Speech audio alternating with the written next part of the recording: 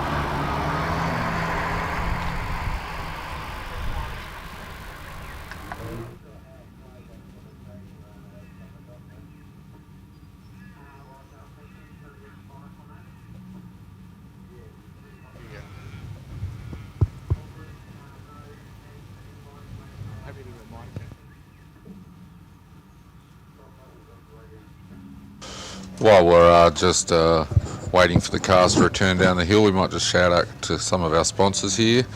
Obviously Trident Tyre Centre, the City of Mount Gambier, Acorn Stairlifts, Adelaide General Plumbing, Adelaide Hills Conveyances, All Panels Classic Car Restoration, Ample Auto, ASP, Avis, Baker's Delight, Badnock's Deli, Bikeworks, Billy Brand Wines, Blue Lake Cranes, Blue Lake Holiday Park, Bosch Motorsport, Bright Legal, CNR Motors Husqvarna, Cullen Gazzard, CCM 4x4 and Clutch Life Media, bringing the live stream to you this weekend. So yeah, the cars are just going to make their way back down the hill, and we'll be set for bracket 2 today. The weather's looking pretty good here, so we'll probably see some decent times in this second bracket.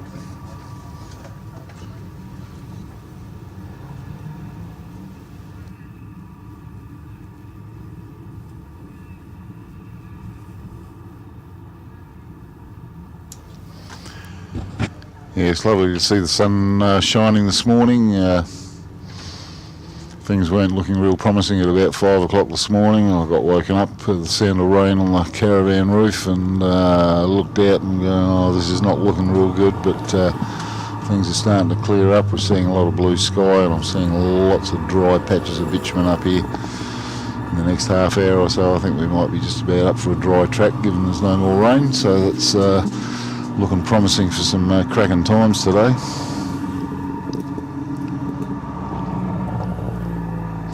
Just a bit of a shout out about, we've got Frank Kelly, of course, here for the weekend, and he's putting on a few demo runs as well as competing.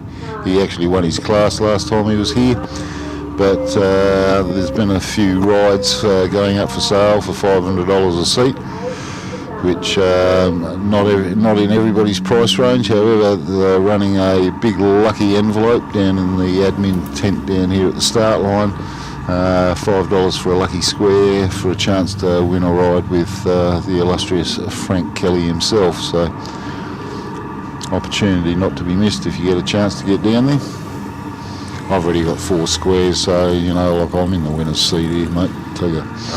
You'd think that, but I've got one as well. Oh, so, you've got one too. So it's probably coming my way. Rolling with the charts here. Would be a rather fun ride. Yes, it would. Scary but fun. I don't think. No, you can't be scared with something like that. I mean, I rode with Kevin Mackerel many years ago, and it was awfully quick. But you think, well, the guy's been driving it for that long, and he knows the car inside out, and he's not about to bin it on your account. So yeah. Well, we've just been dropped off some lemon slice here in commentary. Oh, very nice. Where did that come from? Danielle. From Danielle. Good on you. For over 120 years, Bosch Motorsport has fueled racing legends. Some things never change.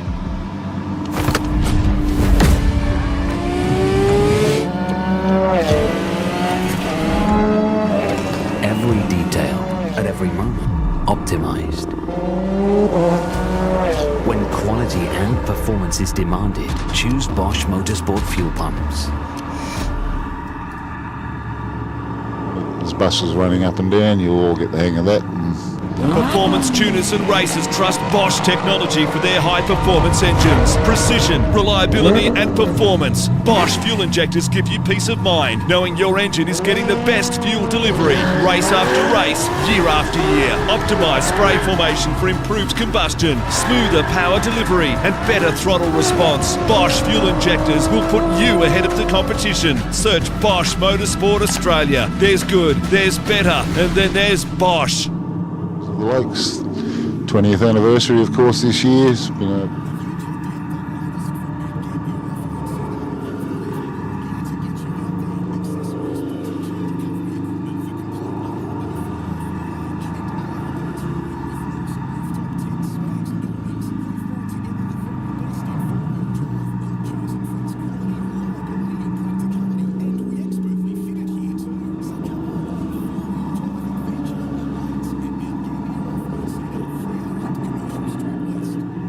We had 75 odd cars.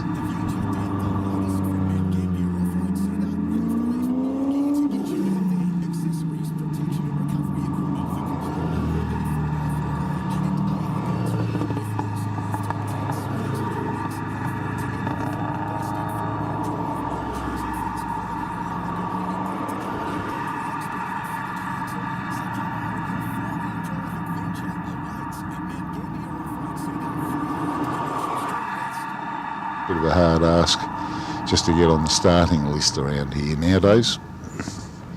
Considering the very first year, I think they only had about 80 odd entries. So things have really escalated since then.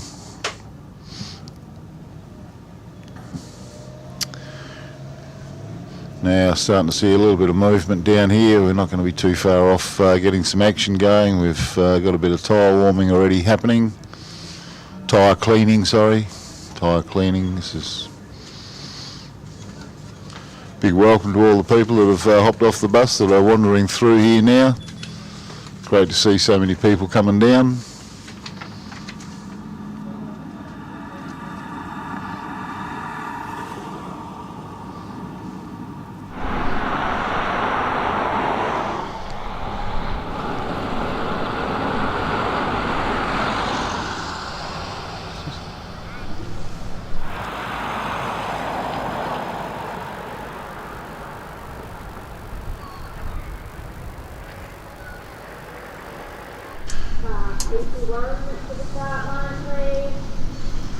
Now, of course, we had a pretty good day yesterday. Unfortunately, we only had one good dry run out of the 6. But top of the pops was Douglas Johnson in his hot little Subaru, and he pulled a time of 53.82. We had Oliver Taylor in the RS3 Audi 5-cylinder with an 84.84, and third outright in a pretty incredible from Damien Malazzani, pulled a 54.91. That was only 7 tenths behind second spot behind the Audi, so a pretty impressive run. Everyone was pretty happy over in the Malazzani camp. We had Simon Fuel in fourth and Kirk Owers rounding out the top 5. So there were some reasonable times set yesterday. But I think as things warm up and the track dries up, we're going to see some phenomenal times here.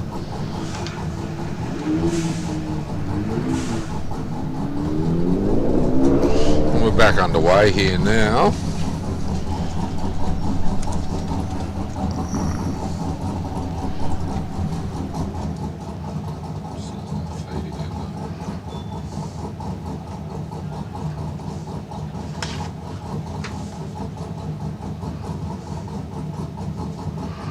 So it's Mark Dixon making his way to the top at the moment in the little Ford Focus. Was supposed to be running a Subaru WRX, but it's been changed out to a Focus.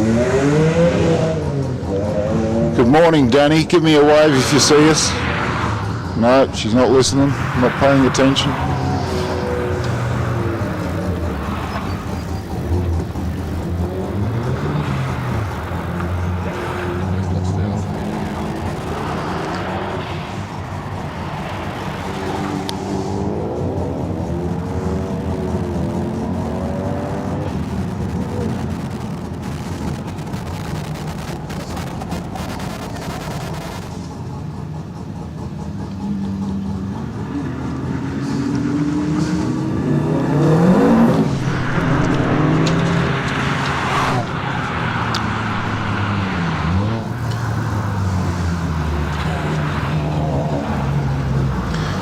Okay, we've got Simon Field, car 79 in his Subaru.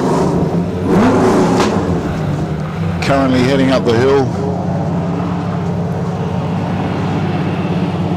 81 on the line at the moment is Hayden McMahon, Mr. Pitwalk himself, who seemed to be missing Darren Herring. I don't know what the excuse there is, but looks like he's not going to be joining us today.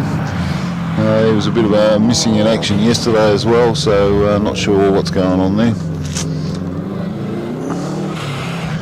I wouldn't have thought he'd be willingly missing out on an opportunity down here.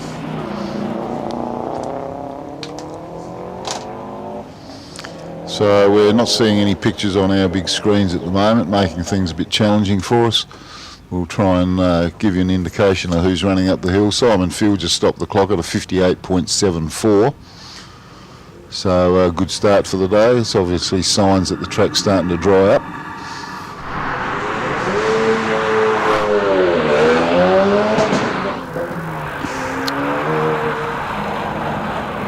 So we'll be seeing Hayden McMahon.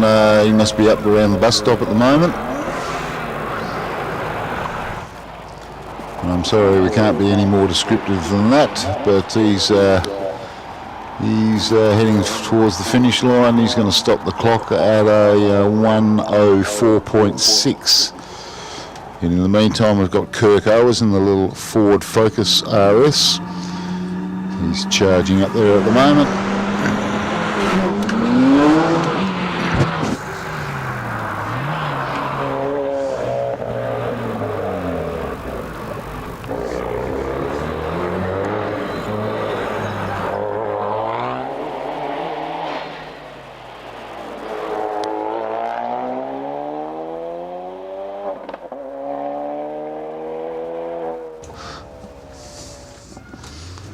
Kirk Owers stops the clock there at a 59.8 in the little RS. Nicely done. It was a bit quicker than we were yesterday, I tell you. We struggled for a long time waiting for someone to crack that 1 minute barrier. As we see the Dave Riley entry, the GTR Skyline now making its way to the top of the hill.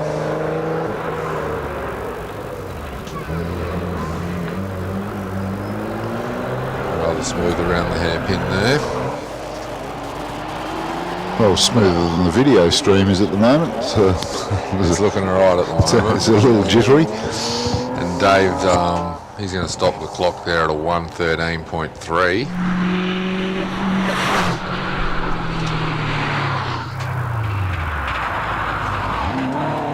Something strange going on here. We had a few issues yesterday with timing. You could see the clock had stopped, and we could still see the car sort of coming out of the bus stop, and the clock had already stopped. So we had a few strange times that needed to be corrected. I think they got it all correct. Adam Zemkus now, Zemchuk makes his way across the line. Don't forget at 101.52. He's a chook, Semchuk. Seeing the Joshua Swan entry now, making his way.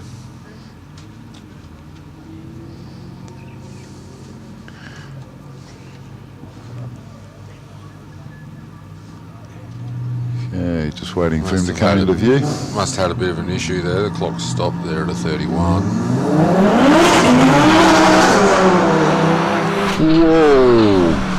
Whoa, that was quick. Just seen Oliver Taylor rip the RS3 off the line. Bit of smoke coming from the rear wheels, considering it's a four-wheel drive. Josh Swan now just exiting the hairpin. Pointing the little Subaru to the finish line, and he's going to stop the clock there at a 1:11.66. Josh Swan. There's Oliver Taylor now. Makes his approach to the hairpin in the RS Audi. That's a 5-cylinder turbo-charged Audi, based loosely on the original S1, of course, that used to race Group B rally cars. And he finished up second outright by a small margin yesterday. He stopped the clock at a 58.5. So he's still quite a few seconds off his best time from yesterday. So, and I think things are going to quicken up as things dry out here. Not seeing much water on the track up to turn 1 here. That's about all we can see. But Lindsay Bear now making his way to the top of the mountain in his Commodore. Lindsay's a regular every year here. is that Mark Lacey I'm seeing over there?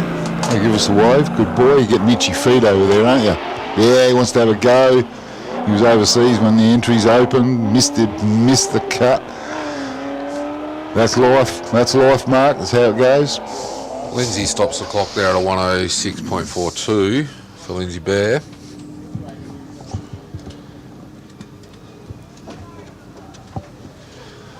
As the Mustang now is making its way to the top. Oh dear. It's Alex Bonner entry.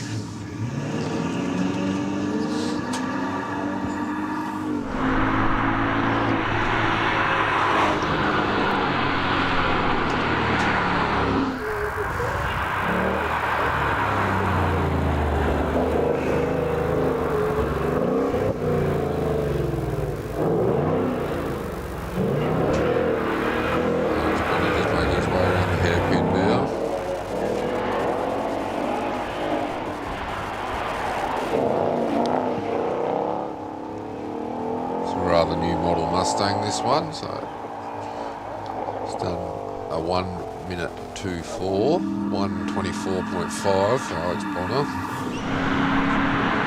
As you see, the Dominic Burns AU Falcon now entering the hairpin.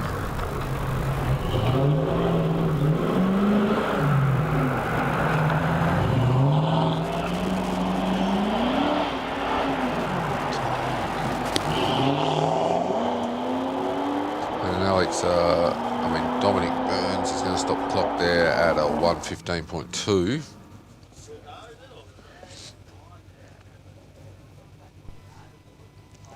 Again, another AU Falcon now making its way to the top.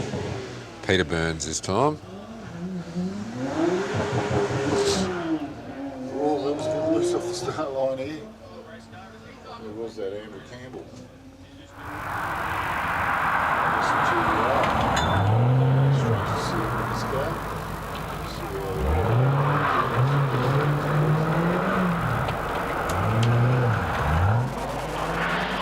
Peter's one of the Upper Snuggery racing team that's here this weekend. I remember seeing him driving a Stag many years ago.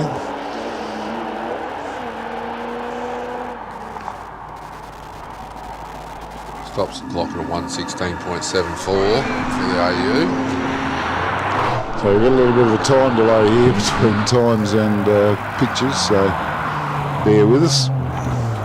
Andrew Campbell now making his way through the hairpin in the GDR Skyline.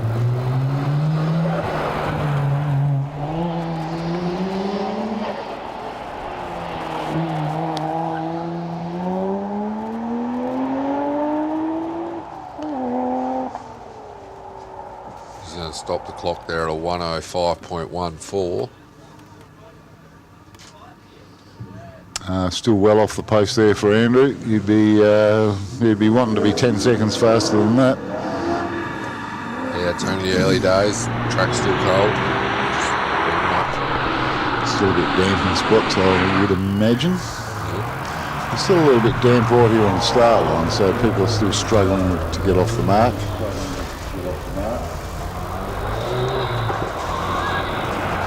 See Wade Simpson making his way around the hairpin in the little RS as well. He's going to stop the clock there at a 1:12.5. Certainly doesn't look like a Mustang though. No.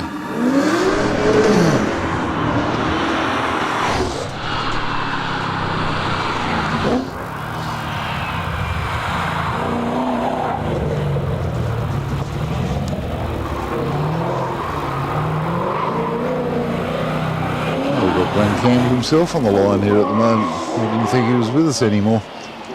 Wonder if he'll sing us a song at the end of the day. Chris Roberts now making his way across the line. Going to stop the clock there at a 1:09.48.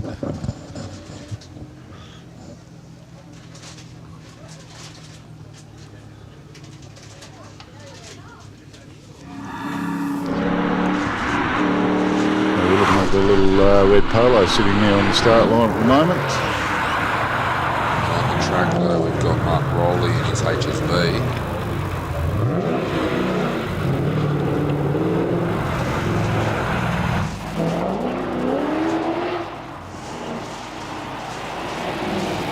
Mark's going to stop the clock there at a time of 1:12.03 for Mark Rowley. Yeah, we're looking down at the start line here at the Glen Campbell entry, the little VW Polo. Probably be one of those little twin-charged 1.4 litres, I'd suggest, which are a pretty pokey little thing when they're running well. Supercharger and a turbocharger.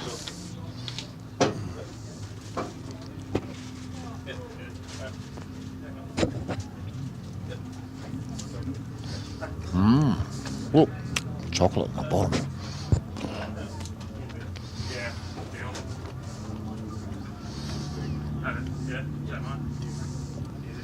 Hey, now we've got split screen.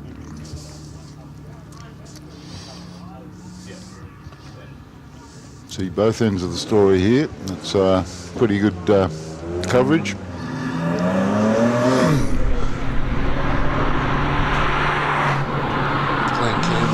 Making his way up past the punch bowl. Into the hairpin now. There he goes. It's only a little two-wheel drive thing, front-wheel drive, of course. Rather quick around the hairpin there, a little bit of handbrake.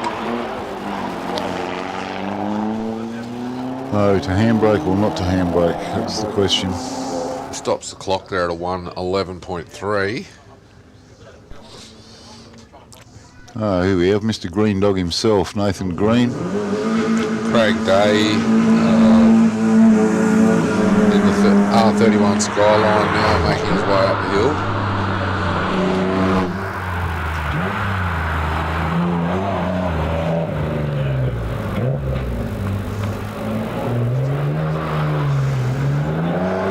Well, things are certainly looking pretty dry up the top end of town here, doesn't it? Yeah, the track's definitely coming good up there. Yeah. Still a little damp down here at the bottom. The Skyline's going to stop the clock there at a 1:14.6 for Craig Day.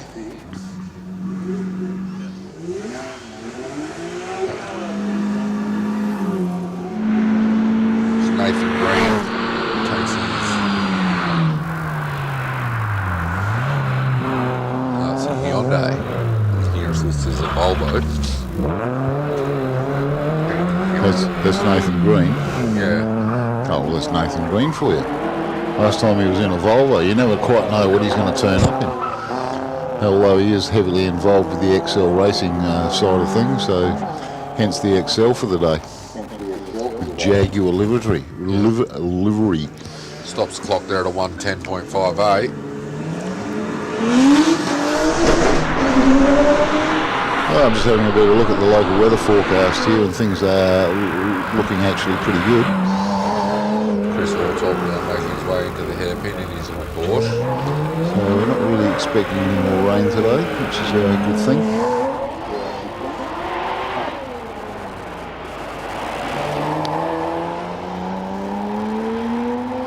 But we're only in for a top of 14 degrees, so it's going to remain a little cool.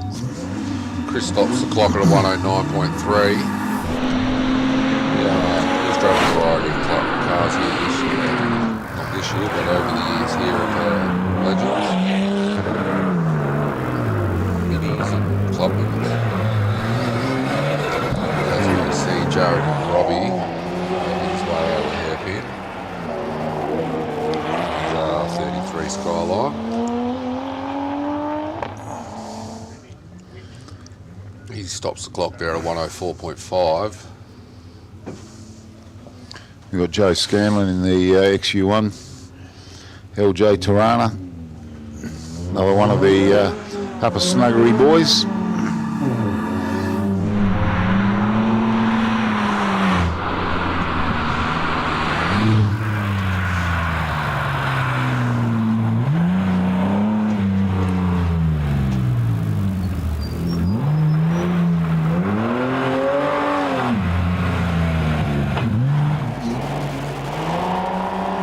That was pretty strange, because after Joseph Scanlon we've got Mark Lacey listed, and I've seen him wandering around over here being a spectator today, so I don't know why he's not in a car on a start line right now. Joe Scanlon stops the clock there at a 1:15.1. So Mark Lacey, come over and see me in commentary please, and explain why you're not actually driving today. It'd be interesting to know, although your name is on the entry list.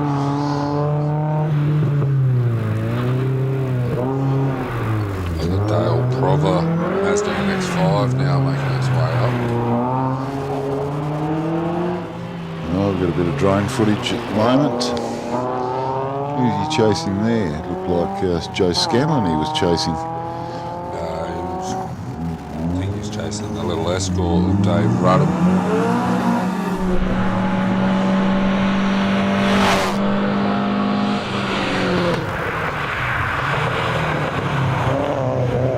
Dale Prover, his little Mazda has run over the line at 1:17.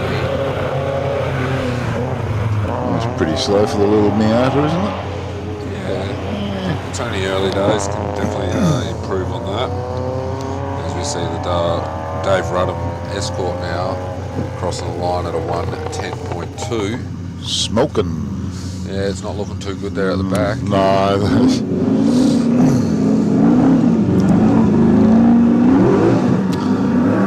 No, I think that engine's on its last days at the moment, and they've acknowledged the fact that they've worn the poor thing out and it needs a bit of freshening up. I think they're going through a lot of stop smoke at the moment just to try and keep it under control a little bit. I know they're out at the Australian Hillclimb Championship, and I think the officials had a bit of a word with them about the amount of smoke coming out of the little Escort, so they're going to have to do something with it over Christmas. Chris Bennett takes a little Suzuki over the line at a 1:14.34. As we see the BL Commodore of Steve Grindstead make his way past the punch bowl.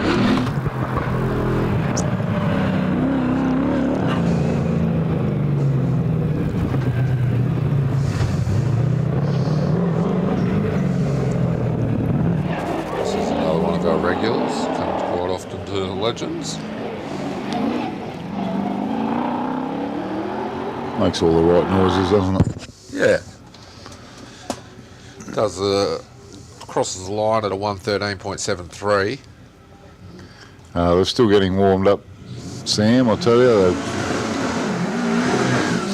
That's right, they got plenty more runs in them. They don't want to bust their cars early. No one ever wins this event on the first run of the weekend, so plenty of time to go yet.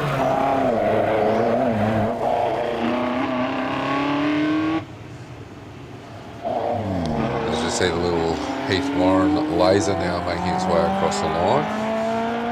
That stops the clock at a 108. Oh.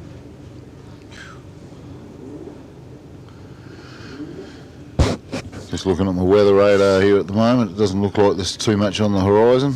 Might wind up with a little sprinkle or two, but there's really not much in it at all. Thank goodness. Rowan Payne now making his way over the line in his WRX. Going to stop the clock there. The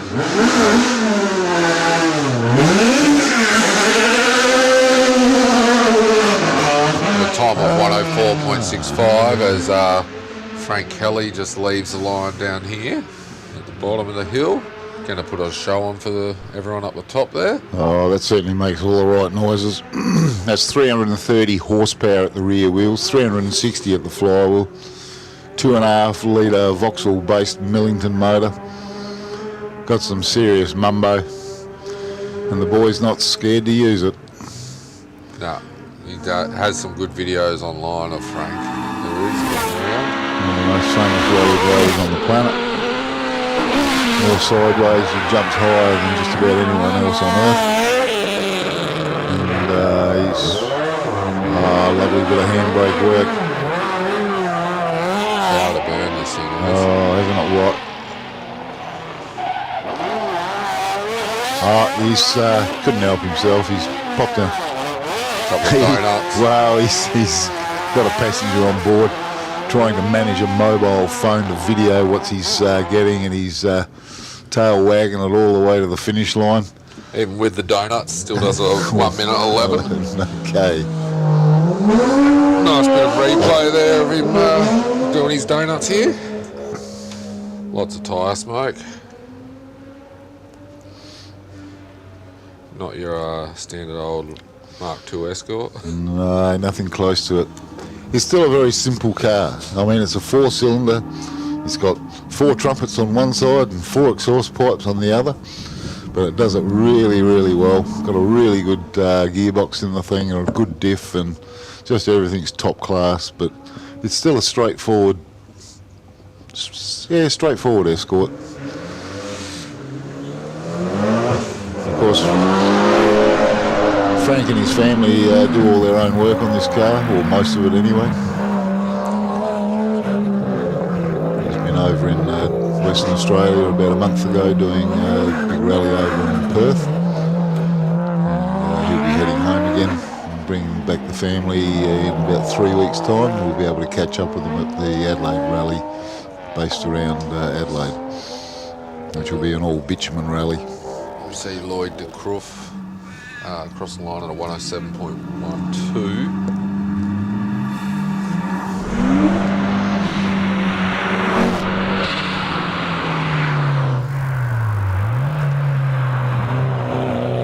Another 180. Coming hill of Wayne Fitzpatrick.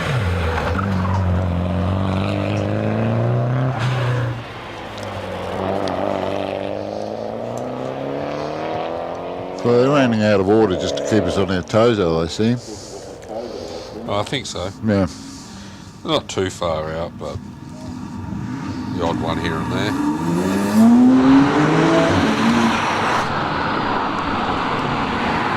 Wayne stops the clock there at 104.8. As we see Nick Galliford in his Skyline making his way through the hairpin now.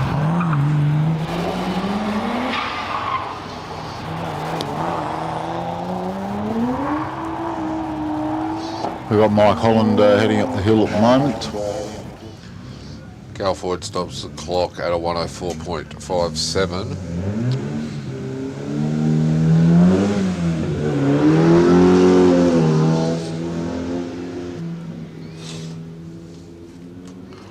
I'll give this thing a go.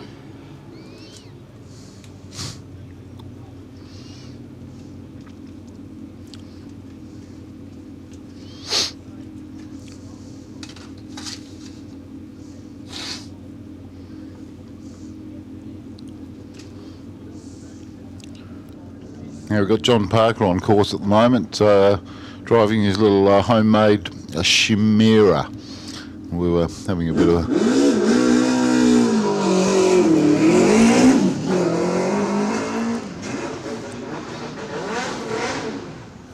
We were having a look at what the definition of a Chimera was yesterday, and it could either be a mythological fire-breathing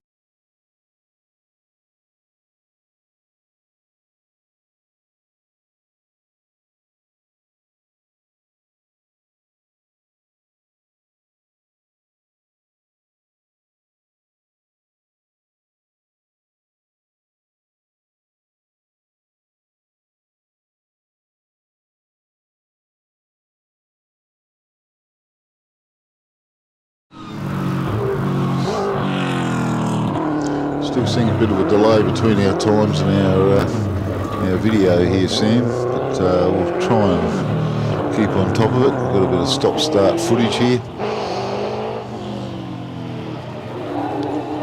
We've got Sean Williamson, making it to the finish line. He's going to stop the clock at a 104.45 in the little baby grand miniature Chevy.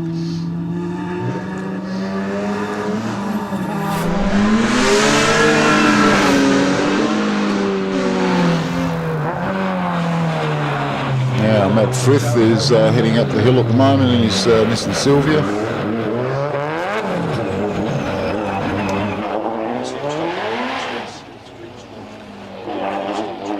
Yeah, and then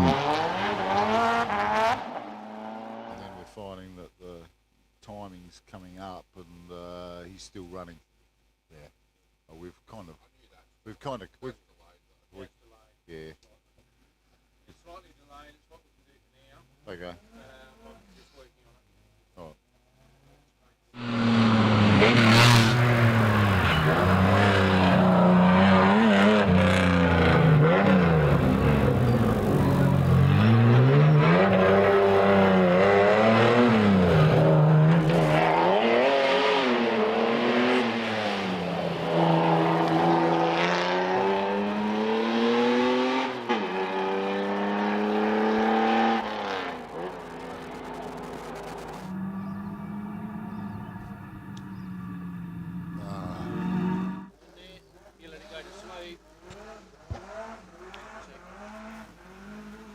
Mark Gain crosses the line there at a 106.5.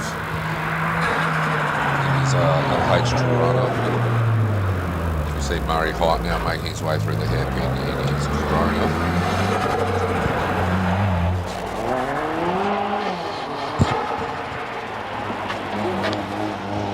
Murray's going to send the Corona across the line at a time of 108.65.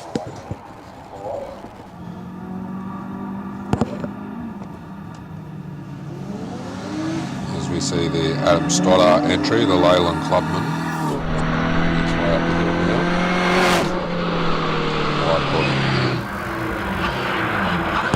Since he was a GT Turbo, so must have a bit of a special motor in this one. Haven't actually had a chance to have a look this year, but we'll do that later on in the day. Adam's going to stop the clock in the Mini at a time of 107.34.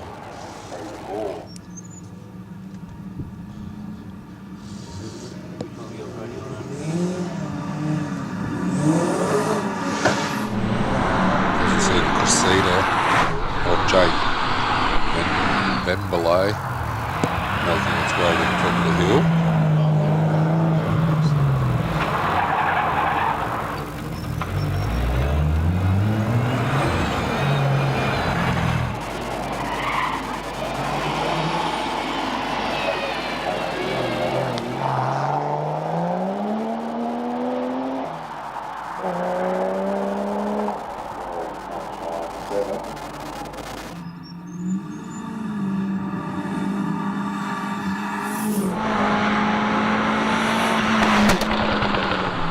What's the VW Polo GTI making its way up now?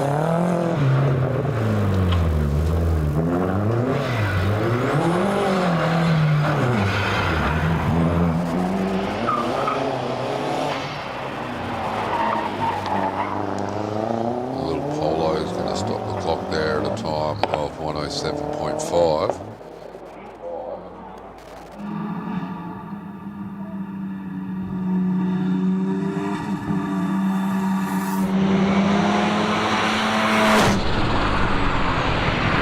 Couple of roadies in a row here. Glenn Ladder and Damien Malzani. Malzani had a pretty impressive time yesterday, 54.9, finished third outright and first two-wheel drive. Very nice. Glenn's just stopped the clock there at a 103.81. I'll be expecting sub 1 minute here from Damien Malzani.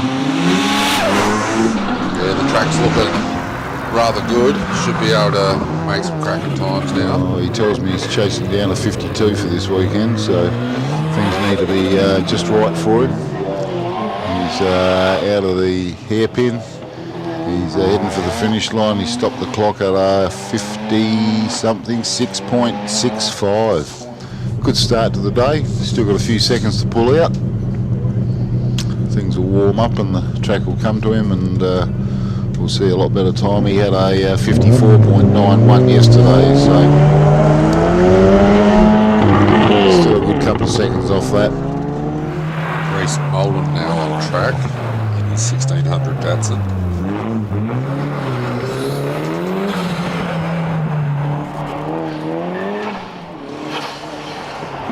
This is his third day of running up the hill this weekend. He's was part of the invitational group on Thursday. We had about 30 drivers. They'd been around the place for a fair while and had a bit of input into the event, and it was a pretty privileged group of people that went for 5 dry runs on Thursday.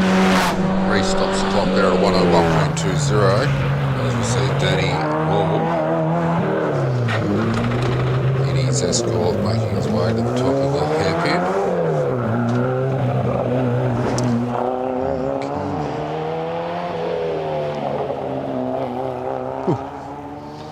Unbelievable. Looking at the provisional outrights at the moment, Damien Malzani sitting on top with a 56. Dan Day had a 58.4, but we know he's got another 10 seconds up his sleeve. So Danny Ball stops the clock there at a 105.85 in the Escort. things are nowhere near well warmed up around here, Sam. I tell you what, everyone's just being very, very careful on their first run, treating it as a bit of a sighting lap. Yeah. James Pauley now just exiting the hairpin in his little Austin Mini. He stops the clock there at a 106.3. Missing a Mini this year from Hillclimb. Unfortunately, we don't have Peter Locke this year. Peter's limping his way around the park in a moon boot this weekend, unfortunately, and Mr. Opposite Locke won't be making an appearance out on the track, unfortunately. Injured himself setting up the track for everyone. Yes. Poor bugger. He's having trouble getting a bit of treatment and a bit of struggle street for him at the moment. Steve Pauley crosses the line there and his Mini at a 103.78. See Jeff Varden, Datsun now making his way to the top of the mountain. This is a pretty serious little car. Hot little Honda motor in it. Not your standard old Dado. No, he's sitting a fair way back in that car. You can hardly see his head through the driver's window. He does a 59.4 there. Very good time. Wow. Sean Stinger's now in the little Escort, Mark II Escort.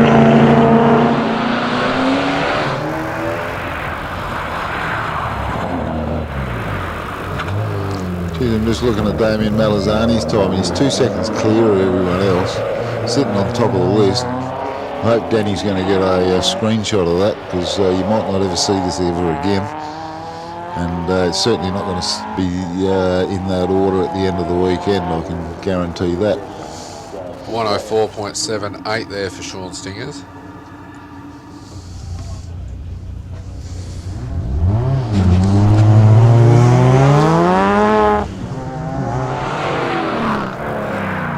There's the Trevor Poyer. Mazda now makes its way into the hairpin.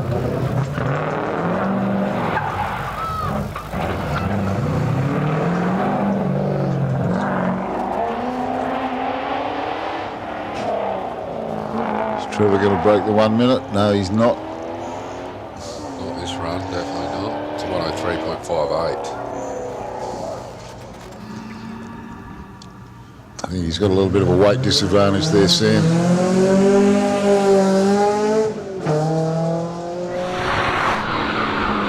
have Rob Butler on the screen shortly.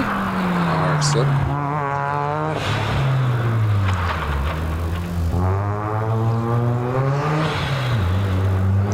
So we've got a handful of rotors here this weekend.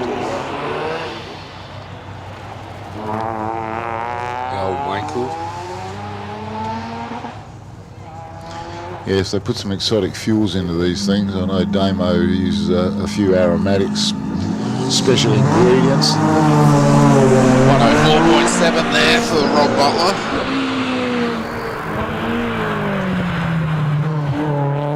Damien Wilson, Hoonigan from down south. And yes, 13 Sylvia. He's done 3 national events in the last month, this fella. He's pretty keen on his motorsport.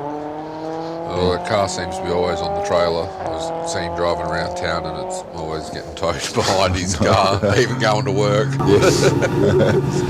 Ready to go at the drop of a hat. Yep. 102.7 there for Damien.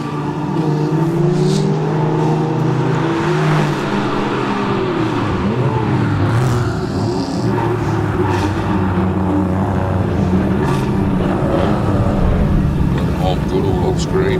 He's 911. I think he's one of those blokes that's probably been to every event down here as well. Been campaigning with.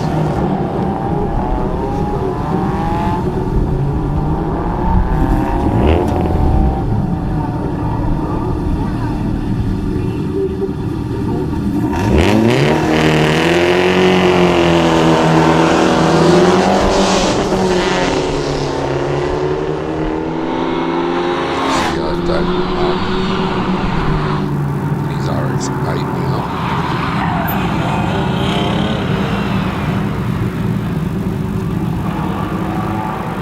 So rotary powered.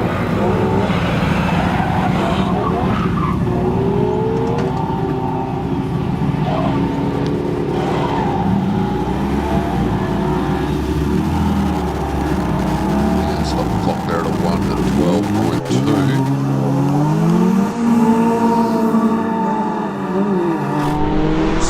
Dave Byron, one of our Byron this weekend here in BMW, making his way to the top of the hill.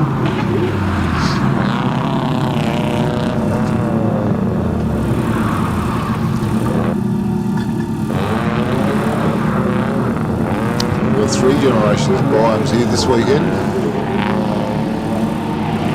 Bob being the patriarch of the family.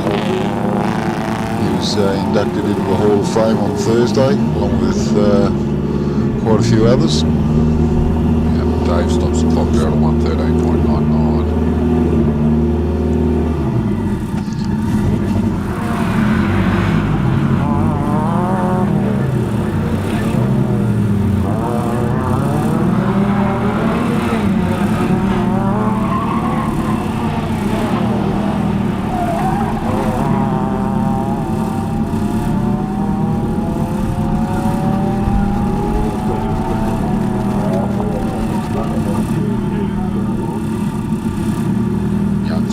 There at a 104.25.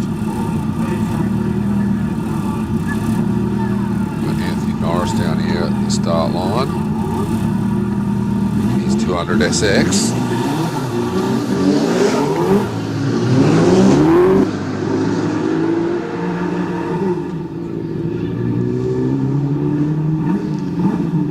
pit walk crew in town here at the moment. We've seen some good drone coverage here, Yes, courtesy of the South Australian Hotel. They're putting on a bit of a canapé dinner tonight for all competitors.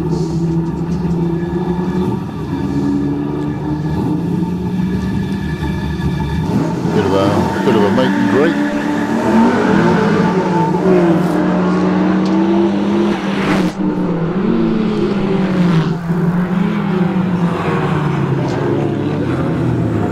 Anthony Norris is getting around the way out at the bus stop at the moment. He's headed for the finish line. Yeah, he'll stop the clock there at Be over a minute. no. 59.3 there for Anthony Norris. Very nice.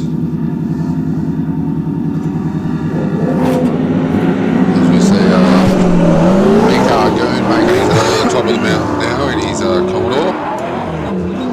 Not his usual one that he brings here. He's sharing this with Kylie Howard this weekend. He's done a lot of work and poured a bit of cash into this car over the last month or two, and got some big trumpets and a lot more horsepower under the bonnet and some modified suspension, and yeah, a bit of a crazy fast car this time, and it's nice to see him relaxed and not being frustrated with the black monster that he normally brings out here. One day we'll see him get that well and truly sorted out, and that'll be a sight to see indeed. The big stops the clock there at 59.42. Very good time there for the big Tommy.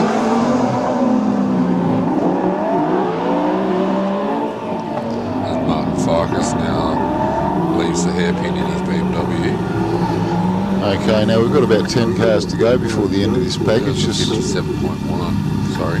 Just a shout out to everybody that wants to come down to the bottom. You've got about 5 minutes when the bus will be leaving, so if you want to come on down, or if you've seen enough down here and you want to head back up again, you've got 5 minutes to get yourself onto a bus at either end of the course.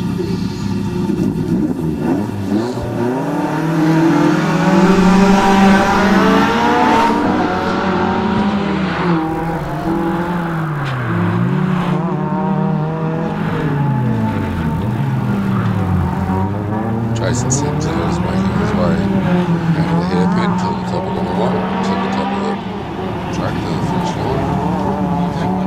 Jason's going to stop the clock there at a time of 102.05.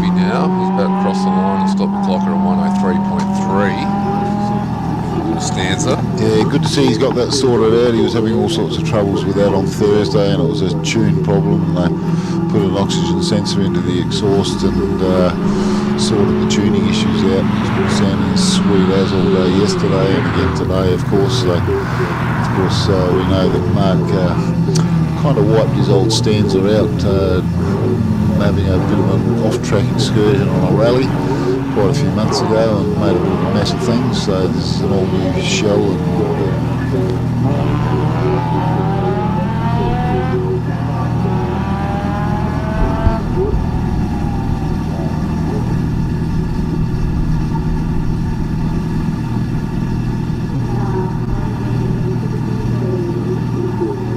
there's time up there.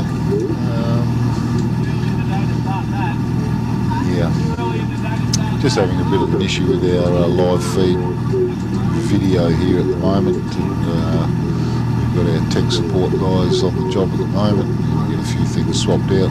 Hopefully after the next break we'll be running a little bit smoother.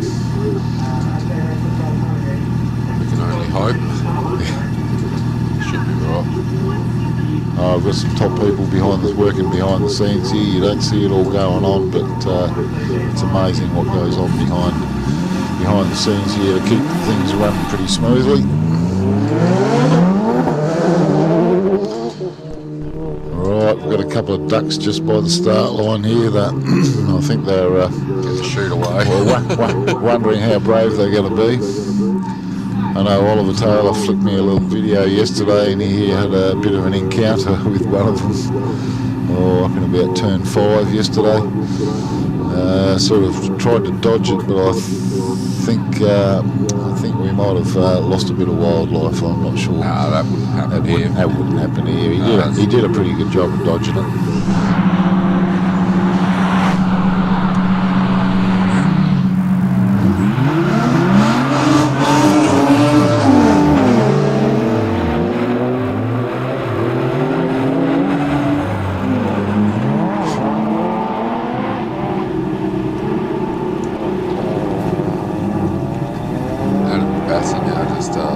Crossing the line at a 1 minute point 2 for the Bessie, 180.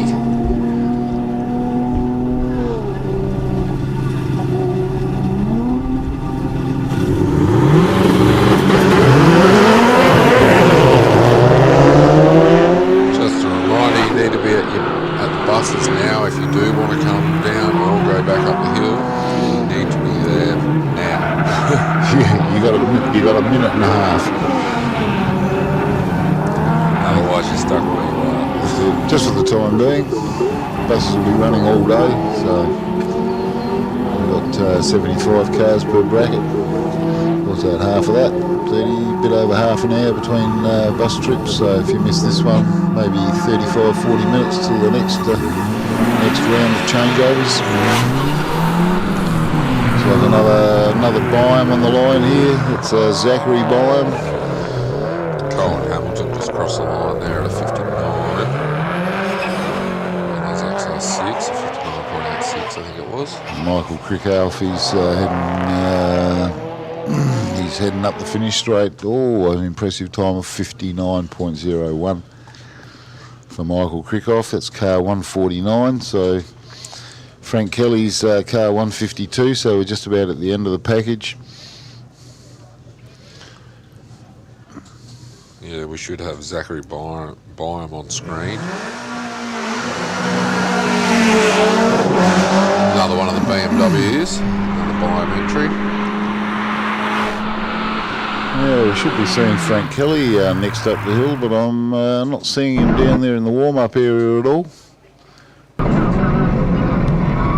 Car 153. Now, who's car 153?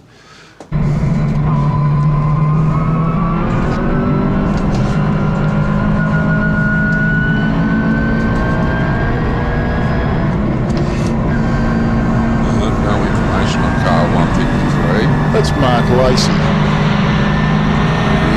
Yes. Definitely Mark Lacey. He's gonna have to explain all this to me later.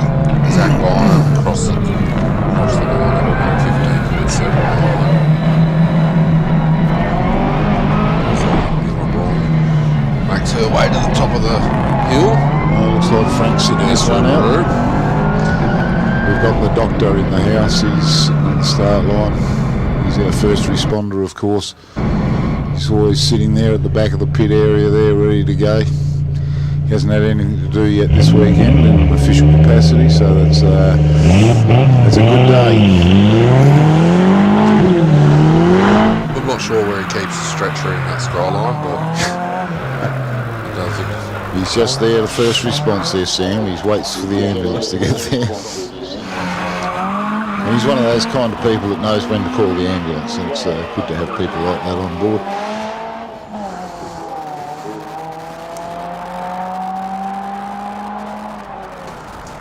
Mark Lacey stops the clock there at a 109.1.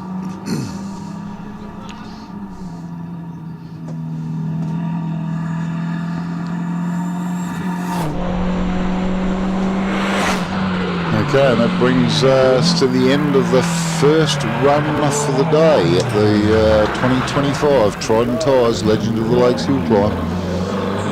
Coming to you from Valley Lake. This is the 20th anniversary edition. things are starting to brighten up a little bit. We're actually looking at a mainly dry track here at the moment, so things are going to be hotting up for some good quick times this afternoon, hopefully.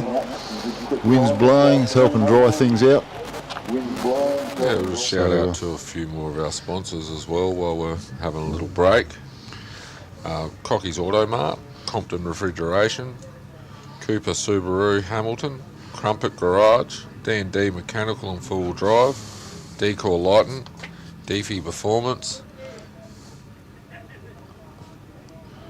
Diversified. Now that's Diversified, that's Mr. Oliver Taylor himself. We've got DEPF Particulate Solutions, EB Graphics, EJ Swain Consulting, Exchange Printers, Farm Gear, Golpins Accountants, Gambia West Brakes, Giles Machinery, Goolwa Vehicle Sales, Grand Auto Wreckers, Mr. Norris himself, thanks for organising the sunshine for us today, GT Industrial Sales, Hang Time Hostel, Hannaford Seeds, Mr. David Harris, Heemskirk Security, Merv and his boys are looking after the place while we're not here. We've got Heenan Earth Moving, and Paul was inducted to the Hall of Fame here the other day on Thursday. We've got Homestyle Bakery, Hydrolec, Hydrojet Solutions Australia and Intrabuild, Iron Rock International and Joustech, and we'll get through the second half of the list a little bit later, and we're going to take a little bit of a break and put some music on and give everyone a chance to relax. Thanks to Mr. Pitt Walk and his crew for keeping us all up to date and coveraged. Okay, good on you. Put in a plug for you. Give them a thumbs up. Thanks very much. Danielle's feeding us. She's feeding us calories and sugar here. Yep, keep us going in commentary here. All right, we'll be back with you shortly.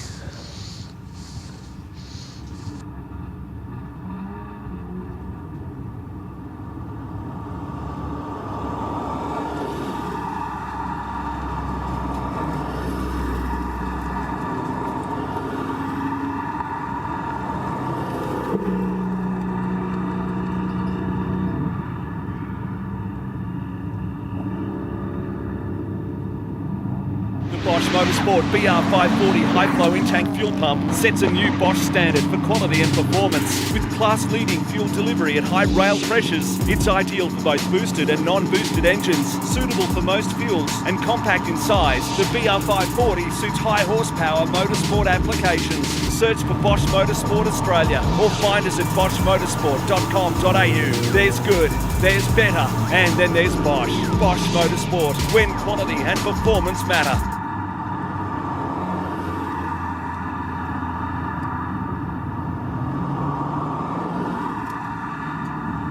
It's fair to say a lot of things have changed since we began back in the 80s, but the foundations of our business remain the same. We were here for you then, and we're still here for you now.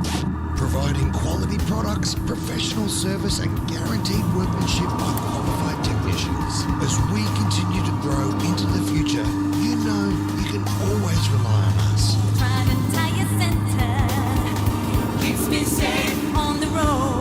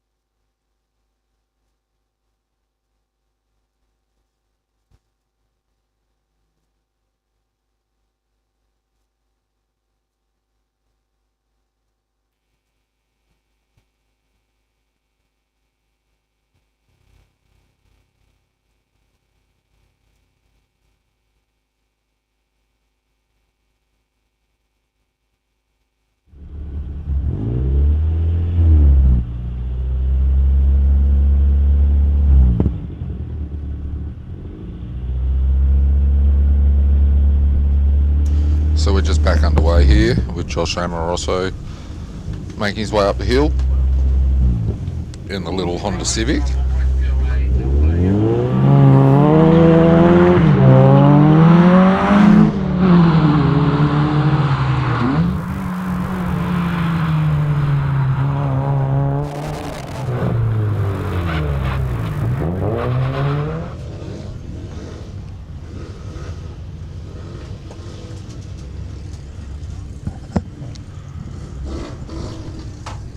Josh is going to take.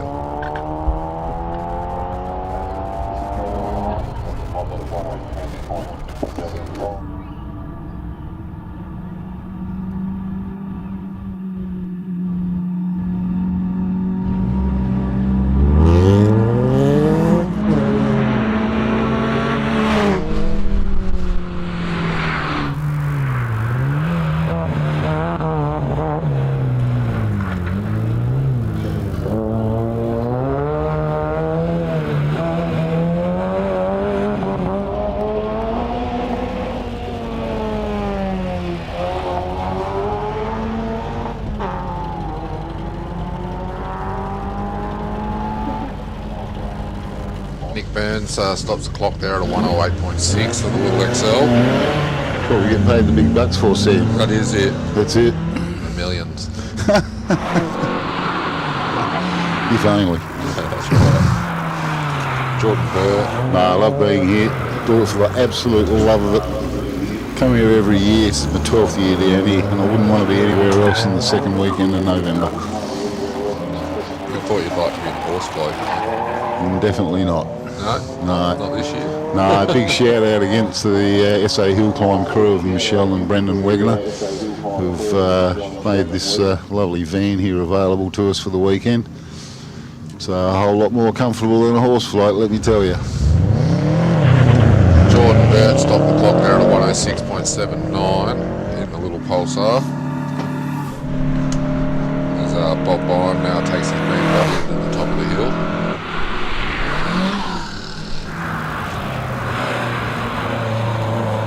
And a big shout out to Phil Fraser for getting all the sound equipment happening here from Philtronics.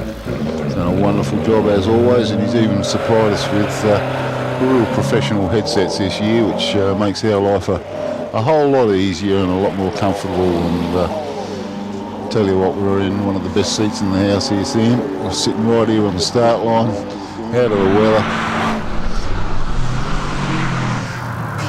Like I say, we're seeing all the action at the moment, but we're still having a little bit of a fumble around with a bit of technological issues and trying to get the live stream happening on our big screens down here. We're still managing though. Bob stopped the clock there at a 121.46 in the BMW. Ben Trelaw just goes over the line as well at a 103.73 in his Subaru. Brendan Fleming now making his way to the top of the hill in the little XL. So we've got Hayden McMahon standing over there on the start line there with his cameraman. He's holding one of them dangerous things in his hand called a microphone, and he's ready to pick on somebody, no doubt. Might be waiting for Frank Kelly to turn up and maybe interview a terrified passenger or two.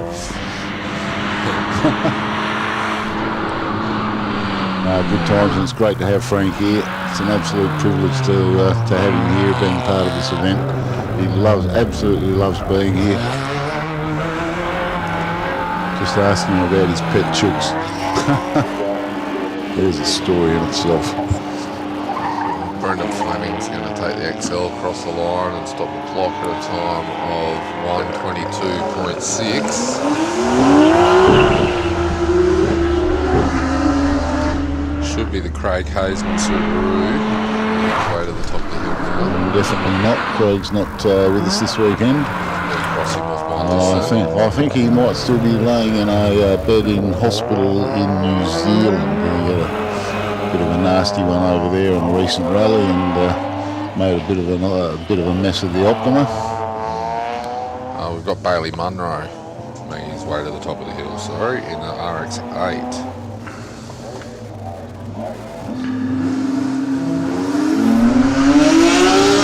Bailey stops the clock there at a 105.83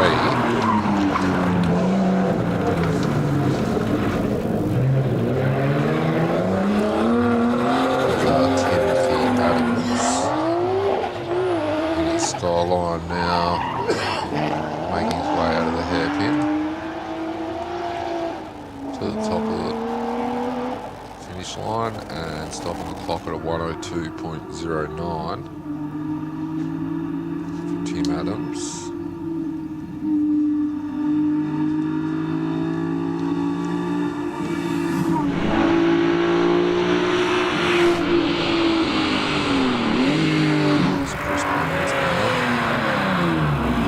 That's a 260Z.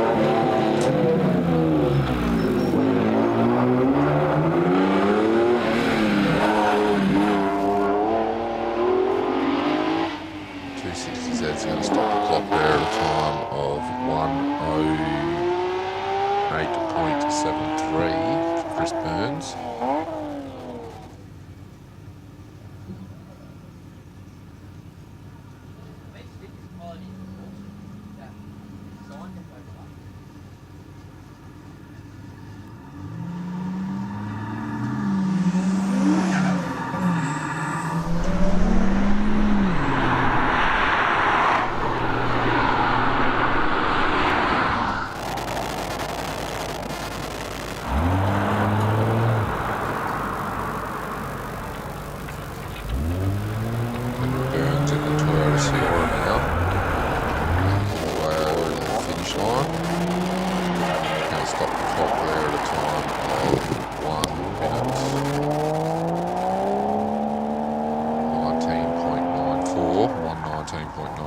There for David Burns.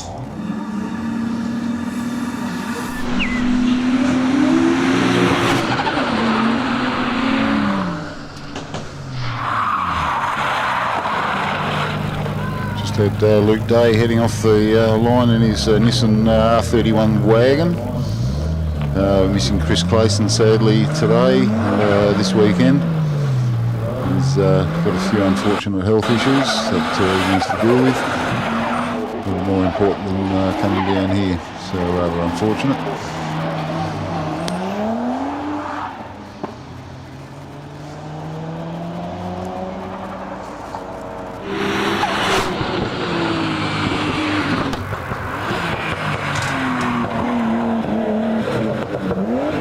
So Andy Burt stopped the clock at 115.8, that's car 13.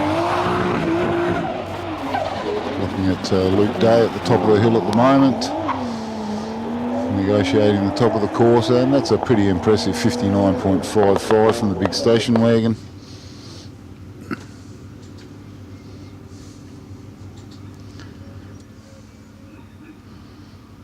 Looks like we're going to get a little sprinkle of rain here. Things are looking a little grey.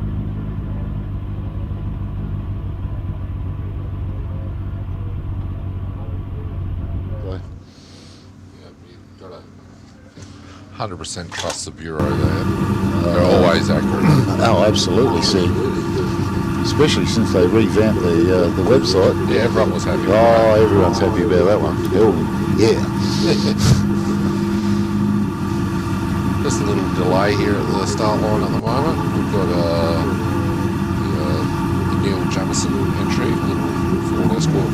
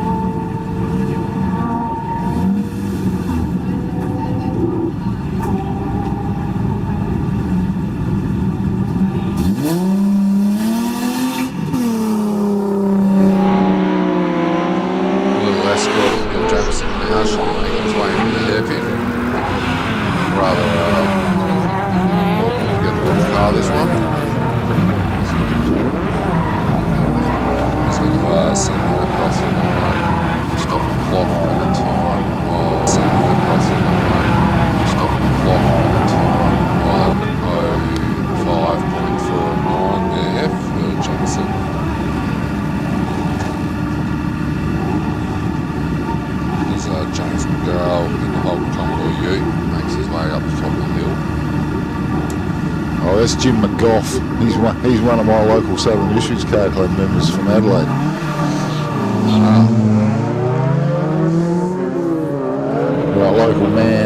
Peter Rogers, Just landing right in his 1600. otherwise known as Podge. So he's been coming here for a long time. And James McGough is going to stop the clock there at a 108.63 in the Commodore Ute. He's done a little better than that in previous years, so he can keep trying.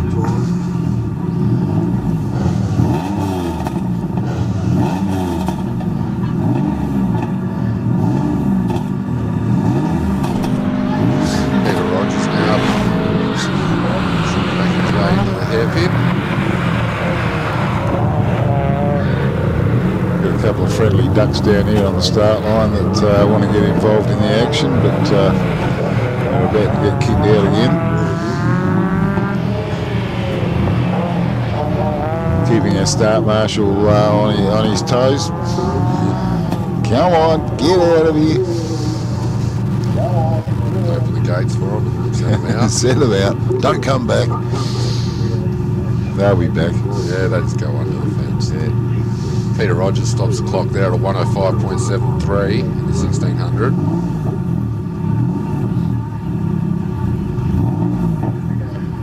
Oh, that's a good sign, Sam. We're seeing pictures on the big screen over there. One of Tonsley's finest here. Old Magna.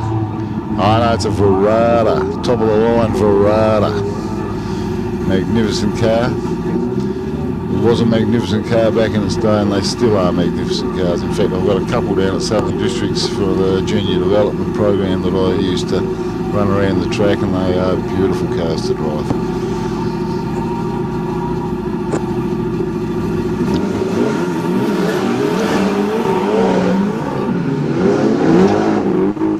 Carl Ward and the little Datsun Sunny.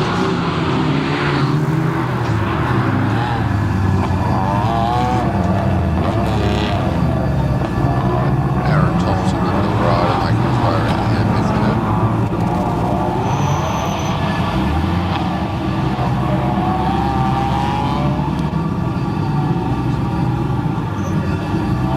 Rider stops the clock there at a 101.46. Aaron Thompson.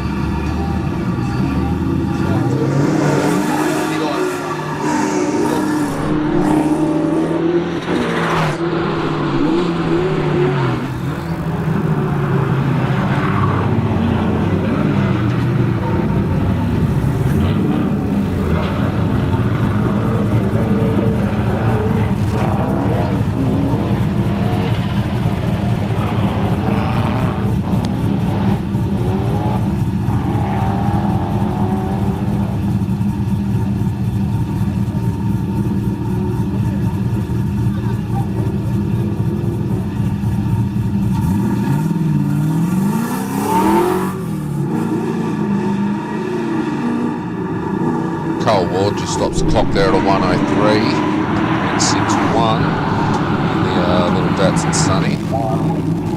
As we see Anthony Day now making his way to the top of the hill in the Saline Mustang.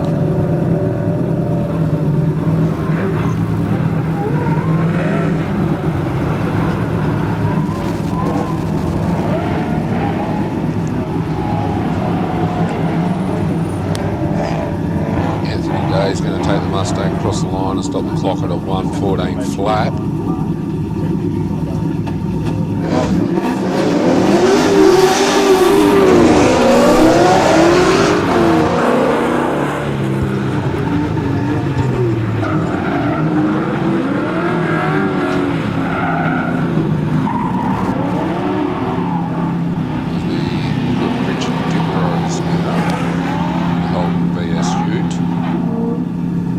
Stops the clock there at a 105.04. So we had a time there from Anthony Day in the big Saline Mustang at a minute 14.16. So I think he needs a little bit of a shot in the arm, that boy.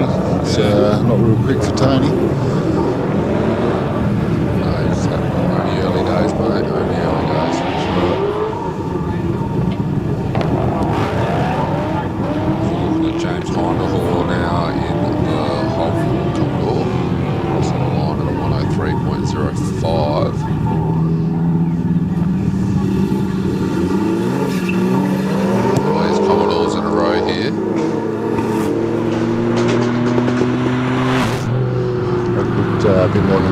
Wallace taken off the line in the Binny. Yeah, it looked rather quick. Skunk. Brian Telford, though, is who we're looking at. Holden Comwell U. Now, Tony Wallace was sharing this car with a young lady that was running yesterday. Brian Telford stops was, at 107.86. So who was Heather Parker, who rounded out the whole field for yesterday. So I guess Tony's out to show that, yeah, the car's a bit quicker than that. Yeah, it looked rather quick off the line here.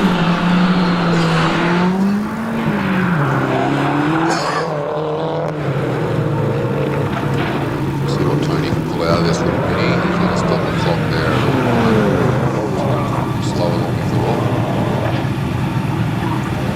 Nah, he must have done something wrong here. Sailing up to a 1:15.3, and I'm sure he's got a lot better time in it than that. Hopefully he stays it off the wall. Last year he whacked the wall in the bus stop and right. had a wheel fall off. And That was the end of the weekend. that was for the end. car. That was the end of him for the day. Yes, I do remember that now. Right, first of the XY GTs heading off in the hands of it's a Futura XY.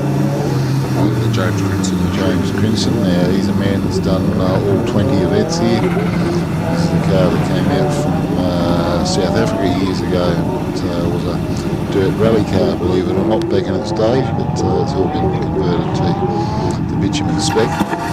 Steve Goss just ran his little clubman across the line at a 110.74.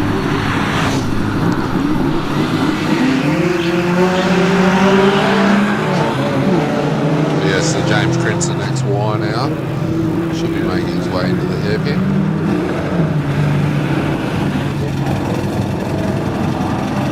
Looking to beat a 110 here. Can he do it? Can he do it?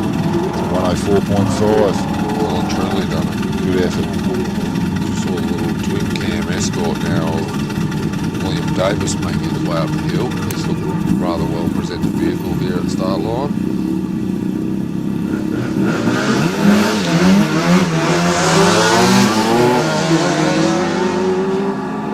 We're sort of commentating by feel at the moment, so we have lost our video feed, so we're just sort of guessing where people should be on the track. Just working on sense of smell at the moment. That's right. Yeah, we're calling it as we see it down here at the moment. We've got Steve Haverluck on the start line here in his little LJ Tirana, one of two in the field. William Davis stops the clock there at 107.1.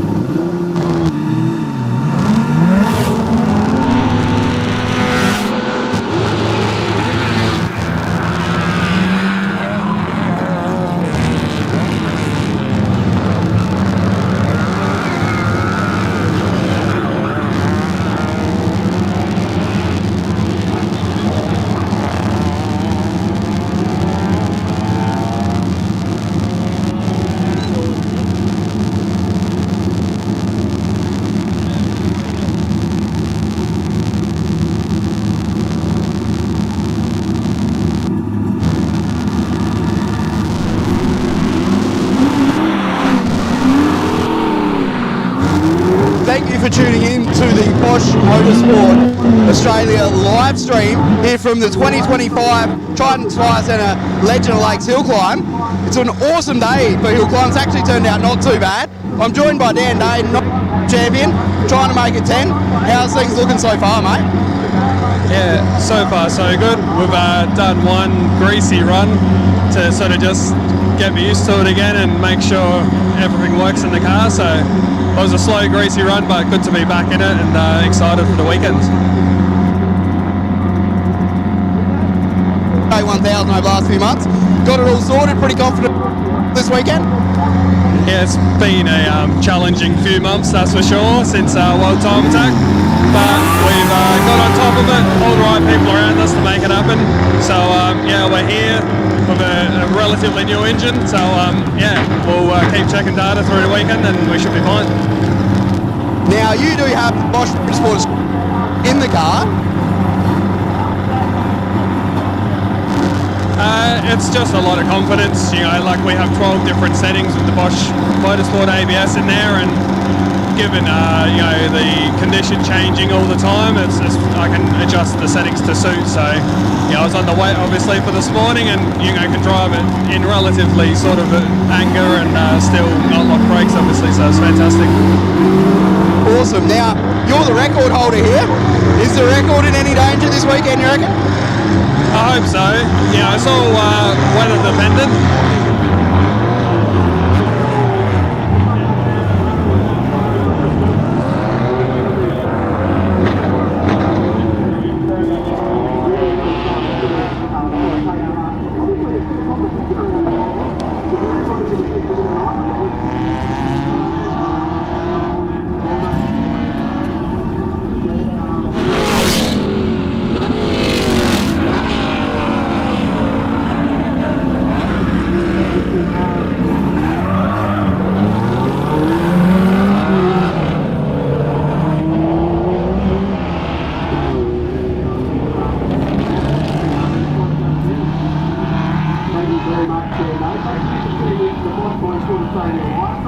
From the 2025 Trident Tyre Centre Legend Lakes Hillclimb.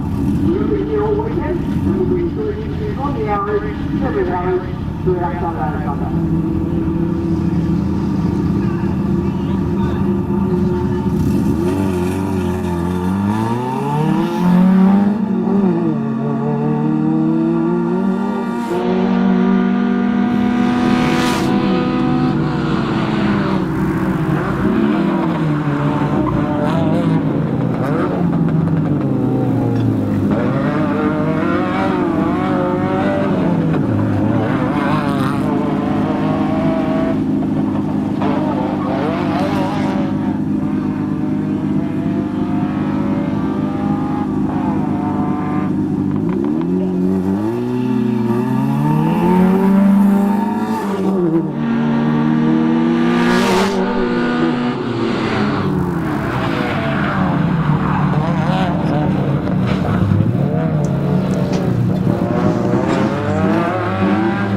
Thank you to Hayden McMahon and the Pitwalk boys for bringing us that little coverage, and they'll be on the air every hour. Here is the news. I think they wrote a song about that once upon a time. But good to have Hayden here with his little camera crew there. Getting things underway again here. Saw a pretty good time there of 57.42 from Rob Vanderkamp, car 33. Mighty GT, what a beautifully turned out Falcon this thing is.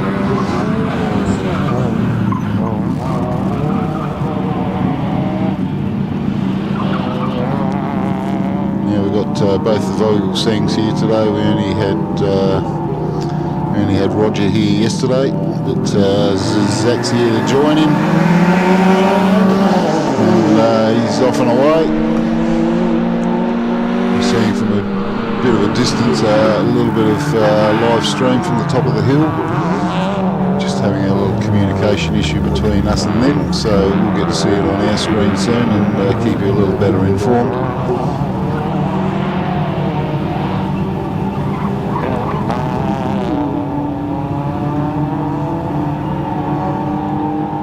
Video stream is a little bit blocky at the moment, a little bit of a continuity issue. We've just seen Roger Vogel saying stop the clock at 1 minute 5.12. We've got Zachary Vogel saying he's negotiated the bus stop.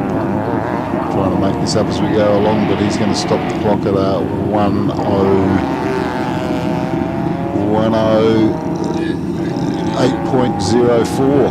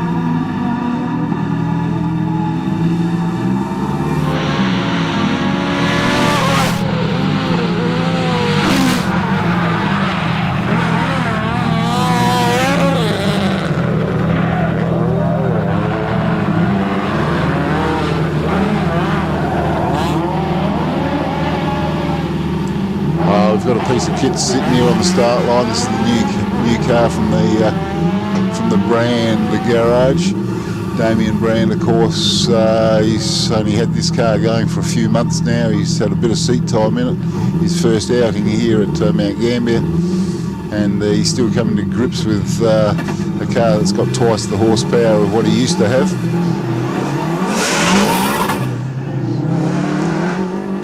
Damien's off and away. Beautiful work. Okay, we've just seen Frank Kelly go for another run up the hill there as well. I think there might be some lucky squares still available if you want to chip in $5 and have a 1 in 100 chance of winning a ride with the mighty Frank Kelly. That would be one heck of a ride. I wouldn't feel scared about that, Sam. Not at all. Guy's an absolute professional.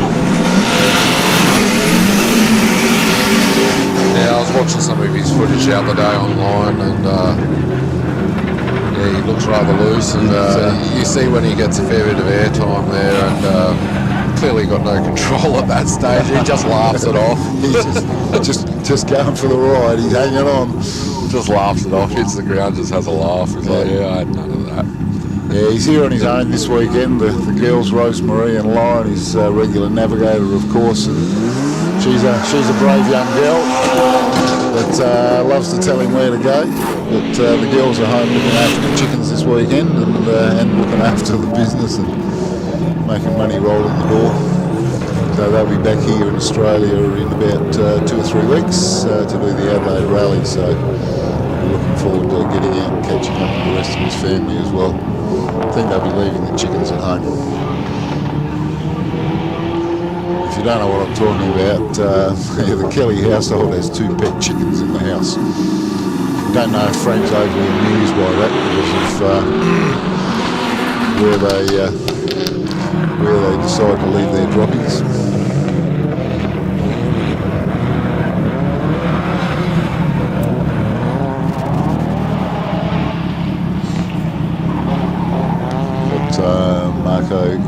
Mirko Grivich on the line at the moment in what looks nothing short of a full-on time attack car.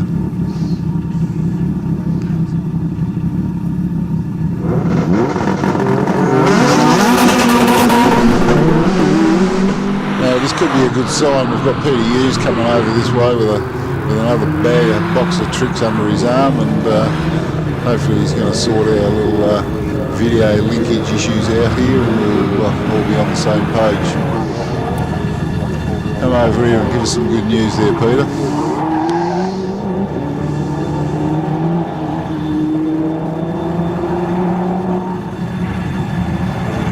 Yeah, we've got Mr. Hannaford Seeds, David Harris himself, sitting on the start line with his little Subaru. He's been competing here for a few years, and he just gets quicker and quicker and quicker, and he's been putting some good development time into this car, and she's turning into a right little rocket ship like most of these Subarus are.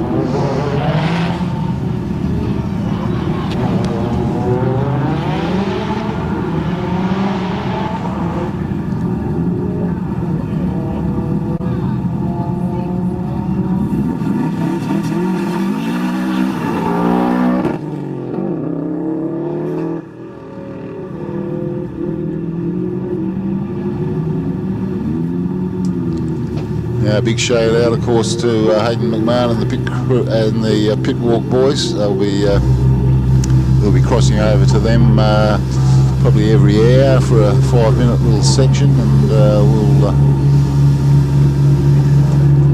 he'll get around and have a chat to as many people as he can during the course of the weekend, and keep us all entertained as he always does.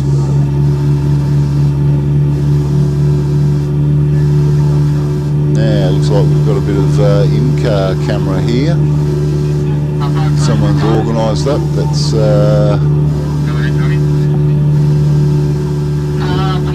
we've got Peter Holst sitting here on the start line in the little Golf R.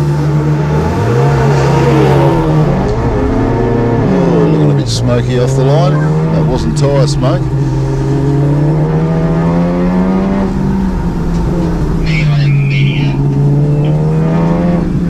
See what we've got over on the big screen at the moment. I thought we had some in-car camera footage here. And I think we do, but it's a little bit blocky at the moment. We've got our best technician on the job, Peter Hughes. He's trying to get things sorted out here for us. Meantime, yesterday's winner, Doug Johnson, in his Subaru, he's given it a red hot dip off the start line.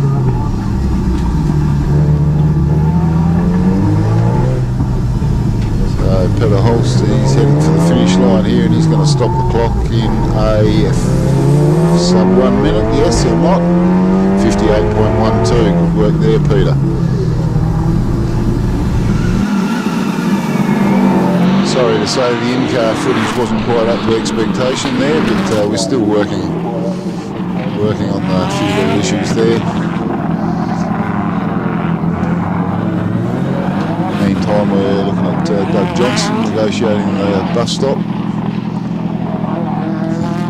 A series of still shots,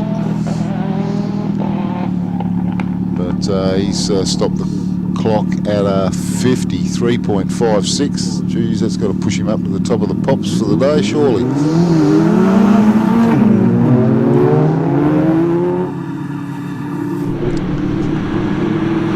Yes, definitely puts Doug Johnson on top of the list. Mirko Gribic, he's sitting in second place with a 55.32, and Gavin Farley with a 55.38.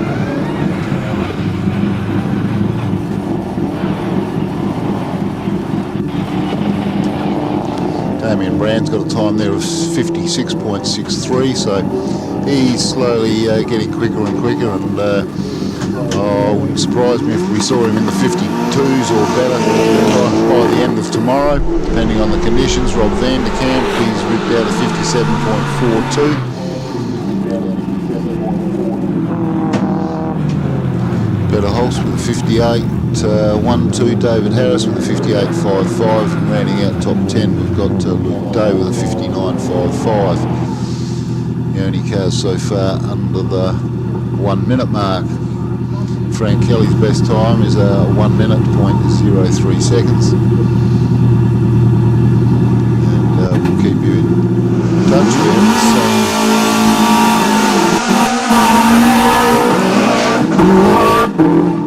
We've got 9-time winner Dan Day just rocketing off the start line here in the mighty SJ1000 Subaru. And he's done a 58 second already this morning, which was just a bit of a loosener for him. So you'll be looking at pulling something sub 54, I would imagine. He's feeling pretty good about life. Done a lot of work to get this car where it is now. It's a whole heap of support from a whole heap of people, especially Motorsport, Bosch Motorsport Australia. It's a fantastic little kit.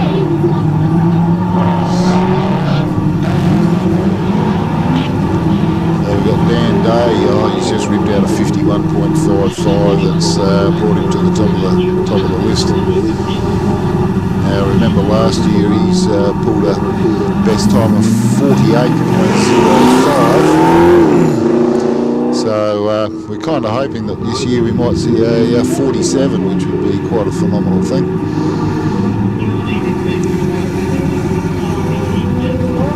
I think he might be finally in the groove and working on some working time. We'll knock another 2 or 3 seconds out of that. Nathan Robbins has stopped the clock at a 55.8.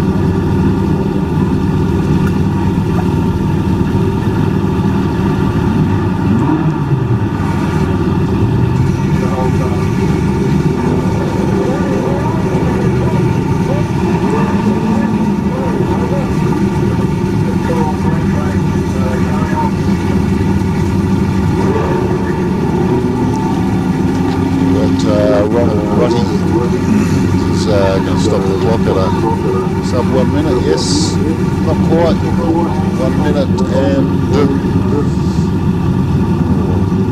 keep going.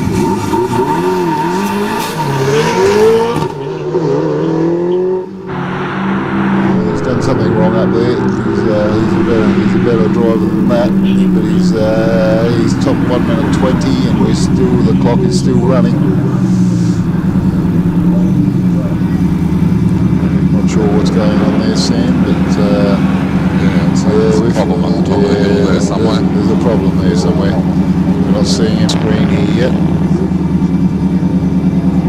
But 1 minute 39.67. Running was a fairly clear indication something went horribly wrong up there. He's made it to the finish line nevertheless.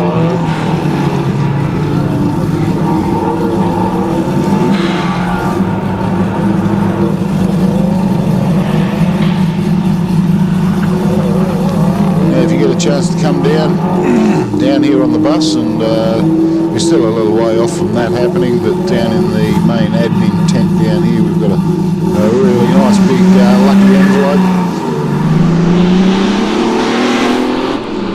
with $105 squares on it, so you've got a 1 in 100 chance of winning a ride with the mighty illustrious Frank Kelly, Mr. Flamboyant himself, the ultimate professional.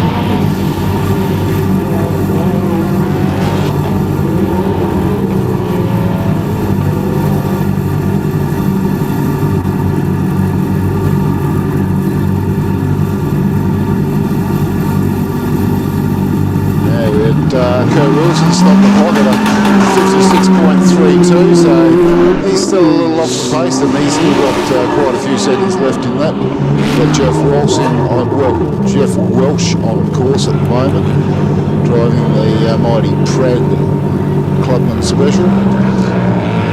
This has got a Holden Grey motor in it with a 1 of 100 Repco crossflow heads. Don't see too many cars with them on board, but this is one of the originals, and he stopped the clock at a 1 minute 5.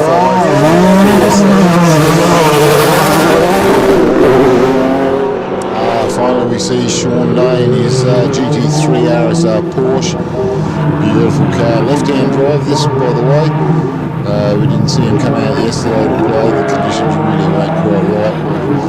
I think it would have been a sketchy exercise to bring such an expensive piece of kit out.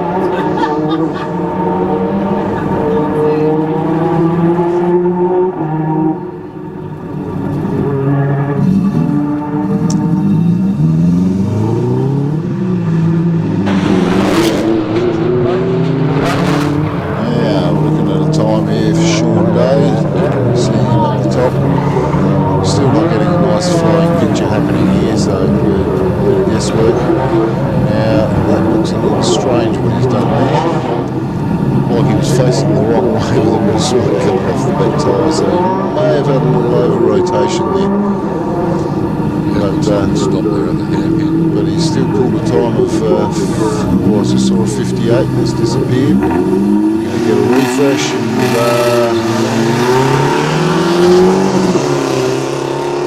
not too sure. I think he's had a disqualified. He had a bit of a mess up in the back of the bus stop there. And, got a little bit lost.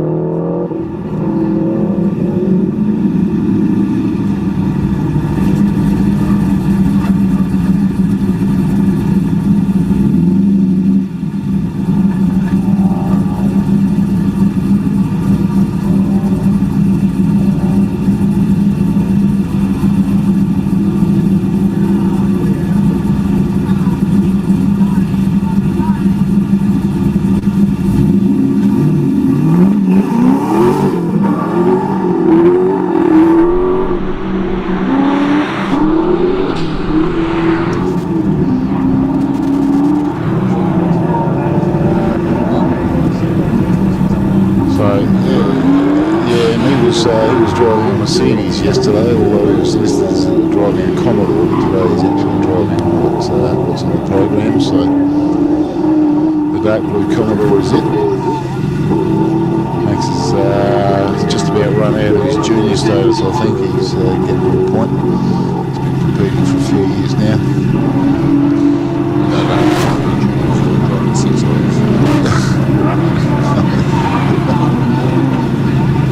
Yeah, no, I think he must be, well, I don't know, but he must be just about at an age where the junior team won't fit everything.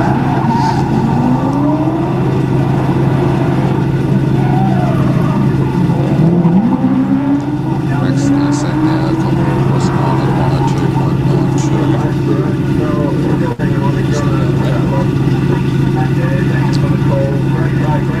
Pretty fair effort for the young fella there. And that's the last of the jewels in this package.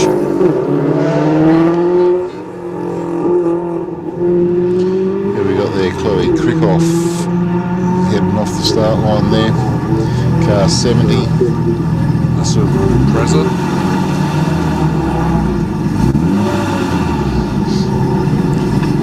Graham Fenton sitting here on the start line. The 180 SX.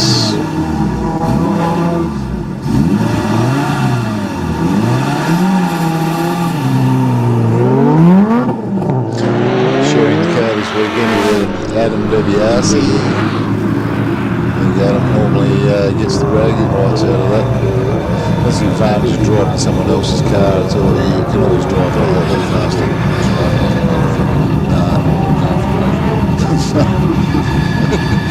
Might have to help fix it a little bit. I think it's already out of reach. They still need to get a Beetle out. There's a whole load of excuses why they haven't, but none of them work with me. Got Kylie Howard driving our supercar up the hill. Mick's been putting a whole lot more horsepower and suspension into that thing since she's last driven it. She's still coming to grips with the extra speed. She's doing absolutely sterling job with that. Yes, definitely indeed. She's pretty keen. Oh, yeah. He knows how to brake cars. Yeah. I see Mick's a fair bit more relaxed this weekend. He's got a car that's actually reliable. Yeah, the old black commie unfortunately hasn't panned out too good for him the past few years. There's been small issues with it. It's been an ongoing frustration for the poor lad. He's sunk a lot of dough into the car and he just can't get all the gremlins out of it. Get it to run continuously, smoothly and reliably. As most of us, we don't like coming out to racetracks to work on cars or do all your prep before you get here and have a relaxing weekend. So, which he's doing now because he's done a lot of prep on this car that he's sharing with Kylie. Kylie stopped the clock there at 1:30. Also, if you do want to make your way down or back up the hill, now is the time to get to the buses. There's only 4 cars left. So the buses will be departing very soon. So 2 minutes, you got 2 minutes. Make your way to the bus stops, either at the playground down the bottom here or at the caravan park there in front of the Heemskerk security tent there. Now there's also a QR code up by that top gate, so you can scan your phone through there and hook into the live timing application. I'll just stop the clock there at 1:02 for the Subaru there. You should have some programs up at the top of the hill there as well, so if you're coming through the gate, make sure you ask for one of those. Yep, $2, grab yourself one of them and go to follow along who's running and who's in what car. What all the numbers are, and what the running order is, and what all the records are from previous years. A little bit of history and a few words from our event director. Yes, now is the time to make your way to the bus though, just another reminder. Now we're going to take a very short break here? Shortly, we've got a couple more cars to run this bracket. Just 3 or something like that. Sorry, Sam. You're all right. I've jumped the gun here a little bit. We've still got a Hamilton car on the end. How could I forget about Bruce? You're too focused on going to get a coffee. Yeah, that's it. Actually, I'm going to run over and grab some donuts because we've got a donut van over there. Yeah. Not very far away. I got the Lions Club earlier and got myself a hamburger. That was breakfast this morning. Oh, I had a ham and bacon and egg from this morning. That was lovely. Nice. Yeah. Appreciate all our food here this weekend. We've got some on the top and down the bottom. So no one here should go hungry. Joanne's got a van up the top and she's got a regular van around the bottom. She's been here and supporting the event since day dot. So come down and grab a coffee. Yep, she does a good job. I've already had one on as well. As Bruce Hamilton makes his way up the hill in his Falcon. Oh, there's another familiar face. Is that Mr. Apogee walking past our speaker, Scott Stevenson? Give us a wave. Good on you. Welcome to sunny Mount Gambier. And Bruce stops the clock there at 101.4 in the XR6.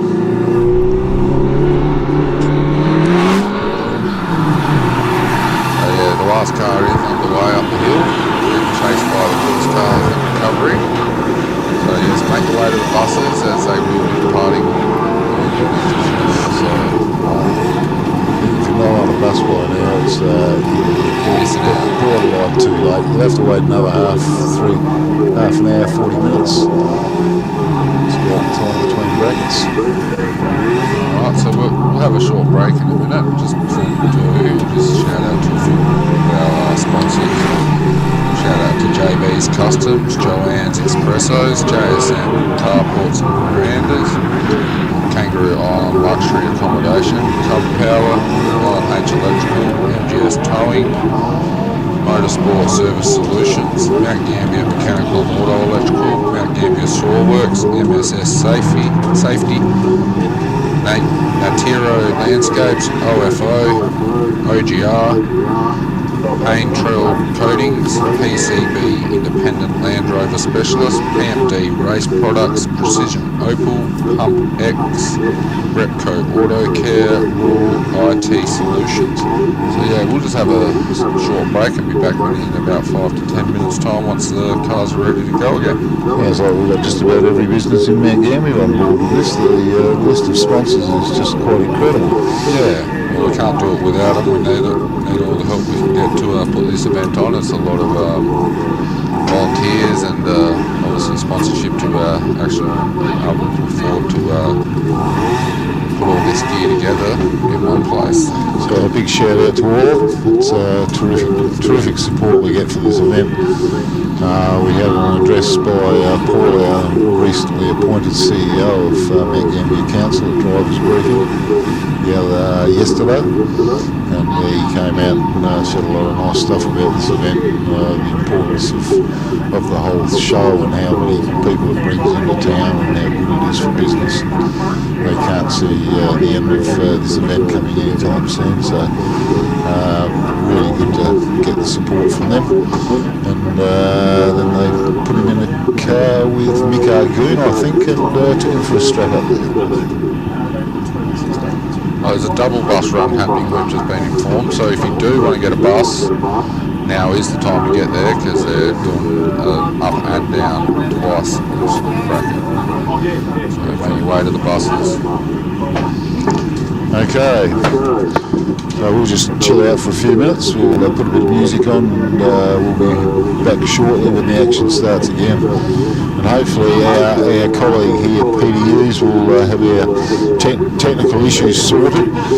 He's working feverishly on it, and we need people like that work behind the scenes to keep the event running smoothly.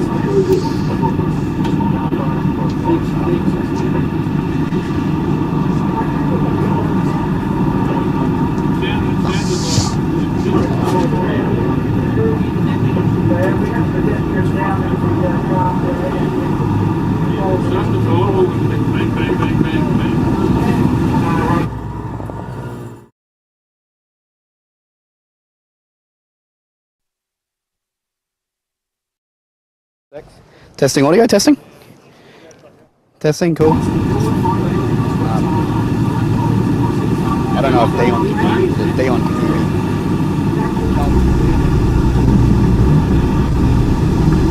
Well, we're trying to get the live stream up, so you've got a little bit for it.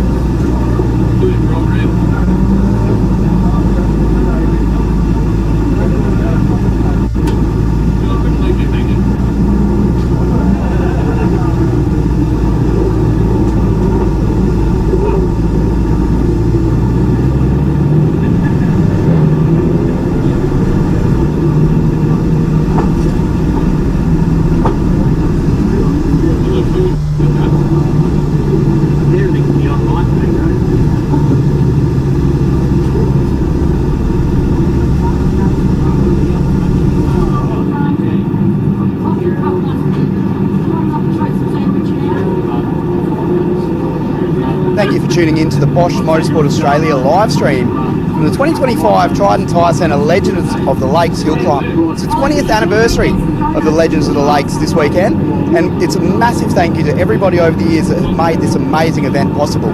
What we're looking at now, shortly, we'll see some of our competition cars come down. We run our cars in two brackets of about 75 cars. So we've seen our first bracket go up already. Cars including Dan Day, we'll see him come down a little bit later. He had a bit of a moment, that run. So we're going to get these guys coming through now. So There's probably going to be 3 donuts, you know. as you can see, more or less in numeric order for a bit of this, because we park them in a few rows up the top of the hill. We might try to get to the top of the hill later on in the weekend to show you how that actually works. There's a few of these cars that are real regulars out here at Legends. There's a few that we don't see too much of actually, so it's great to see some new metal joining us here at Mount Gambier this weekend. Someone that is a regular is this man, Peter Rogers. I think he's parking here somewhere, so we'll get out of his way. So Peter's been competing in Legends, I believe, since nearly the first one. Local Mount Gambier man, owns a mechanic shop, or did for many, many years. So Peter Rogers, very popular local and a great person to have out here at Legends Lakes Hillclimb. We've got quite a few XLs here today. We've got about 6 of these competing today, including our mate Nathan Green. He's got the Jaguar Motorsport liveried XL. We'll see that a bit later on. Some great cars. There's a huge variety here at Legends. This is something that everybody that comes absolutely loves to talk about, is that you've got a huge different variety of cars. So we've just seen 3 black Commodore Utes of pretty much every generation. We've got Tony Wallace here in his Mini Cooper. Tony is an absolutely gun driver. Ask anybody, he'll tell you. We've got some of our XLs. Look like we've got a bit of a bump and rub happening down here, which is a bit interesting. So the Brand boys do compete in those XLs. If the surname sounds familiar, it's because Damien Brand's one of our quickest drivers we see here at Legends every weekend, and these boys, I believe, are relations of his.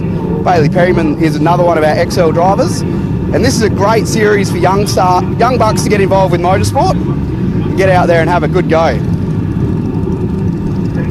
So the Magnas are always popular here at Legends. Unfortunately, our mate Chris Clayson can't be here today, but he's a really good driver of Mitsubishi Magna. Carl Ward's Datsun Sunny's awesome. And Rob Vanderkam, absolute stalwart of Legends. He's competed in every single Legends of Lakes Hillclimb. Him and his mates, Jamie Crimson. And there's another one that run these big, beautiful GT Falcons. Rob is definitely the one that drives them the hardest out of everybody. Now we've got this Focus RS. First time I saw this just a few weeks ago. Looks like a new build, roll cage, all the gear, ample auto backing that one. Brendan Byfield's beautiful Subaru WRX wagon coming through now. That car just gets more and more extreme every single time I see it. Coming through to here, we've got David Harris in the Bug-Eye Subaru WRX. Big supporter of local hill climb events. Cross-border hill climb series, thanks to Hannaford Seeds, so massive thank you to him. Got Russell Greenham's Pulsar GDIR coming through now, so Baby Godzilla as these things are known. SR20 turbo all-wheel drive, fantastic cars. And it just keeps going. So like I said, the variety is really, really interesting here. So we go from a Commodore to a Subaru Legacy to a pretty serious will-all prep Subaru WRX STI. This car's been running here for several years, quite a similar build in a lot of ways to Dan Day's. Bob in his BMW is another regular competitor here at Legends. Well, this car's been coming here for many, many years. It's just absolutely fantastic to have all of these cars here on track. Now, obviously, we're going to be going racing again pretty shortly, but we do want to show you all of these cars they come back in. It's pretty cool, really. We all sit at the top of the hill together for about an hour, and honestly, all there is to do is just talk cars. So that is what a lot of people love about Legends. It becomes a really social environment. You talk to people you might not normally talk to, with cars you might not normally see. This one is a favourite. Beautiful, beautiful Mustang. I believe that's Tony Days. Has been coming here for many, many years. Always leaves with a big smile on his face. I mentioned Jamie Crinton's GT Falcon before. Right up next to his mate Rob Vanderkamp. Tim Adams in the R32 GTST. Pretty recent build, that one. We won't talk about him being on his phone while he's driving. Here lightweight. Completes our set of nice big 70s Falcons.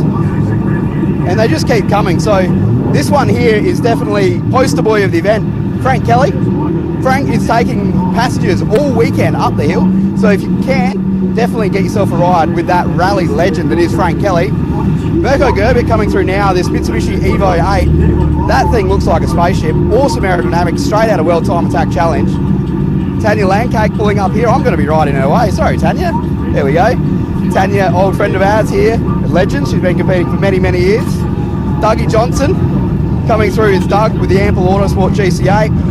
We got Dan Day coming through in the SJ1000. He had a bit of a bumpy ride up the hill last time round. Not sure exactly what happened there. Totally uncharacteristic of Dan to have any issues, but he got it to the end somehow in one piece. And we're getting towards the last few cars coming down now. And it's great to see a good variety of affordable racing cars as well. You don't need to spend a ridiculous amount of money to actually compete in hill climb racing, not just Legends, but around the state. You can buy something pretty normal off marketplace for a few grand. It's not that hard on your car. So if you're not too serious about winning everything, you can go fast and have a lot of fun without spending a ridiculous amount of money. Subaru's WRXs, I believe that's Dana Brewer in that one, Bradham, sorry. And Bruce Hamilton in the big Falcon. So with that, I'm going to wrap it up from down here in the pits. We'll go back to our commentators with, sorry guys, Graham. We'll go back to Graham and we'll be back racing in just a few minutes.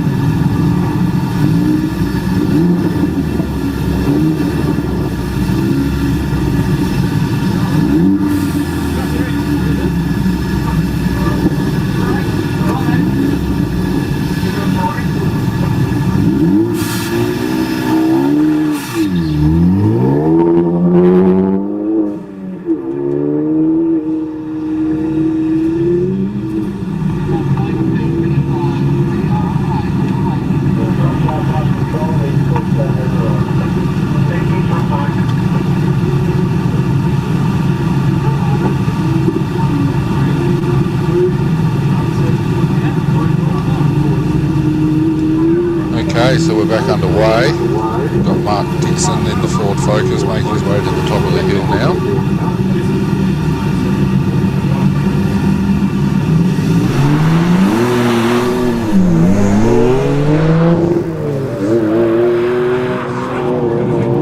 Just making his way into the hairpin now.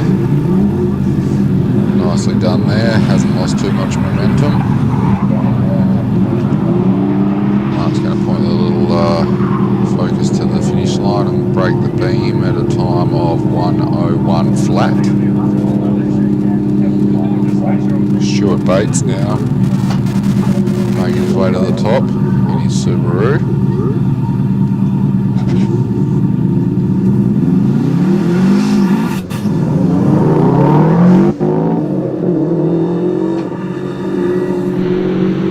Bates just making his way past the punch bowl.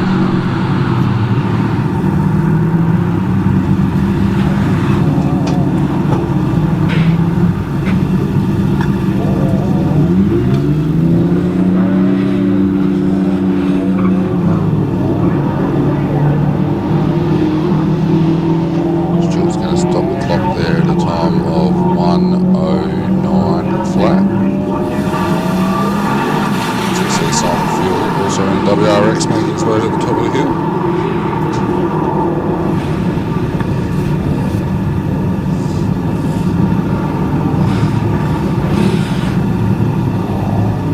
The early model WRXs, the GCAs.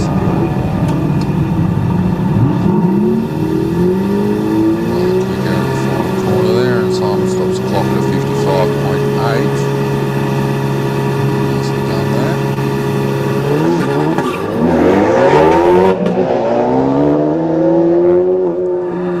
That's Darren Herring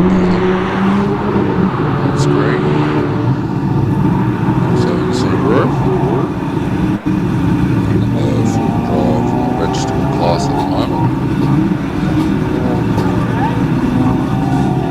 Actually Hayden McMahon, I'm sorry. Darren doesn't appear to have ran. Hayden stops the clock there at a 1 minute .54.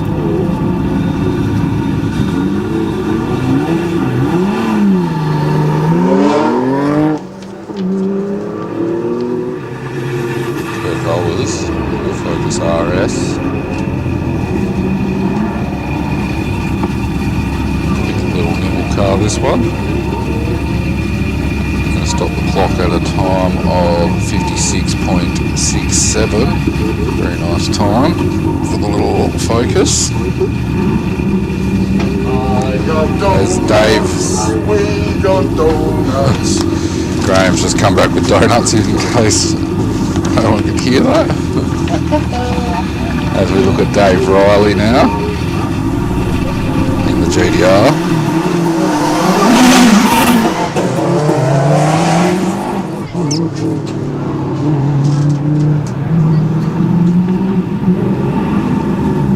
32 Skyline, Godzilla.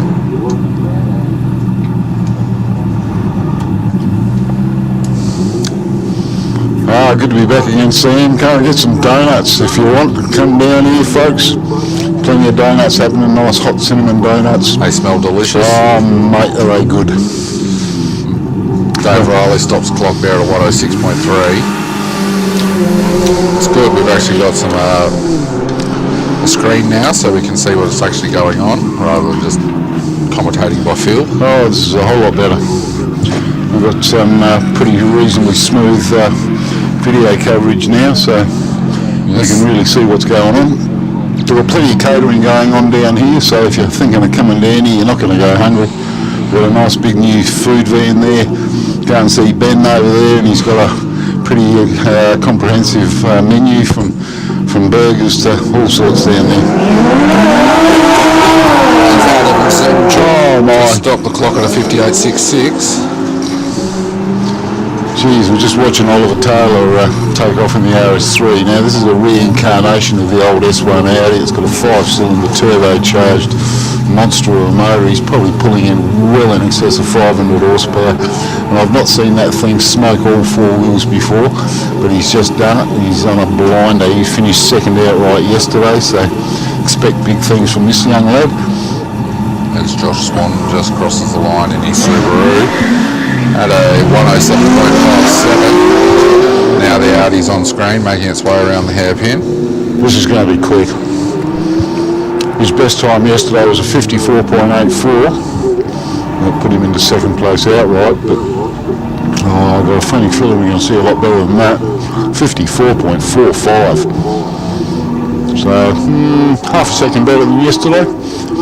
He's probably still got a little bit left in him yet. Yeah, conditions are a lot better today than yesterday for making some decent times anyway. We only had one crack at it yesterday. There was only one dry run and the rest was all a bit sloppy and slippery. Lindsay Bear's up the top of the hill at the moment. In the VY Commodore. Lots of horsepower here. Oh, he's got something dangling off the front of it. Doesn't look too sinister. I think it's just the tow hook. You reckon? Are you saying there? Yeah. I'll have a word. He's parked just behind us here, so I'll have a word with him when he comes down. He could well be. Lindsay's stopped the clock there at 102.8. Getting quicker as the day goes on. So we're in the road registered class now, 4001cc plus. See a few of these Falcons and Commodores at this stage. As Alex Bonner takes the AUXR8 to the top of the hill. Oh no, he's driving the Mustang, I'm sorry.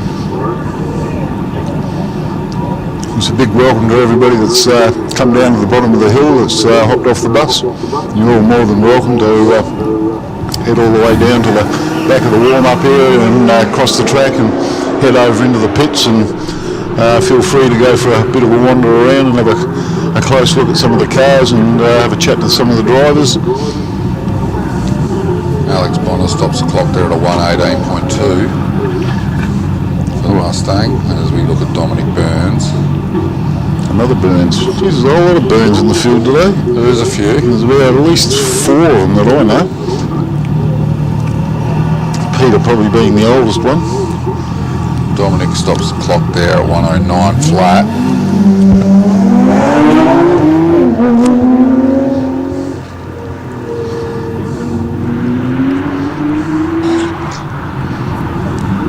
Should be Peter Burns now on screen.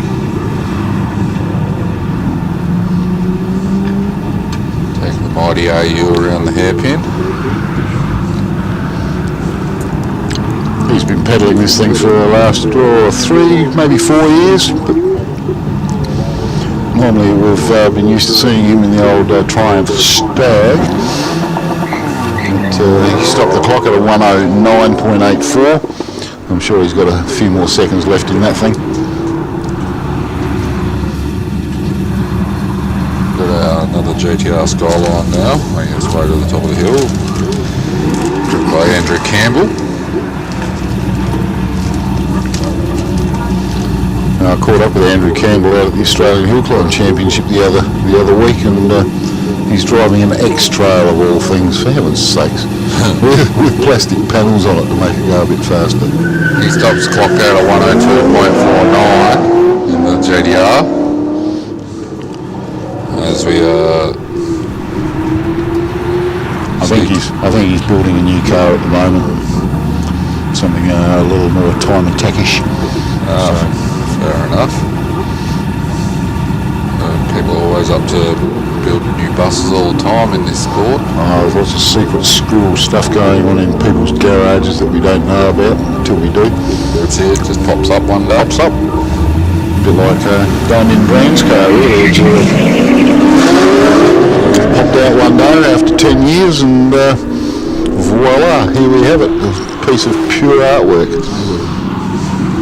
Doesn't look much different than his last car, but if you know the difference, get up close. I know that. Yeah, up close it's different, but from a distance you wouldn't actually spot it that he's in something different. or walk around underneath it while it's up on the hoist, and I had the pleasure of doing that down at S&J Auto one day, and it was just a wow. It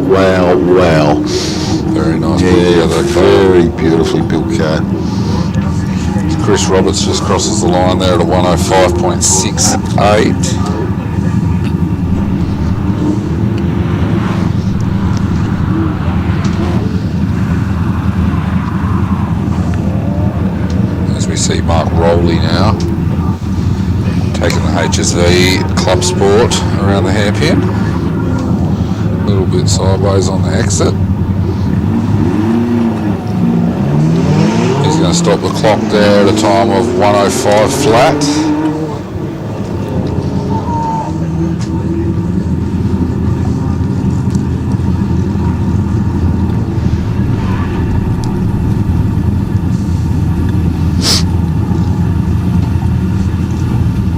Glenn Campbell now in the VW Polo.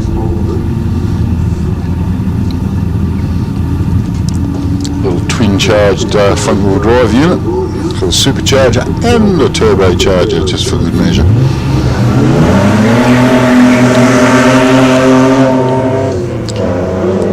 Right, little pocket rocket. We'll see if he can crack the 1 minute mark. Just tipping it into the bus stop. Pretty agile little car, this one. Oh, picks a wheel up, a little bit of handbrake. Yeah, lifts an inside leg a little bit on the back, as it would, but no, he's gone well past the 1 minute mark. He's out to a 106.9. So we see another Skyline down making its way to the top.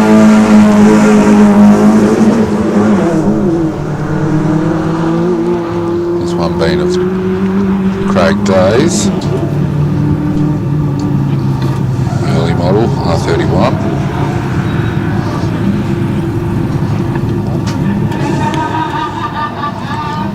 I think I might have given one of his pit crew a bit of a lift down the hill this morning. He stops the clock there at a 109.3. Car 100, Chris Hortop. We've got the little XL making its way to the top at the moment of Nathan Green. Mr. Green Dog himself. He's very heavily involved in the whole XL racing movement. Where the Jaguar livery comes from, I'm not too sure. Sure will give me an explanation of that one. It's got Possingham on the side of the... I can only imagine that might be a referral to Tim Possingham. Probably involved in that. 107.2 there for Nathan Green. Chris Hortop's Porsche. No, it's his wife's Porsche. It's always good when you're driving someone else's car. We've discussed this before, Sam. That's right. What's he going to do here? He's heading for the finish line. He's over the minute mark. Heaven's sakes, 102.4 for Chris. Oh, and here we've got the man himself, man of the moment, Mr. Frank Kelly. Rally driver extraordinaire, Mr. Flamboyant himself. He's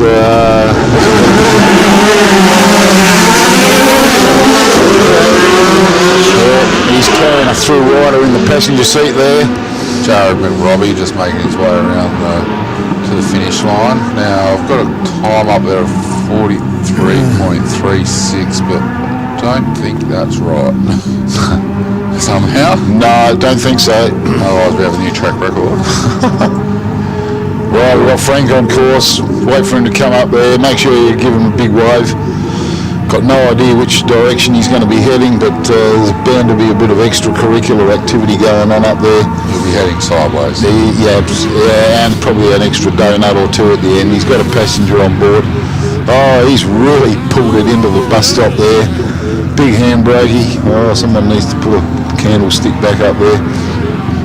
But plenty of sideways coming out of there. It's still so here he goes again. More donuts. It's going to be circles galore up there by the end of the weekend.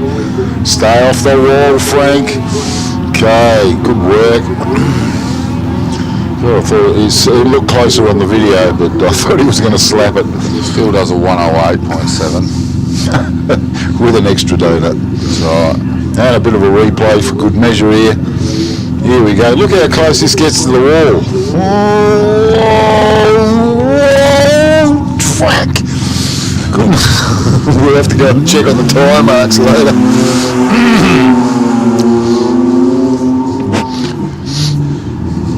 Got Joe Scanlon now, making his way to the top of the hill. Probably should put a shout out to the rest of the Kelly family, especially Rose Marie and Lauren, of course, that are probably watching this in the middle of the night over in Ireland, home looking after the chickens and the business and keeping the house in good order, cleaning up after the chickens that run amok in the house. It's got to be an interesting place to live.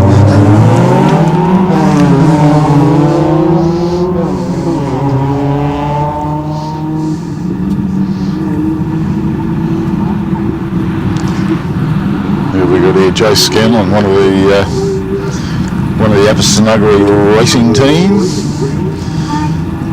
Park themselves up in the back corner of the pits here, as they do every year. There's always at least half a dozen of them in the group. And Joe's pushing the XU1. Got to be careful with these sort of cars now. They're starting to be worth some serious coin, but he brings it out every year and he gives it a push up the hill.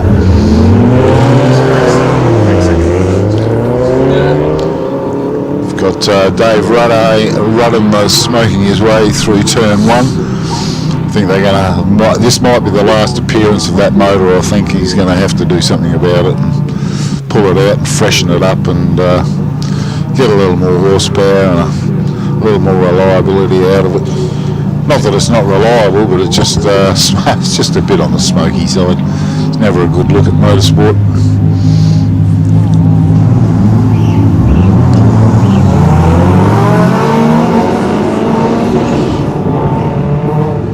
So I've got a cameraman on the start line here at the moment. Yes, certainly is. It's the pit walk team. Dave Rudham's going to take the little escort across the line at a time of... keep waiting. It's going to be a minute 10. Oh, yes. Plus. He's going across at a 108.4. Yeah, definitely needs a little bit of a freshen up, a bit more. Steve Grinstead just heading off the start line here at the moment. Nicely turned out VL Commodore in period livery there. Makes all the right noises, looks great on the track. We're seeing some in-car footage. I've put a GoPro in there. It's been organised by Dion at Clutch Life Media, who's organising the live stream for us this weekend, doing a fantastic job. Whether it be in-car, out-of-car, drone footage, he's got all angles covered. But Steve Grinstead, we haven't seen the time for him. Chris Bennett's pulled a time of 109.9. Normally I'd expect to be seeing him in a white Subaru, I imagine. Grinstead's out of the chicane and across the finish line and stopped the clock at a 101.32. Good time from Steve. Whoa! That cleared my ears out. Yeah, same. And my pants. I don't know if it was that bad. So that was, who was that? Warren Heath. Must have been. No? No. Rowan Payne. Subaru. Yeah, Warren Heath's in the little laser at the top of the hill. Just crossing the line now at a 101.43. Rather quick for the little laser.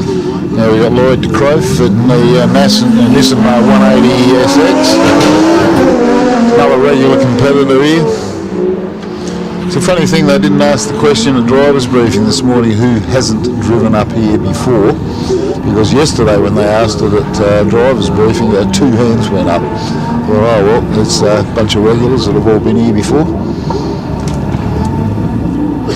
As we're watching Rowan Payne now take the Subaru over the line, he's going to stop the clock there at a 101.02.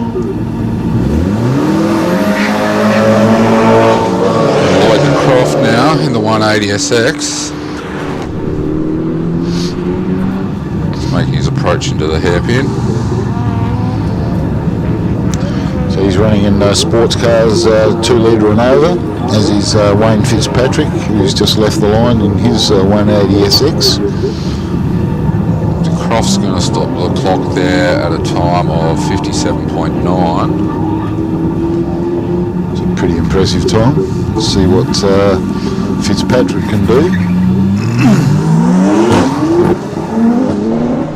Now, Fitzpatrick's best from yesterday was a 102.3 and a half.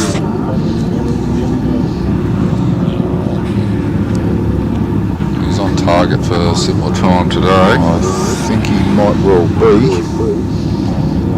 Don't think he's going to rewrite the record book, but it's going to be to the finish line now, and he stops the clock there at 58.23. Wow, that's 4 seconds quicker than his best time yesterday. That's pretty amazing, really.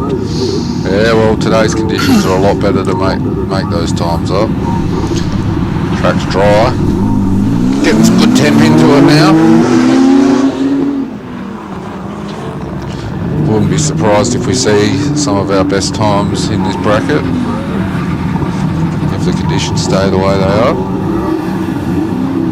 Looking for Nick Galliford now. That'll take his Skyline across the line. Stops the clock there at 59.86. As Mike Holland now makes his way up to the top.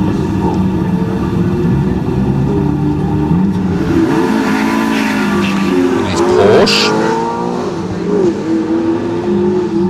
Oh!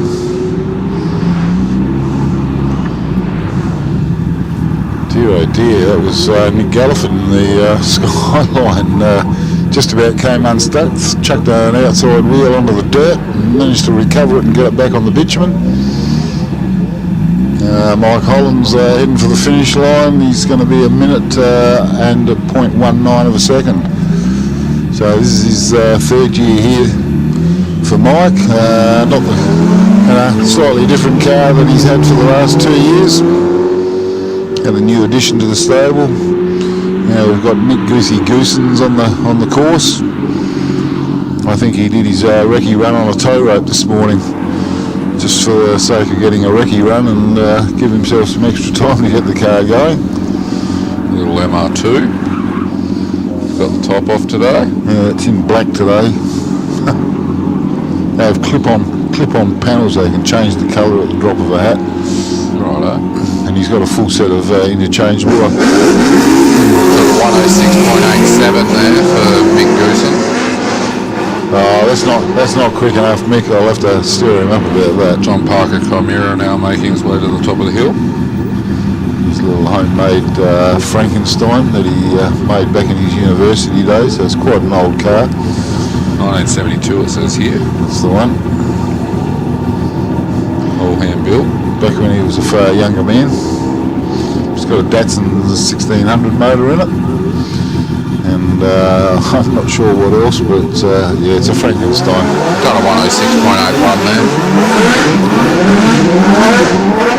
As we see the little Chevy Baby Grand miniature of Sean Williamson now making his way around the hairpin.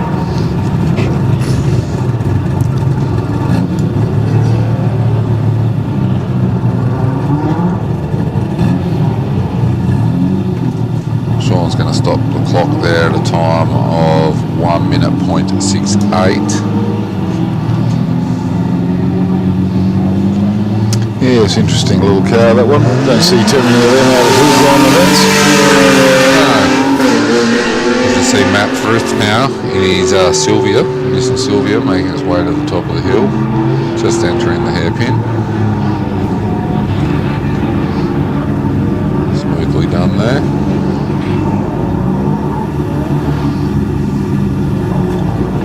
Matt's going to stop the clock there at a time of 57.8. Caught it nicely on the last corner there. Yeah, the wall on the outside can get pretty close there on the last corner, I tell you. Pushing it hard enough. We've had a few people give that wall a bit of a brush over the years. Yep, a couple have climbed it. Yep.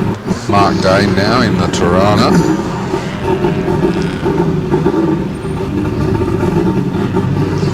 Mark's reasonably new to this game. He came out and played for the first time here last year. I think he's got the bug now, and he'll be here every year, like most of us. I came here 12 years ago. I had the privilege of sitting in the commentary box with the late great Tony Groves, and it was the final year that also the late great Lionel Stingers was involved in organising and being clerk of course for this event. Now, that was 12 years ago. Mark Dane, stop the clock there at 104.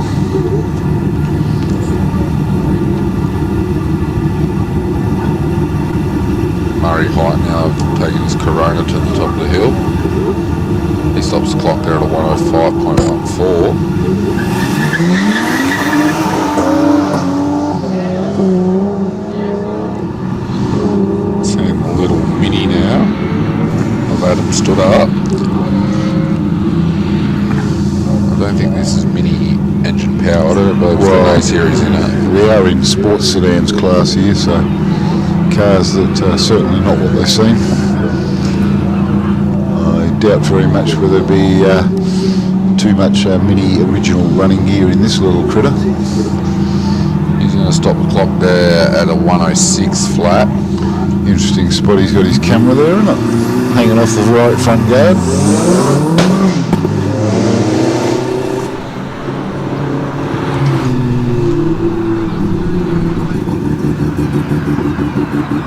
We've got the Jake Venable Crusader now, making his way through the hairpin. Yeah, we just had a little bit slow through there. I think we might have missed the time from Murray Height there. Car 119, you called that one? I called it, yep. Yeah, okay. Jake's going to stop the clock there at a 109.2 in the Crusader.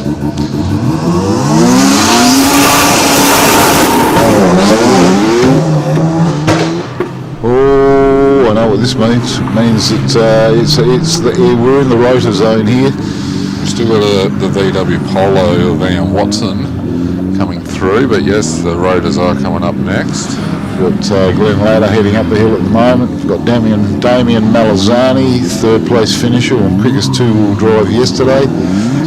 And he's just pulled up to the start line, ready to give it a red hot crack. He's chasing a 52 this weekend. Oh, don't know. Got a little balk off the start line that's cost him half a second. Ian Watson stopped the clock there in his Volkswagen at 104.5. As we see the Glen Latham RX-7 making its way into the hairpin. It's the battle of the rotaries. Oh, can you smell that, Sam? The smell of rotor fluid. Smells like grappa. I don't know what they put in there, but there's some exotic aromatics they stick into the tank of that thing. Glenn stopped the clock there at a minute .48. Okay, we're watching Damian Malazzani. Like the rest of the family, he's pitching it into the bus stop there, looking rather smooth. Come on, can we pull a 53? Come on, Damo, last corner, keep it tidy. Give it heaps. He stopped the clock at a 55.0. Well, certainly not his best time for the weekend.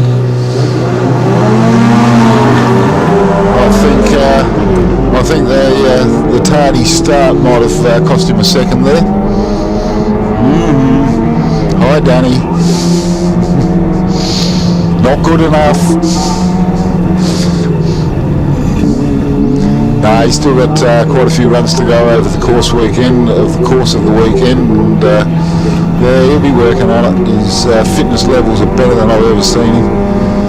His whole attitude towards racing has just changed in the last 12 months. He's on top of his game. His car's going really well. Reece Molden stopped the clock there at 59.09 as we look down at the screen of Danny Mole in car here in the little Escort. Shows you how quick it really is when you're in the car. car. Okay, just looking at updated provisional results here. Damien is still leading the two-wheel drive class with a 55.11,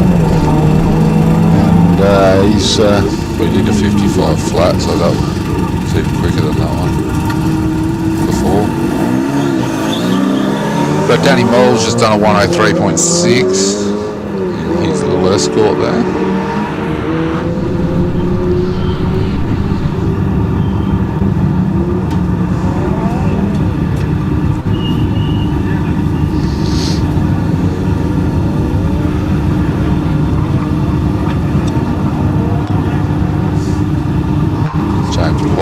Making his way to the finish line in the little Mini. He's going to stop the clock there at a 103.74. Jeff Arden's off and away in his little Honda powered Datsun 120Y 1200. Nicely turned out car. He's been campaigning this one since Sean Stingers has just taken off to chase him up the hill. Jeff can't be too far. We've just lost our picture for the moment, but he's going to stop the clock at a pretty respectable time of 57.36.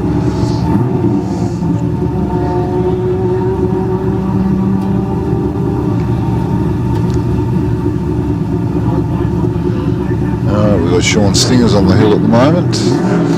Can't see him on screen, but I'm sure he's up there somewhere. Trevor Pyatt's off and away, chase him up there in the mighty 929 coupe.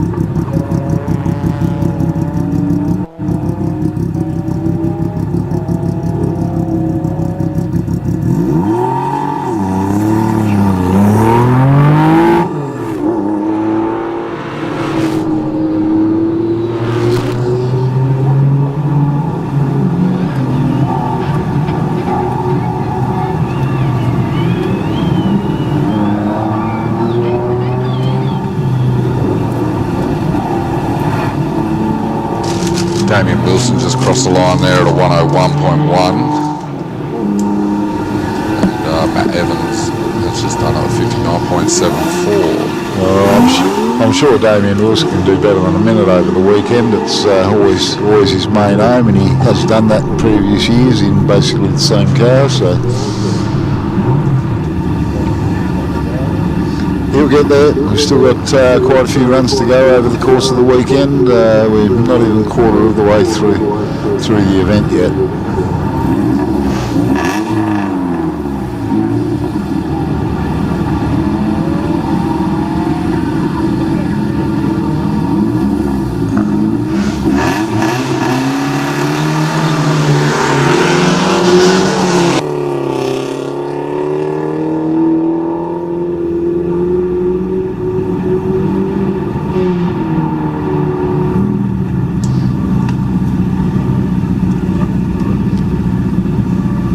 Okay, we've got David Munn obviously at the top of the hill.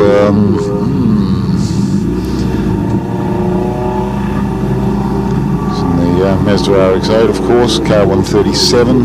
He's stopping the clock at a 109.58. Another one of the Byam family. We've got Dave Byam in the BMW E36 heading up the course at the moment. Can't see him on the screen at the moment, so we're working by sense of smell again.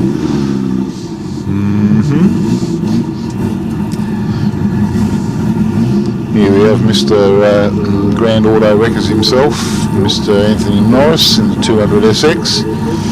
Nicely turned out car, pretty rapid thing. Could go quicker than what he's driving it. He's going to have the bit between his teeth to knock Damien Malazani off for two-wheel drive honours this weekend. He's going to have to pull a finger out.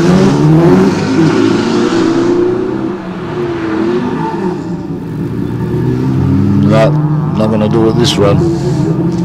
I can generally tell by the way they go through turn one of just how good a cleaner run they're going to have. And, I don't think that was going to be it. It's all about getting it off the line, getting up to turn one, looking smart through turn one, and the rest of the whole run kind of flows on after that. And we've got mighty Mick Argoon, another one of our Hall of Famers here at the Legends of the Lakes. He's driving a recently upgraded Holden Commodore that he's sharing with his partner Kylie Howard. Mick, of course, is no stranger to this course. He's had his black beast of a Holden space frame sports sedan car up here the last few years. He's endured quite a lot of frustration in getting the thing going and running right, and he's still working on sorting out the bugs out of that thing. But we're going to see Mick Argoon. He's going to stop the clock in under 1 minute, surely. It's going to be a 57.84. Which is somewhat quicker than what he was going yesterday. His best time yesterday was a 59.04, so good second and a half, nearly a second and a half quicker. Good effort there. We've got Martin Farkas in the E46 M3 BMW. It's a V8 powered, quite a monster of a car. Lots of horsey powers. He stopped the clock at a 56.50. Always good to see him get over the finish line.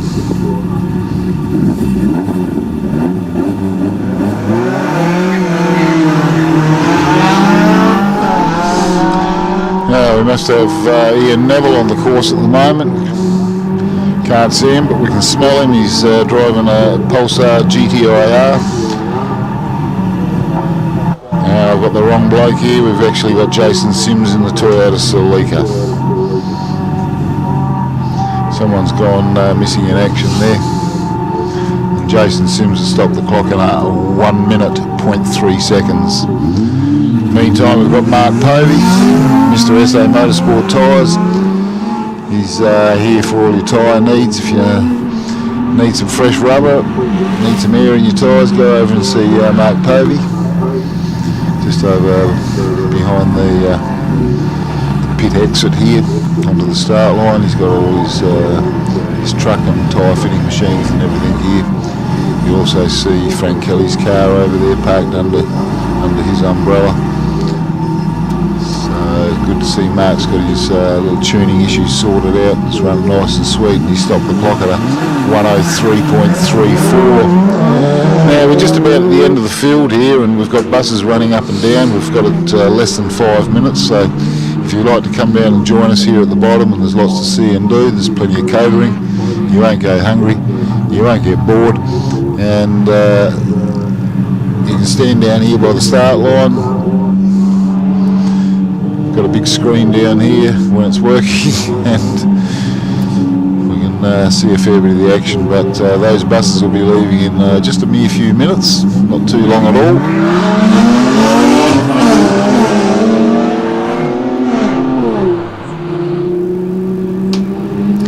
Now we've got Michelle Wagoner in the mighty Magna, and she stopped the clock in on 106.65.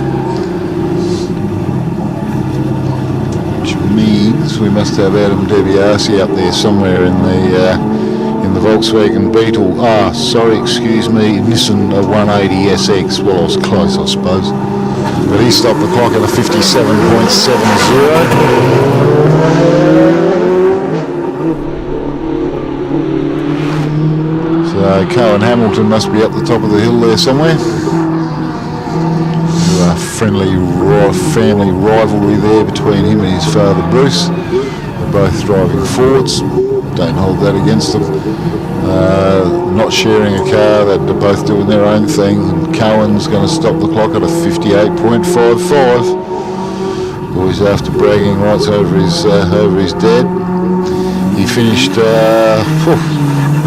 less than a second in front of Bruce yesterday, so it's game on. Michael Krickoff is Krickoff's on course at the moment. He's stopping the clock in a sub 1 minute, I guess. It's going to be a 57.34. Another good effort from the Krickoff crew.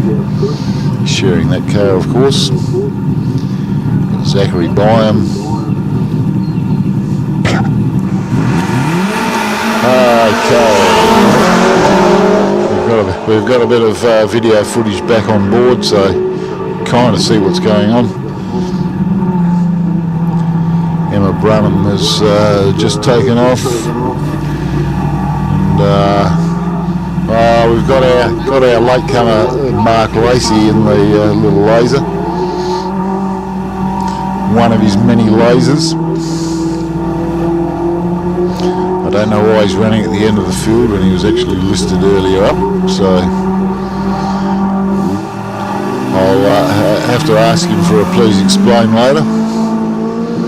But off he goes, negotiates turn one, which means we've got the doctor on the line. No run for Frank Kelly this time. He'll be worth waiting for. He'll be doing runs during the course of the day, both competitive runs and joy rides for willing co-pilots. Yeah, don't forget to make your way to the bus. Now is the time to be there, as it will be departing any minute now, pretty well once the doctor gets to the top of the hill. Yeah, no, about 2 minutes and I think they'll be leaving there soon. Yep. The doctor just left this first corner rather sideways. So we've got course cars heading up the hill now. We'll take a very short break here. I'll just shout out to a few of our sponsors before I go on break.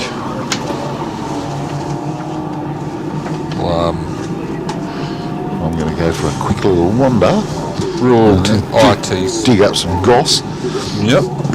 Alright, we'll like to thank Rural IT Solutions, Southeast Fire Extinguisher Services, S&J Automotive, Sage Automation, SA Motorsport Tyres, Shannon's Insurance, She's Apples, Sims Engineering, South Aussie Hotel, South Coast Marine, Southern Gas Services, Southern Koala Rescue, Southern Star Mechanical, Spray and Colour, Sunbury Auto and Tyre Service, Time Fleet, Tonkins, Tony Day, Top Sport Auto Dismantlers, Trimmed Speed and Marine, UHF Chemists, Upper Snuggery Racing, Warren Heath Performance and Will All. I'd like to thank all our sponsors, of couldn't put on this event without you. And we'll return for bracket number 3 very shortly of the 20th running of the Trident Tyres Legends of the Lakes.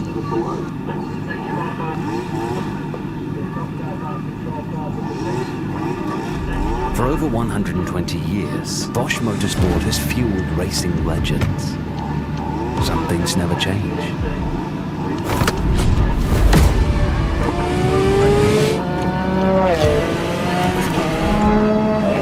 Every detail, at every moment, optimized.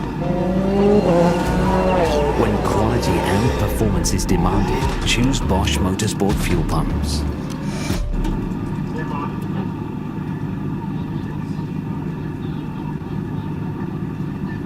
Just like your car, tyres need regular maintenance too. Tyres that aren't maintained will wear more rapidly, cause your vehicle to use more fuel, and may compromise your braking and handling ability.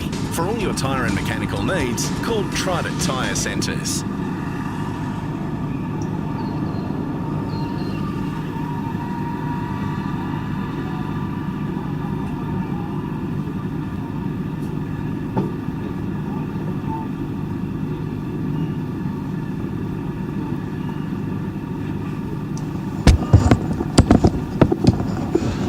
We are doing a double bus run, so if you do want to get on a bus, you've got an extra chance to get on one. Just make your way over there now, because they will be pretty efficient. They'll stop at the top, load up the new people, and go straight down. So if you want to get on a bus, make sure you get over there now.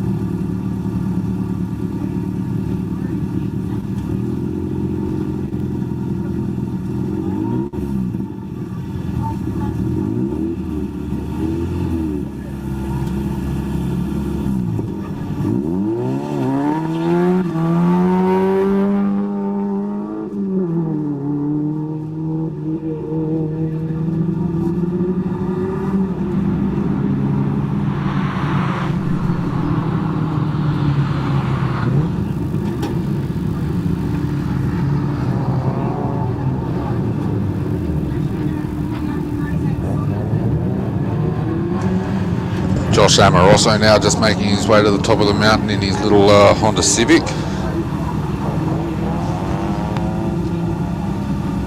He's going to stop the clock there at a 1 minute 11.91.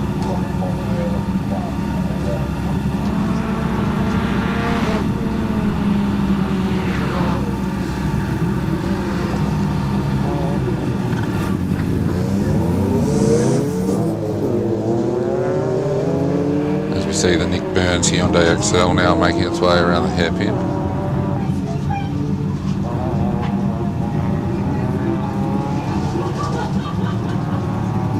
Nick Burns there stops the clock at a 105.70. Jordan Burt on his climb in the Nissan Pulsar.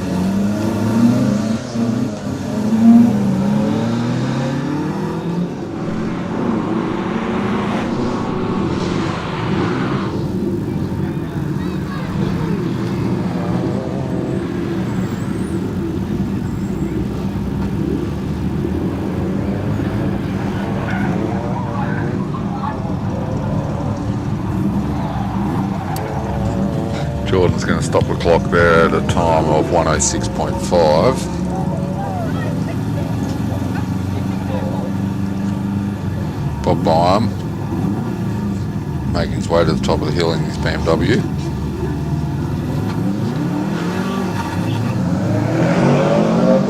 Bob's one of our regulars, been coming to Legends pretty well since the very start.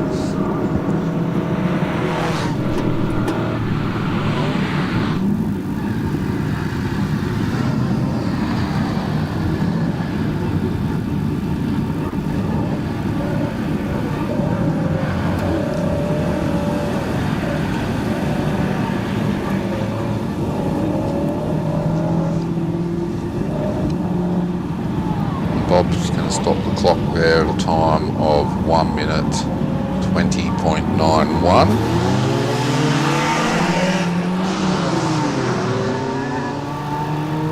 Should be seeing the Ben Trelaw entry now, making his way around the hairpin, the Subaru STI.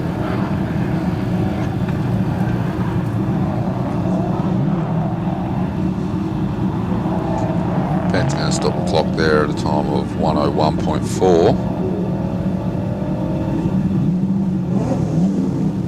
Getting followed up the hill by Brendan Fleming in the little Hyundai XL. He's a regular as well.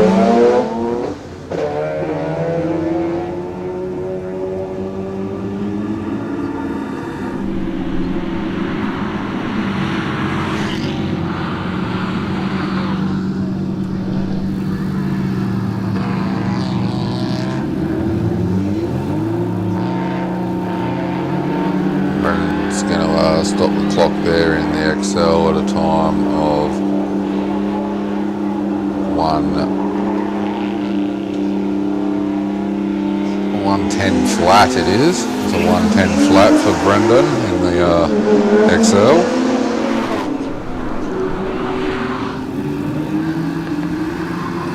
As Bailey Munro makes his way around the hairpin in his RX-8.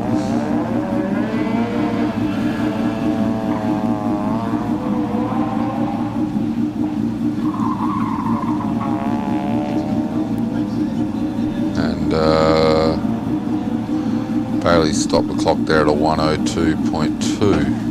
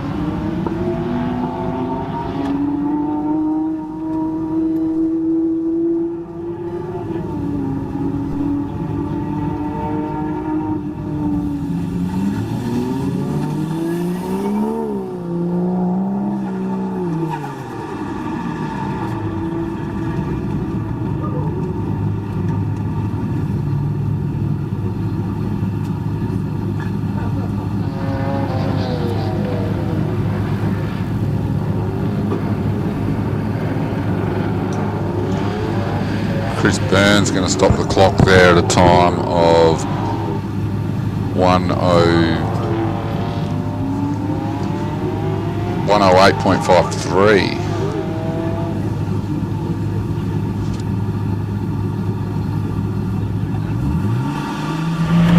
So being joined in commentary here with Hayden now. He's going to have a crack. Thanks for having me here, Sam. This should be a bit of fun. Awesome to be joining you all here at the 20th anniversary of the Legends of the Lake, Trident Tyre Centre, Legend of Lakes Hillclimb, from here in Mount Gambier, South Australia.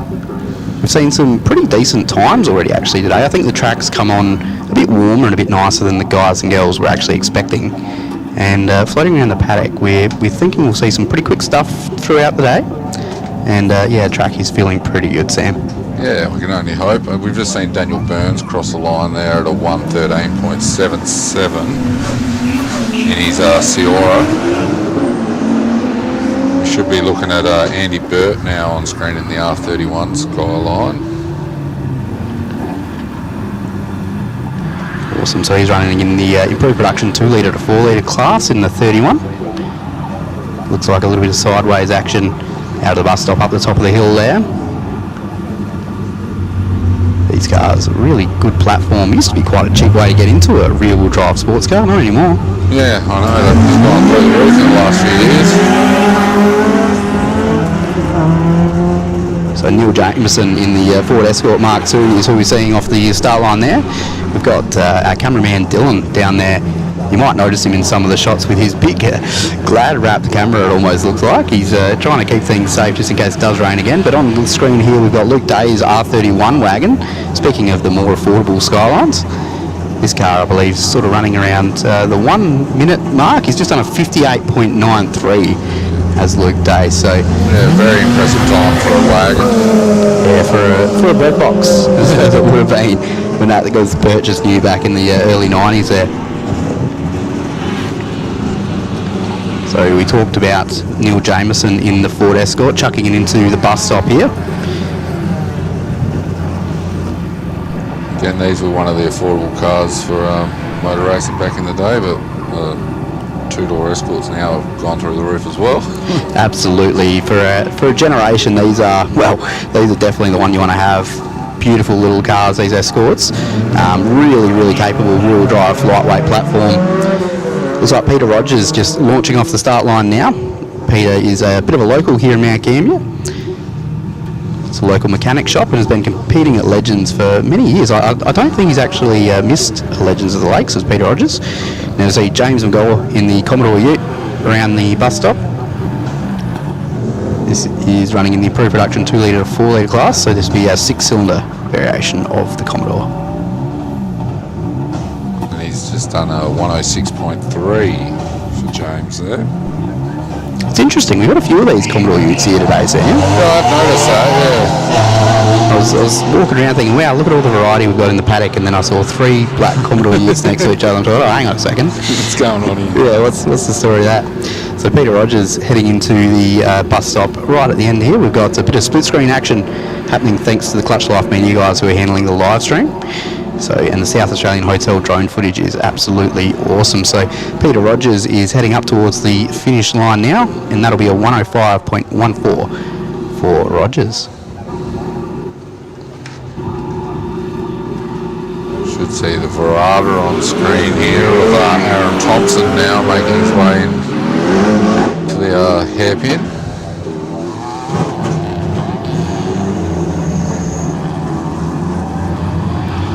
Yeah, the Verada. It's effectively a Magna, right? We allowed to call it a Magna, Sam? I would. I'd call it Magna. I think Graham's not in here anymore. I think they're more or less the same. The luxury version, I think there's a bit of wood panelling or Suedo wood panelling involved with the Verada edition. Yeah. It's done a 59.44, that Verada. That's pretty solid, isn't it? There's a lot of people here who would rather if you called it a Verada after that. Anthony Day in the Celine Mustang lighting it up off the start line there. This car's a bit of an icon of this event. I've been coming here for 10 years and I think I've seen Anthony's big green Celine every single year, always fighting for traction off the start line. Always an absolute handful of a car to chuck around the place. Before you could go buy a Ford Mustang in Australia, Yeah. you know, this guy was already wheeling this thing up legends. And for many people, like, you know, this is real. That's what a Mustang should be, right? Like, that is exactly how they should be driven, and that is what they should look like. That's it. Definitely. As we see Carl Ward take his Sunny over the line at a 101. Now talking about Anthony Day here, we can see the big green machine heading into the bus stop. Celine, pretty famous modification company for Ford and Mustang, similar to a Roush, and there's quite a few of these companies that work on these cars and have for many, many years. Celine, probably one of the most famous. They did also build the Celine S7 sports car in the early 2000s. And Anthony Day there with a 115. Yeah, we've got one of those Commodore Utes now making its way through the hairpin. That one would be of... Yeah, Richard Dipros is this one, I reckon. So this one running in the pre-production 4 litre to 6 litre class, be a 5 litre V8 Commodore engine, I reckon, Sam. Yeah, I'd say so as well. And Richard with a 105.2.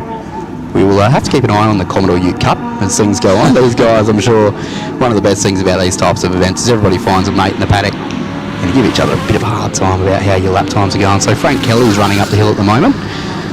Frank, absolute icon of motorsport all over the world, actually. It's a really special thing to be able to have him back here at Legends. We had him here a few years ago. He's getting a bit sideways. He's having some fun with it. He's taking people for passenger rides and giving them an absolutely unforgettable experience. And still setting. That was a 1 minute and 16 second lap. Pretty much full lock sideways from Frank Kelly. Yeah, a 1 minute 0.16. So, yeah, a lot of people will be happy with that for just their normal time. Awesome stuff from Frank. So we can see it in the replay there. Little baby blue. One of the most recognisable rally cars on the internet today. And just awesome to have him here and doing this with people in the car. I was up there before when Frank pulled up with his passenger, and he was absolutely beaming from ear to ear and he asked me to take a picture. So we've got a picture of that one that the passenger will remember forever. Awesome stuff from Frank Kelly, and he just loves sharing that car with people. Definitely worth coming down to the bottom and having a look at if you can get a chance to get down the bottom. Check out the cars in the pits. There's some pretty cool cars down here this weekend. Yeah, couldn't agree more, Sam. Like, it's definitely one of those weekends where if you walk around this paddock and you don't find something you want to buy, you might have to reconsider if you'd call yourself a motoring enthusiast, because there is literally something here for everybody. We got everything from Dan Day's insane SJ1000 to, if you're into the earlier Japanese stuff, Damien Brand's awesome GC8 WRX, the rally-inspired car. We've got Holdens, we've got Fords, we've got Mustangs. We've got an absolutely beautiful range of cars, and they're all getting driven really hard. Speaking about people that drive pretty hard, this guy on screen, I don't give too many people props, but I'll give this one. I'll give him some props. Tony Wallace he's pretty fast. Yeah, she's a serious little mini, this one. When I saw it take off the line just earlier today, I was rather impressed with it. Gets to that first corner rather quick. Yeah, Tony, and there's quite a contingent of these little minis that rock up at local Hillclimb events. Part of the Hot Bricks Mini Club, I believe Tony Wallace is.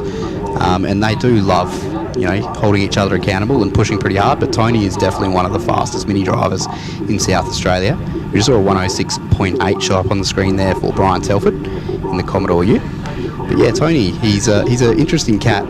He's got an incredible collection of motorsport trophies. He's competed for a long time in a lot of different cars, a lot of different sorts of motorsport. Pretty much chuck his hat in the ring with anything, and he'll be towards the pointy end of whatever that is. So this is, as far as I know, a pretty normal sort of late model Mini Cooper S. Nothing crazy's been done to it. There's a couple of sneaky bits and pieces that everybody does to them, but this car will be definitely punching above its weight with Tony Wallace steering it. So it looks like we've got a little bit of a pause in play here, Sam. Yeah, not real sure what's going on, but I'm sure it won't be too long before we're back underway.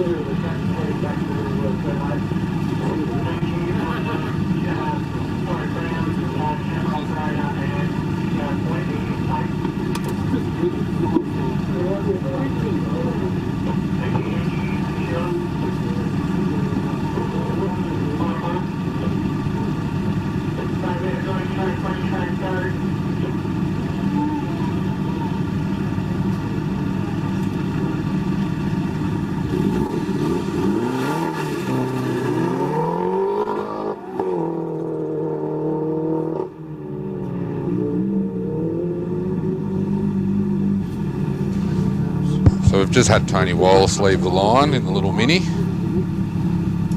Getting to the top, should be setting a pretty impressive time, we imagine, here. Yeah, we'll keep an eye on Tony Wallace. So we're on this South Australian hotel drone shot here. Awesome to have the South Aussie on board. One of pretty good range of fantastic local venues Mount Gambier calls itself home to. I was talking to somebody before about just how many great pubs and restaurants you guys have down here. As a former local, you know, you do miss the food quality you get at places like the South Aussie. So fantastic to have them on board with the South Australian Hotel drone shot. Tony navigating up through the bus stop here. A lot of motorcar experience for Tony Wallace. I think that might be where he gets a lot of the ability that we're talking about here. So that's a 100.02 from Tony Wallace there. So definitely a pretty solid effort. And like I said, a rather standard Mini that doesn't even belong to him. So he's borrowed that car for this weekend. Somebody trusts Tony Wallace a lot, which is just fantastic. James Crinson will be one of the next cars we see launching up the hill. So up on there at the moment we've got Steve Goss and the Puma Clubman. So it's awesome to have the Pumas and the Clubmans really fantastic for a hill climb event. I've been in the passenger seat of an Elfin Clubman once, and that was one of the coolest experiences I've ever had in a car. Really, really visceral, really, really fun experience. Clubmans have a unique appeal all their own. Not much power, but no weight as well. So looks like Steve Goss in our Clubman did a 107.24 there.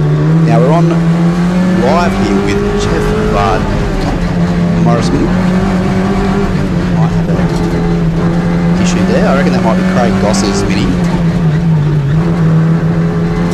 So look at this thing as it goes through the in-car. Fantastic to have Bosch Motorsport on-board camera here this weekend for the 20th anniversary of the Legend Lakes Hillclimb. I'm just going to listen to this little Morris as it runs up here.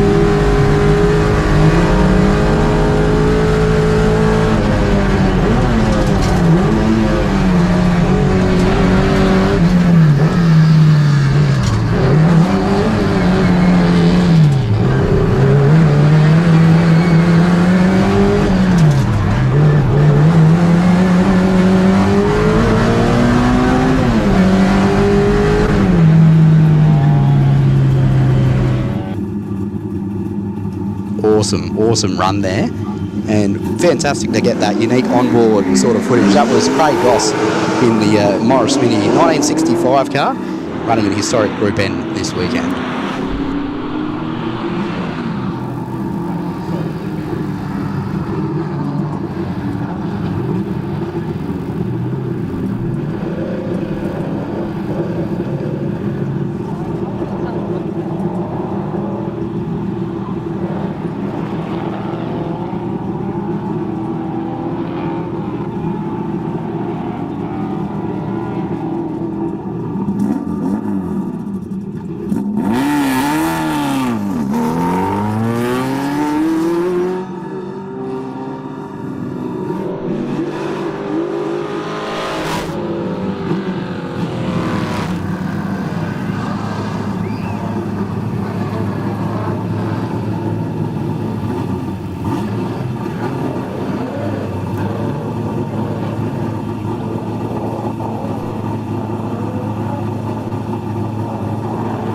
Rob Vanderkamp on the start line now, the big yellow GT Falcon.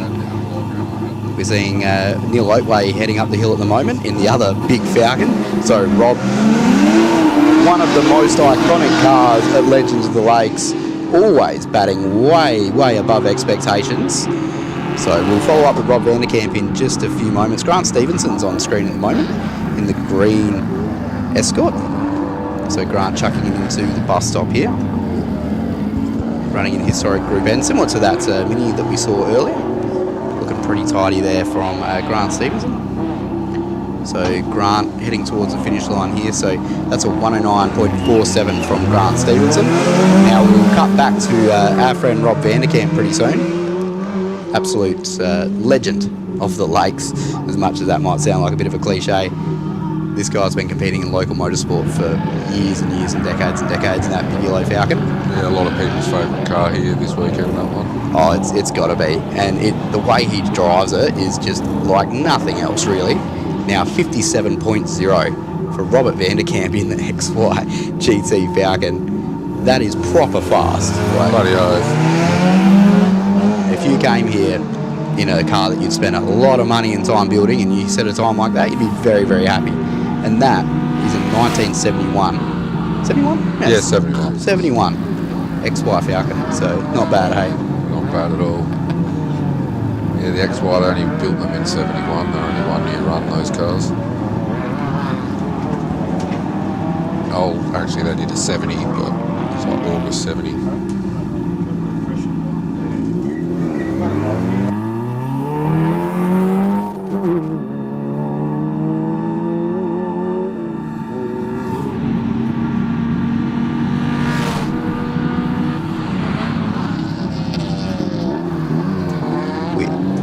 Into Hyundai XLs at the moment, so we do have quite a few of the Circuit XLs running this weekend. We've got Aidan Brand, Corey Brand out there at the moment, so Corey is getting towards the top of the hill at the moment. Also Bailey Perriman, Roger Vogelsang, Zachary Vogelsang and Nathan Green are running all of those XLs, so Corey Brand just did a 102.8 in his XL. Setting the standard for the other guys to follow. Yeah, it's definitely one of the quicker ones we've seen so far, but Aidan Brand's gone and done 102.10 by the look at that. So the XL competition, when we talk about a little bit of friendly banter and these types of things, there we go with the Bosch Motorsport onboard camera with Roger Vogelsang's Hyundai XL. Now these guys have that banter on a different level because these cars are spec cars. They're all, for all intents and purposes, they're the same car. Yeah, that's right. So at the end of the day, when you're looking at times and you're comparing your notes, the only difference is the part between the steering wheel and the seat. So definitely some good friendly banter can be occurring there. Bailey Perryman's just hit a 104.53, so a couple of seconds off of the Brand clan. Still on board with Roger Vogelsang's Hyundai XL. Beautiful looking little car, that sort of retro cigarette livery that he's representing there. So Roger Vogelsang runs a 106.69 in his XL. And Sam, you pointed out that we might have a sprinkle coming in. Yeah, unfortunately, it looks like heavens are going to open, unfortunately, and they're just, for everyone here, it just brings the times down, which is not what we want to see. It definitely, and often, when we're just talking a few drips, which, yeah, we might have a few more than a few drips out there, unfortunately, but when you're just talking a few drips, it's mostly psychological, right? Like, yeah, you see a couple drips on your windscreen and you go, oh no, my whole run's ruined, it's wet. Not actually really wet, but when you do get proper rain like this, it completely takes you off the game. We'll see seconds be lost for all of our cars. Damien Brand would have been lining up watching that rain coming in, getting really disappointed because that car is hard to drive in the dry, let alone when the heavens open. It's a new car as well to him, so he's not real familiar with it just yet. Bit of seat time, but not as much as his old car. He had that one pretty well mastered. Yeah, nobody drives this course like Damien Brand. He absolutely is the expert of it. So Ashley Blanchard just crossed the line with a 105.27 at Focus RS. It's like we're going to go on board with the Bosch Motorsport live camera.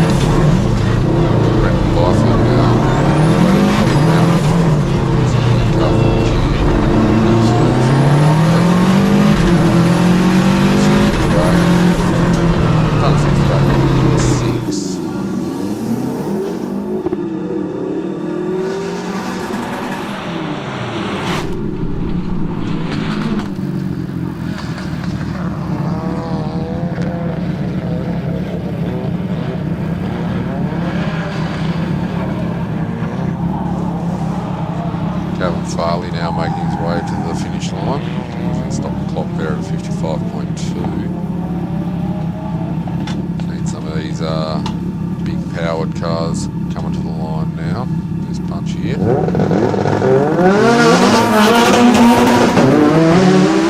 Yeah, we're getting into the serious stuff here, Sam. This is the heavy hitters. It looks like it was just a couple of drips of rain, to be honest with you. The glass on our beautiful Hillclimb SA provided commentary trailer here is pretty well drip free. It's drying off. So Mirko Gerbic is on the track at the moment. That's that big Mitsubishi Evo we just saw launch. That's an interesting car. That's got some interesting aero on it. Real world time attack inspired stuff. It's got probably a good foot of canard hanging out of either side. And I'm not even exaggerating that. I reckon it would be a good foot. So absolutely trying to use every inch of Mount Gambier air that he can to push down the big Mitsubishi Evo. Mirko really, really towards the top end of the Hillclimb cars that we see around this place. Saw him at the National Hillclimb event recently at the Bend, which was a fantastic event. Mirko was right up towards the top end of the tin tops. So Mirko Gerbic with a 54.10. I don't think it's that wet out there, Sam. Nah, not at all. Getting times like that.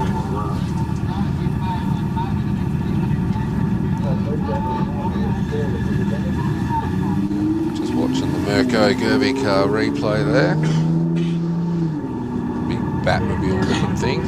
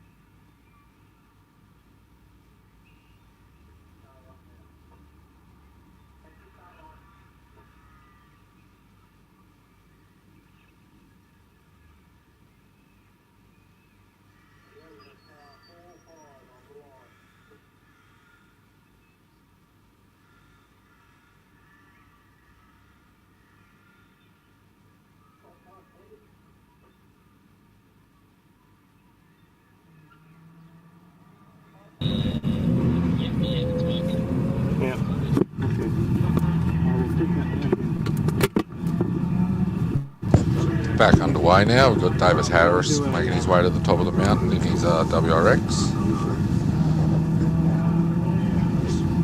Hannaford Seeds entry.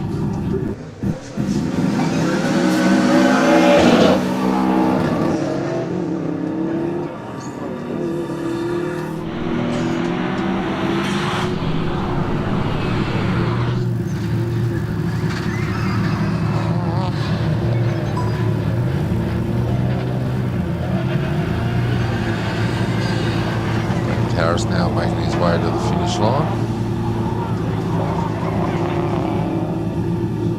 Going to stop the clock there at a 56.91.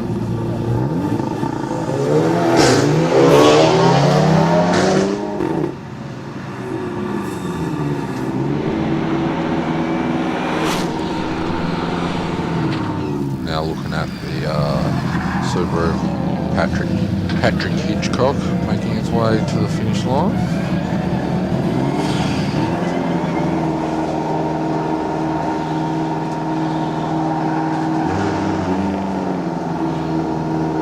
Patrick got to stop the clock there at 59.99. A few of these Subarus in a row now at the moment.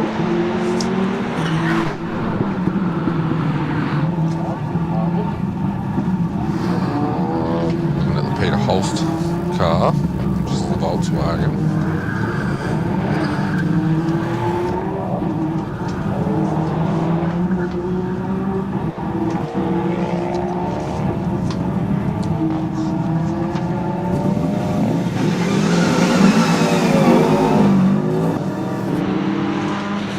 Stops the clock there at 58.63.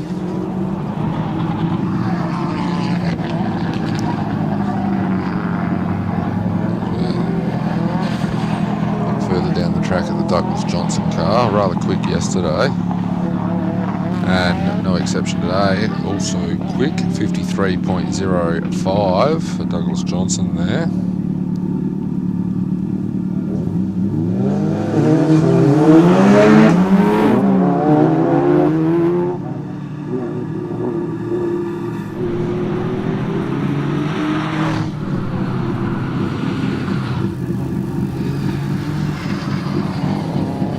Tanya Langcake now making her way to the finish line in her Subaru. She's going to stop the clock there at a time of 50. It's a 1 minute .56 for Tanya Langcake.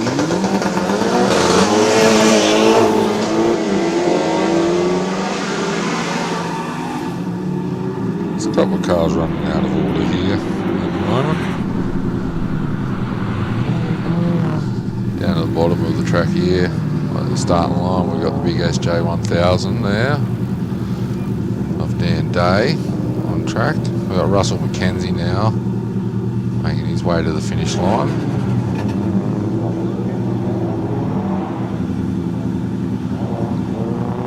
Going to stop the clock there at a 107.20.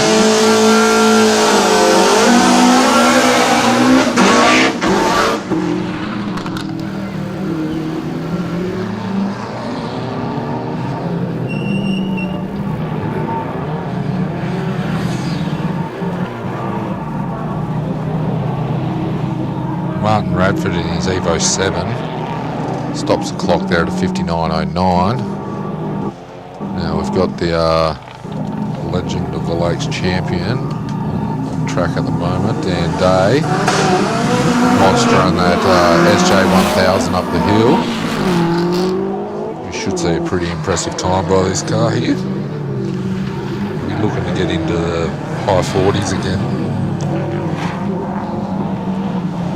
Not sure if the weather's quite up to it yet, or the car's even wound all its way up. Might see that tomorrow.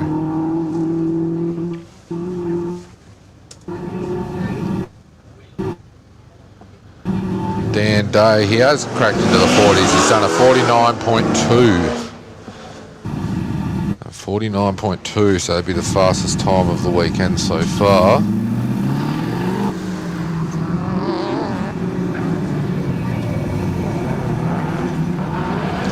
He's the man to catch. It's a lot of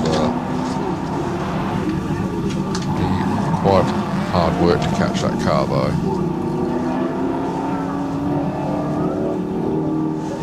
See Nathan Robbins just go over the line there at a 55.9.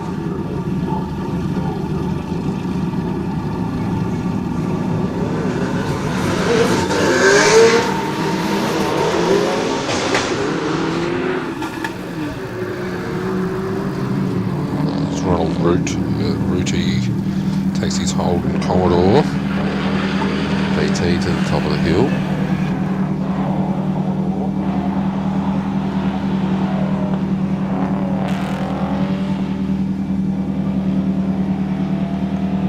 He does a 103.6 there.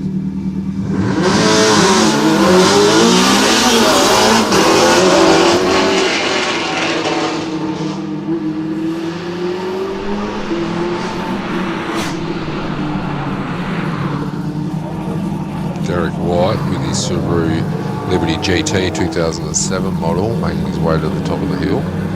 Just navigating his way through the hairpin. Derek's going to stop the clock there at a 57.9.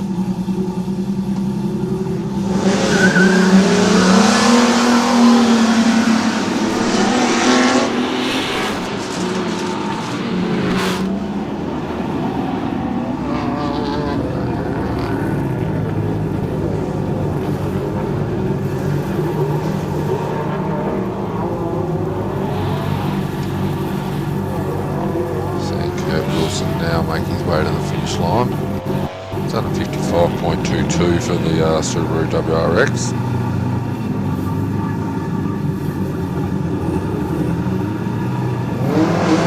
Jeff Walsh making his way to the top of the mountain now in his little special.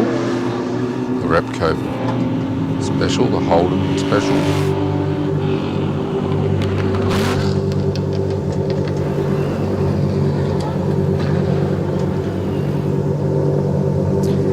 Thank you for tuning in to the Bosch.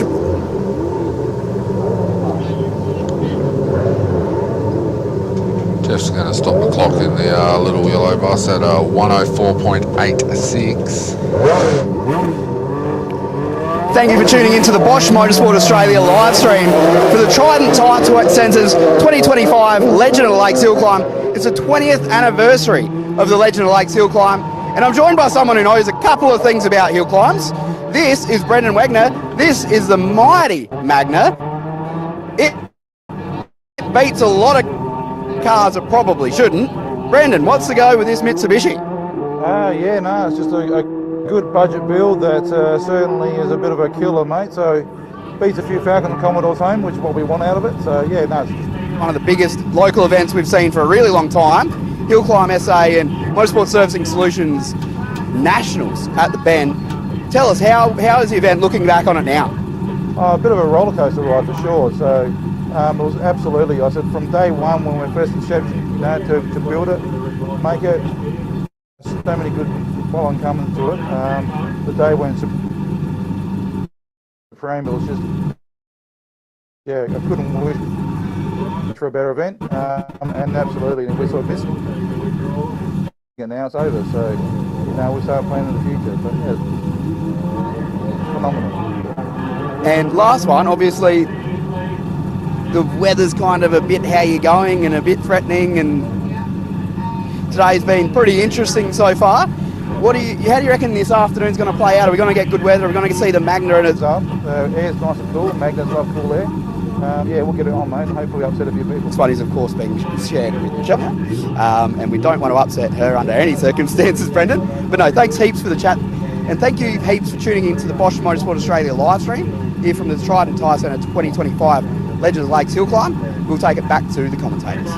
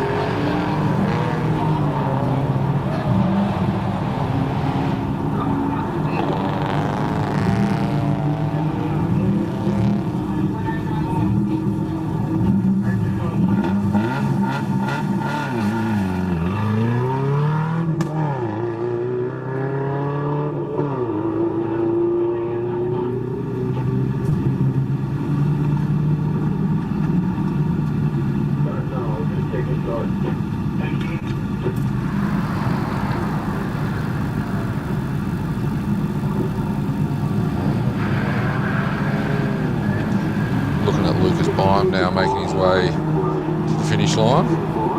Stops the clock there at a 107.75. Sorry about the delay, we've just had a few technical issues down here. Seem to be all sorted out now.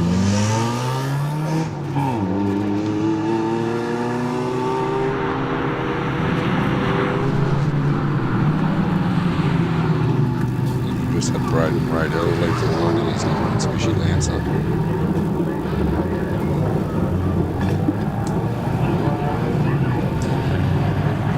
Seeing Ollie Pollin now making his way to the finish line. He's Subaru.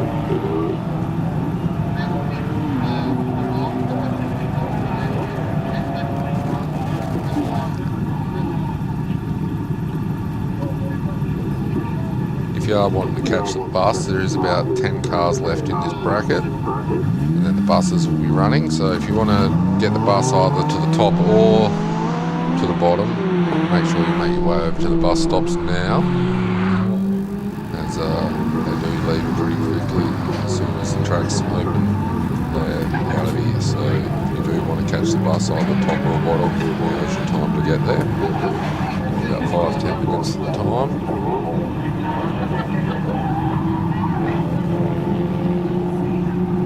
Braden Radell in his little Lancer stops the clock there at a 1:15.05.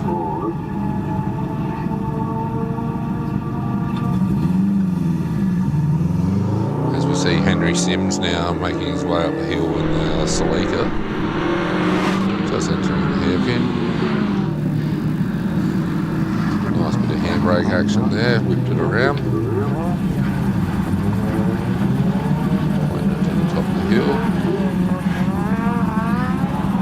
And Henry's going to stop the clock there at a time of 1:03.81.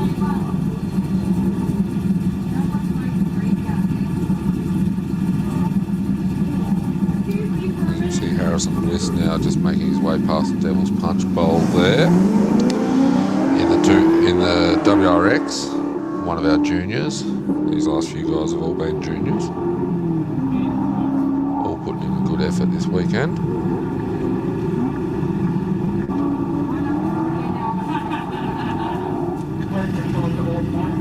Harrison's done a 59.88. Be very happy with that. Anything under a minute is good.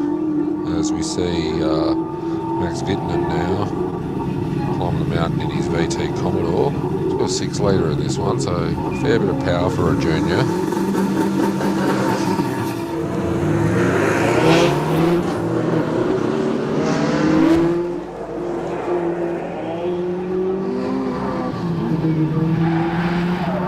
Rather sideways leaving the hairpin there by Max.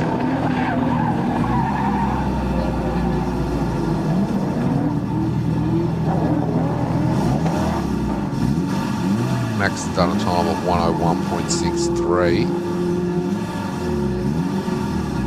There's Chloe Krivkoff. Climbs her way to the top of the mountain in her Subaru Impreza. We're in the four-wheel drive Saloons Road registered class here.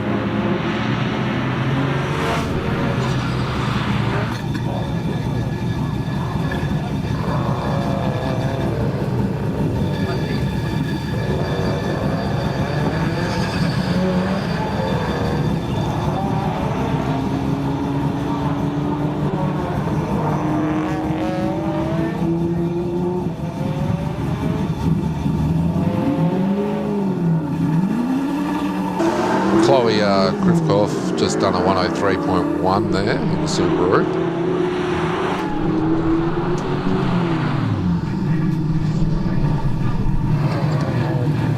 As we see Graham Fenton, making his way around the hairpin. This is improved production, 2001cc to 4000cc. There's 180SX. Graham's done a 1:01.2. Kylie Howard now making the climb up the mountain in the VT Commodore. Yeah, watching Kylie chuck it into the bus stop here. Looks like a pretty tidy entry there, Sam. Kylie sharing this car with her Legends of the Lakes Hall of Fame partner, Mick Argoon. If you manage to find someone who has a bad thing to say about Mick Argoon, man, I don't think I've ever heard someone say a bad thing about that fella. He is absolutely a gentleman and an honour to have as part of our racing here. Kylie's done a 102.6. Not a bad time. I think that car was built for Kylie, and I think Mick's just kind of borrowing it while the big beast is under maintenance there. We can see South Aussie Hotel drone shot here again. It's like Sandra Branham on track at the moment.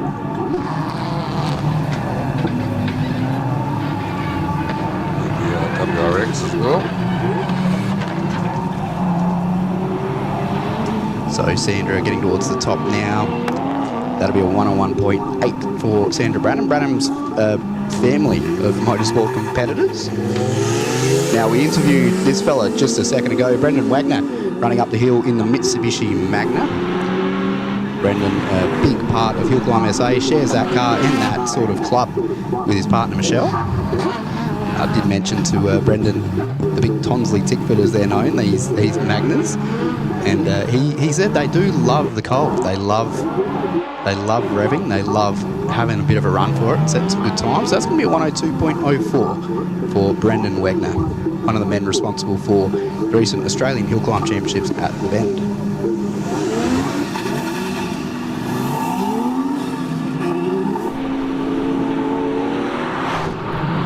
Bruce Hamilton now making his way into the hairpin there. His XL6. He's competing with his son this weekend. They're not sharing cars. Usually every year they share cars, but they've got one each this year. Yeah, it's good to have that friendly camaraderie in competition. I believe this will be our last car, or one of our last cars on track at the moment. We can see the Mazda RX-8 of Joshua Munn running in the Mark Sports 2 litre to 4 litre category, Sam.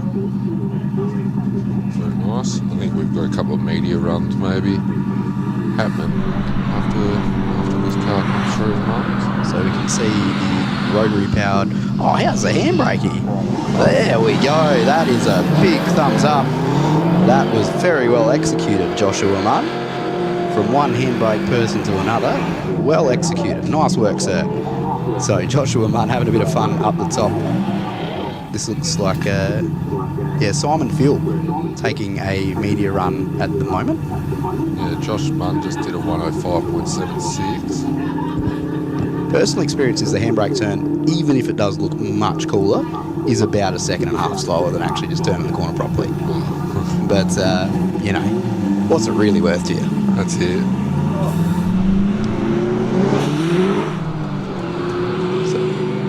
So Simon Phil on the media run with a passenger at the moment is running up in his GCA. Now this time won't count towards Simon's tally for the weekend. You'd expect it to be a bit slower with the extra weight of a passenger on board that car. I was chatting to Simon up there at the top a minute ago. It's 57.03 from Phil with the passenger. And he was saying he's just really loving that little car, pushing it to its limit. A lot more simple and more affordable build than his Mitsubishi Evo that he's pretty well known for around here. And Simon's one of those guys that's been part of this event for many, many years. Now, looks like our final media run is up now. We've got Carlin Gazzard supplied Subaru WRX course car running around at the moment. So we'll be the end of this bracket. We're going to bring these 75 cars down. We're going to get the next 75 ready to rock and roll. And we'll be back with you in just a few minutes.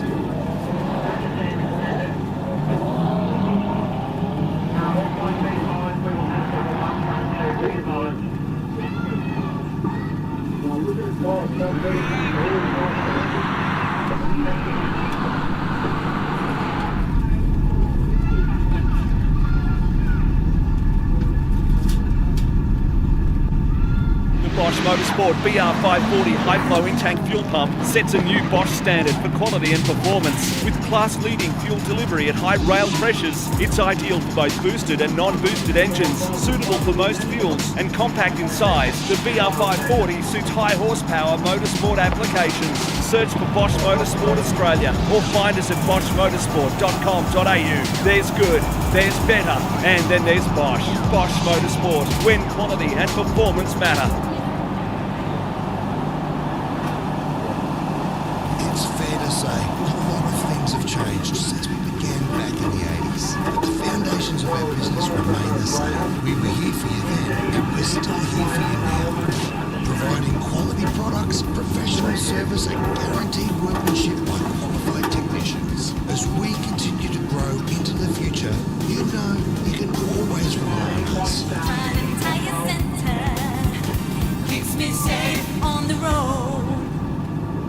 Okay, all points there. Will be a few different things happening in this exchange, so I'll let you know as we go.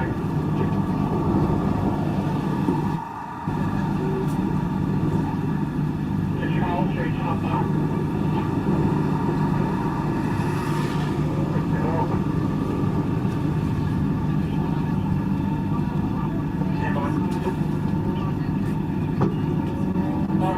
I'll take a one to go up, Greg.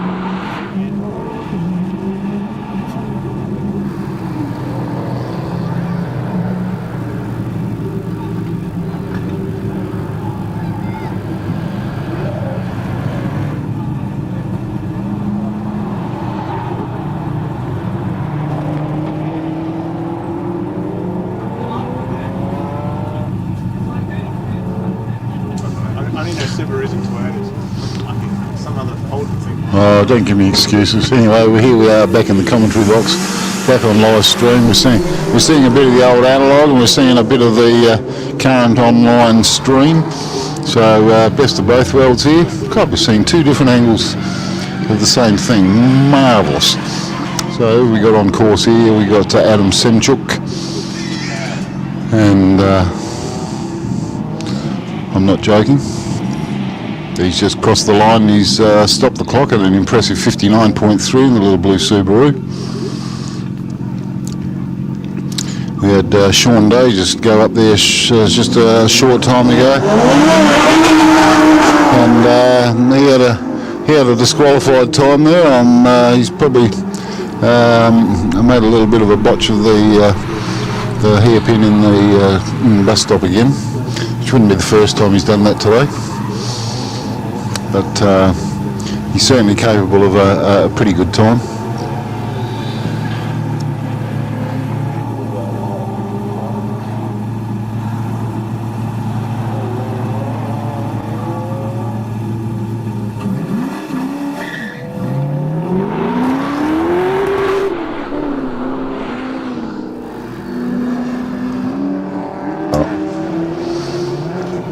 Now, of course, just a reminder for those of you that have recently arrived and come down for a look at a bit of motorsport for the day, we do have buses running up and down between brackets, either one or two buses. We'll try and give you 5 minutes warning so that you can make your way to the bus either at the top or the ones down the bottom if you want to head back up the hill.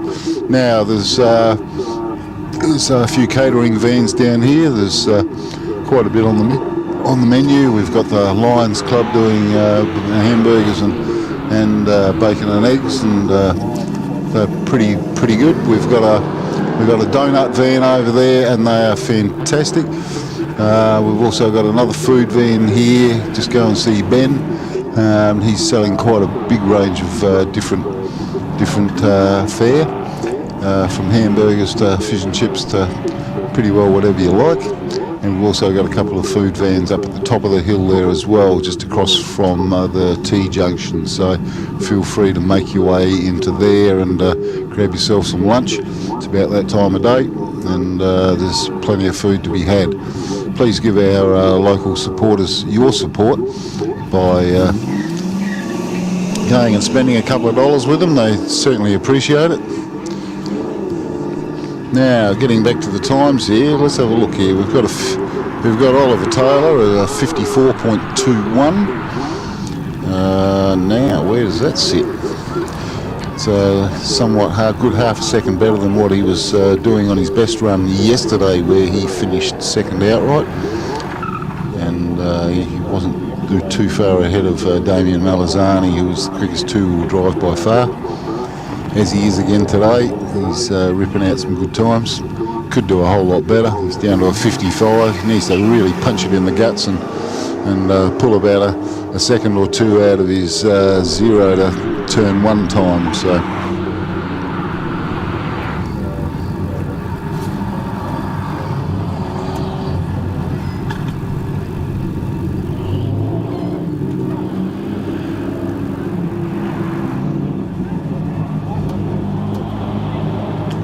Press that.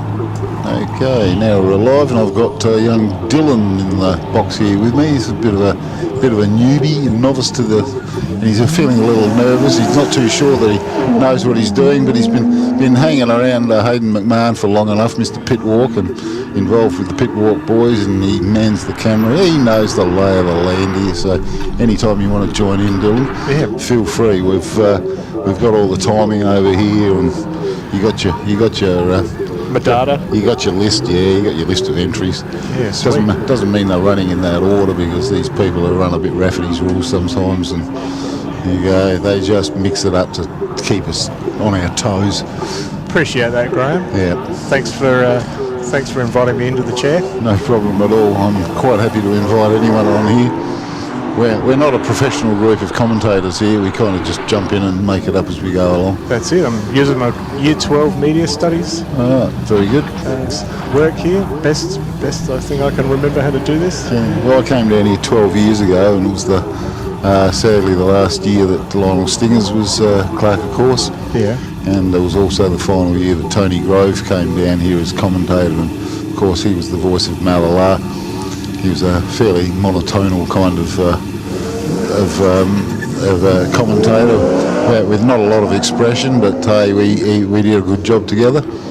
But with a couple of steps to get into the commentary box, he found that all a little difficult in his latter years, and in the end I saw him at Victoria Park at a Grand Prix day or something, the motorsport festival, and he was in his little Gopher, and it wasn't long, unfortunately, before he passed. So happy memories from back then.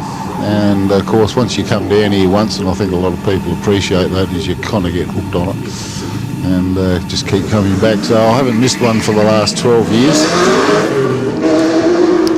Well, there's something definitely about sitting in the middle of a old volcano. Yep.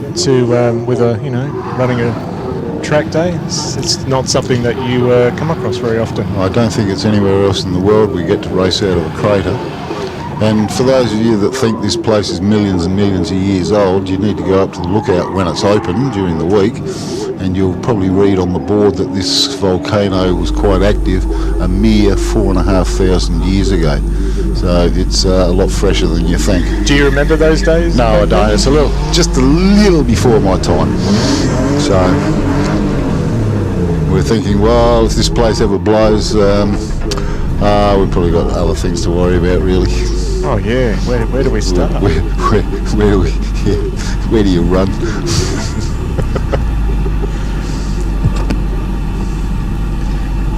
So where do you live, Dylan? You're local? No, from Adelaide. You're an Adelaide boy? If you think Adelaide's local? Or? No, well, I come from sort of Adelaide. Yeah. I'm from Ranella, so what end of town? I'm from Onkaparinga Hills. Just down the road? Just down the road. The other end of States Road there. So you mean you live in Hackham East? No. No, they renamed it Onkaparinga Hills to make it sound classy. Classy? Yeah, I'm up with the Glenelg folk. Yeah. Living up on top of the hill there. Beautiful. In my little castle. Okay. What do you drive normally? Well, I've got 2 cars. Two? All of 2? Really? Yeah, well, I had 4. I had 4 cars. You come there? Yeah. Got to start saving up to buy a house. Alright. Well, we've got Mr. Green Dog on the start line here at the moment, driving a car that was, you might think, it's got Possingham on the side. Well, yes, this car is actually owned by none other than Tim Possingham. But of course, they're all in the same little group together, and Nathan figured that the thing was laying around not doing anything. He'd take it down here and give it a walloping up the hill. So, I was wondering if that was Tim Possingham's car. Yes, it is. But it's in the hands of Green Dog Nathan Green. Yeah. And Nathan's driven quite a few different cars up here. Made it to the highlights reel probably 4 or 5 years ago for backing his Skyline through the entrance to the chicane, and didn't manage to hit a thing. So it was really quite impressive. And yes, he was definitely top of the highlight reel. Sounds like he was quite lucky. Well, that's one way of putting it. Yeah. He wouldn't have said that. He would have said that was well driven. Oh. There was some clever steering going on. Clever steering, yeah. My word, yes. I would have been quite proud of that manoeuvre. Here we've got Jared McRobbie sitting on the start line, ready to give it a crack, and another long-time seasoned competitor, and those people that have come down here on a regular basis understand what a big family we're part of down here, and everyone looks out for each other. They look after each other, and help each other out as required. It's an absolute amazing what resources are down here in little old Mount Gambier when it comes to finding and sourcing car parts. Just ask Mick Argoon, it just blows me away every time. The motorsport scene in South Australia is quite small. You rock up here and you see guys that you saw last week at the Bend Motorsport Park, or the fortnight before that at Mallowar, and one big family really. Motorsport's really come alive in the last few years, and I don't know whether it's COVID related, but I think a lot of people got a little stir crazy during the COVID lockdowns and probably spent a lot of time and money on toilet paper. Toilet paper and car parts. Spent a lot of time in garages getting cars ready in the hope that one day they might play motorsport again. Yep. Here we are, we've got Joe Scanlon, another one of our Upper Snuggery racing team boys. He's driving his LJ Tirana, as he's been campaigning forever and ever down here. Says that's a 1972 there. Yeah. And you doubt that? No, I don't. Just it's a little bit before my time. Sounds legit. Yeah. LJ Tirana. What's wrong with that? I drive my Beetle up here. It's a 1971. It's not. Don't see that kind of car every day. No, they're getting rarer and far more expensive every year. So the guys that bring them out here, they treat them quite nicely. They're not here to win it or bin it. They definitely don't lean up on anyone's car and while it's sitting in the parking lot. They're all treating each other's cars with respect. Absolutely, they do. Yep. And of course we've got Leah over there under the Shannon's tent, in the green tent. She's looking a little lonely over there. She's waving to me, hoping that someone will come over and have a talk to her. Oh, the violins are playing. Go over there and join the Shannon's Club today. That's it. Say hello. She'd love to have a chat to you. And of course, I can personally recommend Shannon's to anybody. I mean, I've got my cars and my house and everything. They do houses, do they? They do houses as well. Yeah, they do everything. All right, we've got Dave Rudham negotiating the bus stop at the moment, and he's he's gone up on two wheels coming out of there. Bit of a slightly worn out Mark II Escort here. Maybe he needs to go and have a bit of a look under Frank Kelly's bonnet and get some inspiration, and look into maybe popping a Millington in, but afraid those things are out of the price range of most of us mere mortals. I think you're looking at least 30,000 there for a basic long motor. For a motor? Just for the motor, wow. Yeah. That's what Frank's sporting under the bonnet of his car. And by all means, if you get the chance, go over to the pits.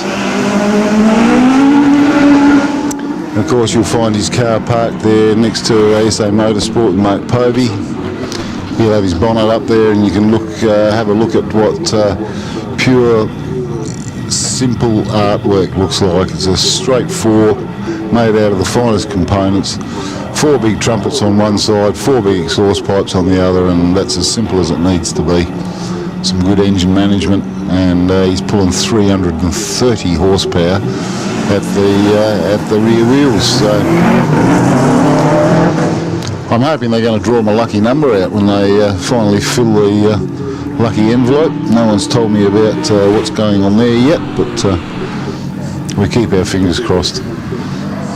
Do you want to share your secret number or no?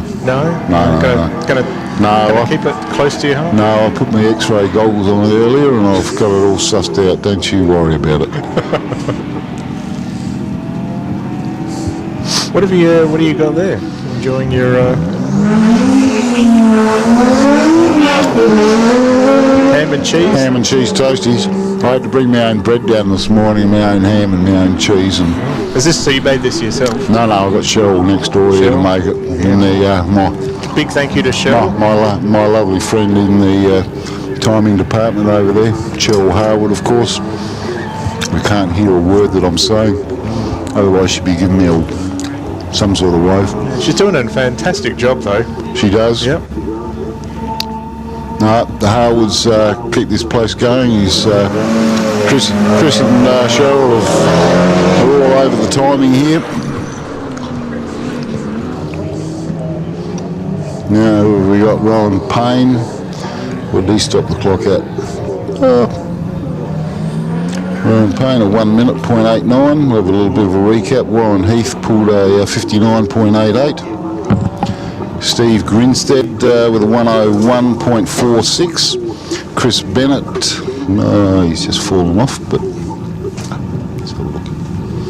No, go back up a bit. We'll try and keep everybody abreast of what the current times are. No, lost it. Who are we looking for? Chris Bennett. I had Chris Bennett there. We'll come back to that one a bit later. I'll give everyone a little bit of a recap. We're seeing a lot more times down in the sub 1 minute now that conditions have improved. The track has dried up. It's definitely not as damp as it was earlier this morning. Yeah, a couple of hours ago we wouldn't have seen 10 times under sub 1 minute, so things have definitely got a bit quicker. The tyres have, worn in a little bit. Track's rubbered up a little bit. Yeah. We've got Mike Holland on the track at the moment in his latest Porsche. Now, I'll just give you a quick run through of the top 5. We've got Dan Day sitting on a 49.36, so he's knocking on the door of a 48 and possibly knocking on the door of a 47 even, of course. Last year he set a new record at 48.05. Doug Johnson's sitting a few seconds behind him with a 53.05, and Oliver Taylor. It's a bit of a gap there. That's quite a gap, yeah. As I would expect. Dan Day's car's an absolute rocket ship, no two ways about it. Has it been to the moon, do you reckon? It's possibly done. Just asked Bosch Motorsport Australia, and they're here with us this weekend supporting this event. And they'll be handing out some awards later in the weekend. And it's nice to have them along. Big welcome to them for their continuing support of the event and competitors here. Oliver Taylor, I said, had a 54.21, and that's a little quicker than his best time from yesterday. We've got Kurt Wilson sitting in 4th place at a 55.22, so... Yeah, the rest of the top 4 are actually pretty close together, so... Okay. Yeah. And Damien Brand in his new rocket ship, he's down to a 56.45.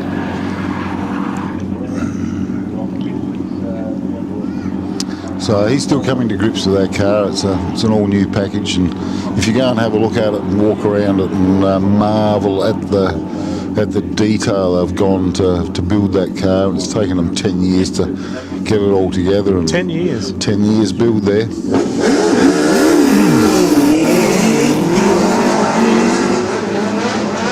And you would think there was no expense spared there, and I think you'd probably be right.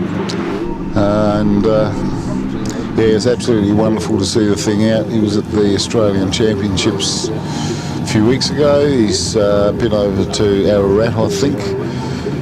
So he's had a little bit of seat time in it, but still nowhere near enough, and he's not quite as comfortable in this new rocket than he was in the previous car. Well, it's all a learning curve. Oh, absolutely. If you've been building it for 10 years, but you haven't taken it out much. Not at all. Yeah. So, yeah, now you've got to get brave enough and confident enough to, push it to its limits, and I'd be pretty scared of doing that. I mean, you wouldn't want to ride it off first go. Definitely not. He's probably pulling the best part of 700 horsepower out of that thing. Thing's capable of more, but they dial them back a little bit just to make sure they get the power to the ground. So it doesn't take off and flip over? Oh, crikey, nuts. I know that Dan Day certainly doesn't run as much horsepower as he could, because it's all about driving it and it's got to be drivable. It's pretty important thing around here. This is not a smooth flowing track by any stretch of the imagination. Did see a couple of little... Oh, it gets a bit sketchy in places. It's certainly the land of the brave. It's a great challenge, it really is. No two ways about it. Yeah. Oh, got a... What car have we got on the start line? On the start line, we've got... that looks... Toyota Corona. Yeah, sort of. Looks like a Toyota Corona. Looks like a Corolla. I think it's got an SR20 under the bonnet. It's not all it seems. One of those incognito entrants. Correct.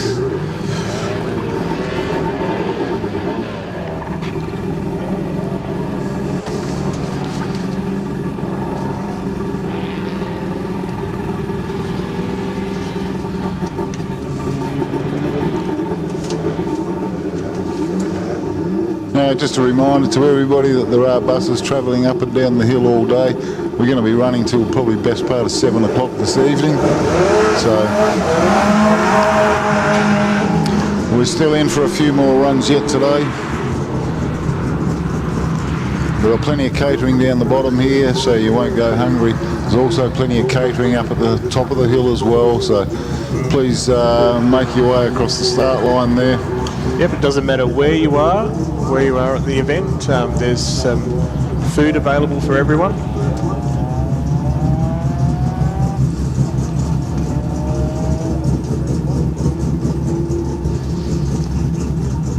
I'm seeing part of the Malazani crew gathering by the fence over there. G'day Mark, giving me a wave, good on you. They're all waiting for Damo to rock up for his next run and absolutely launch it to the moon and back. Yeah!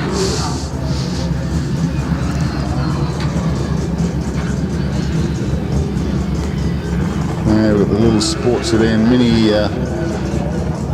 Adam Stoddard, he's going to stop the clock at a 103.3. 103.3. Not bad. For something that's probably really not a mini at all, but it just looks like one. It's red though. It's red. Makes it go faster. Looks like a mini, and that's where it ends.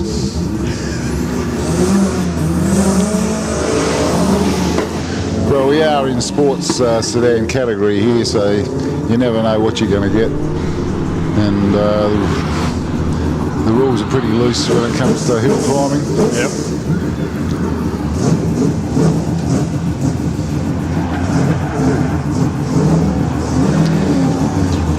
Right, we've got the first of the rotors here.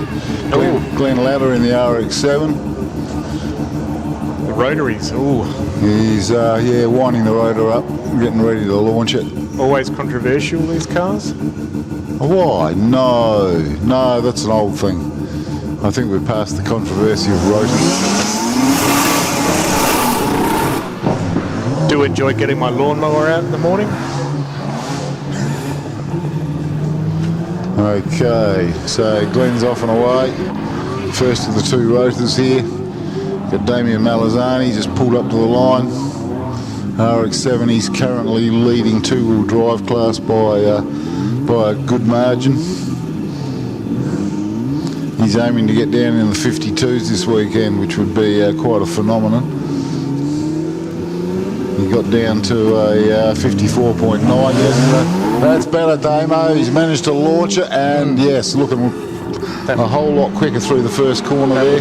That was a very clean launch. I can smell a 53 coming here.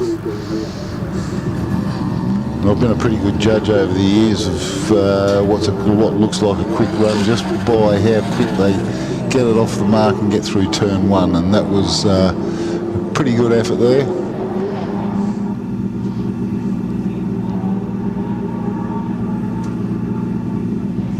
Come on, Mark, if you cheered more, you'd go faster.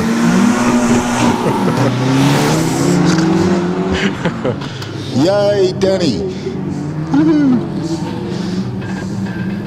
Come on, Damo. Here we go. 50. Here he comes. He's looking pretty tidy so far. Nah, this is not going to be one of his greatest. Just over though. Just over. You're pretty close. Oh, 54.42. probably his quickest run for the weekend so far, but he's not where he wants to be. Still wants another second out of that. He's in the top 5 still, so.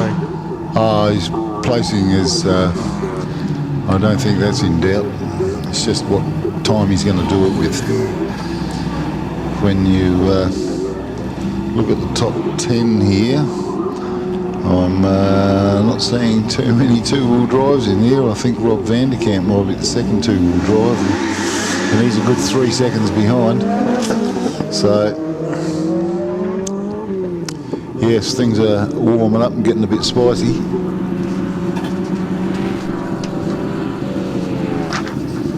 Ooh. Ooh. Ooh. What's Danny Moore's just making a bit of a meal of the bus stop, was he? Yeah, I'd say that. Some people have been known to do that. There's always an argument whether to use the handbrake or not. To handbrake or not to handbrake, that is the question. I think Nathan Greenhand uses the handbrake, doesn't he? Yeah, I always use the handbrake. It's a motor car thing. And as much as you think, oh yeah, I'm going to drive it this time, you get to drive it, and then you hook it in there. Invariably, you grab the handbrake. You know, it's just the force of habit. Okay, we Old habits die hard. Old habit, exactly that. You do it without even thinking about it. Even though you think, oh no, I'm going to just drive it this time. Okay, we got our flamboyant guest from Ireland at the moment, Mr. none other than Frank Kelly, in the mighty Baby Blue Escort, 2.5 litre Millington engine, simplicity at its finest, 360 horsepower at the flywheel, believe it or not. We can still hear it all the way down here. It's a beautiful thing. Anyway, he's pitched it into the bus stop. Nice bit of, a little bit of handbrake work. Yeah. Ooh. Bit of sideways up to the top. Is he going to? Oh no, he's going to go for a serious run here. No extracurricular at all. He's going to stop the clock at 59.7. Just under a minute. It's pretty good. Well, he did win his class last time he was here. And amidst all the media and public rides and joy rides, he did pull out a couple of seriously quick times. And I'm sure he will do that again over the weekend, and no doubt I'll be giving him a trophy on tomorrow afternoon. Would not surprise me at all. It's definitely a car that you won't miss though. No, definitely not. And of course we're having a bit of a sportsman's night with meet and greet with Frank Kelly and Baby Blue down here at the Blue Lake, or the Mount Gambier Baseball Club here at the Blue Lake Sporting Complex. Not sure exactly where that is, but for the locals I'm sure you do. But for $25 a head you can come along and meet Frank and listen to some Irish. Whether you understand it or not, it's another matter, but give it your best crack. I did ask him yesterday to maybe consider just slowing it down a little bit, because we're in Australia and we talk a bit slower here. So do they like to talk fast? Do they? They do. I think Irish. Yes, the Irish, when they go and bat out of hell, that's and when they get a bit excited, yeah, gets a bit hard to understand. Must be when the drinks start flowing. Maybe, but Frank's not a drinker by any means. No, definitely not a drinker. For those that do, drink responsibly. That's right. He's a very clean living guy. He's got a lovely wife, Rosemary, and a daughter, Lauren, who sits in the hot seat and navigates for him and tells him where to go. And she's an amazing lady in her own right. Absolutely Frank's daughter to a T. So going to look forward to seeing them at the Adelaide Rally in about 3 weeks. They're still home looking after the chooks and the business and everything else. So. Oh, who forgot? Here we are again. We've got Sean Stingers heading up the track at the moment. And Sean's in his little Mark II Escort. Certainly not as hotted up as Frank's car, but he's going to nail the finish line in a time of, you do under a minute, he's going to come close. Minute 2.46. Just over. It's a pretty respectable time in a fairly standard car there. Respectable. Respectable, definitely respectable. Ooh, got another road tree on the start line there. Yep. Rob Butler that was. Mazda RX-7 92 model, silver. Just waiting for Trevor Pye to stop the clock, and he's crossed the line in a time of 1 minute .04. That's definitely respectable, that time. Mm-hmm. Oh, look, the 1 minute mark up here is that elusive target for most people. Wish I could get close, but I'm still a few seconds off. But here's a bloke, Damien Wilson, who's one of our local hoonigans, and believe it or not, in the last 4 or 5 weeks he's done 3 national events, from Hillclimb to Carnacross. All over Australia? No, well, we had in Adelaide, we've had the Australian Carnacross Championship was in Bendigo, Bagshot Motorsport Park, and what was the other one? And the Australian Motorcana Championship. He's quite the Motorcana driver. Been quite busy then, hasn't he? He's been a very busy boy. And of course that was held here in Mount Gambier, the Australian Motorcana. So he hasn't had to travel too far. It's Damien Wilson's heading up to the finish. Now he's always chasing the elusive 1 minute. Will he do it right now? No, he's not. He's going to do a 1 minute 1.6, so he's knocking on the door. At least the consistency though is pretty. It's good. All the everyone's doing pretty good times.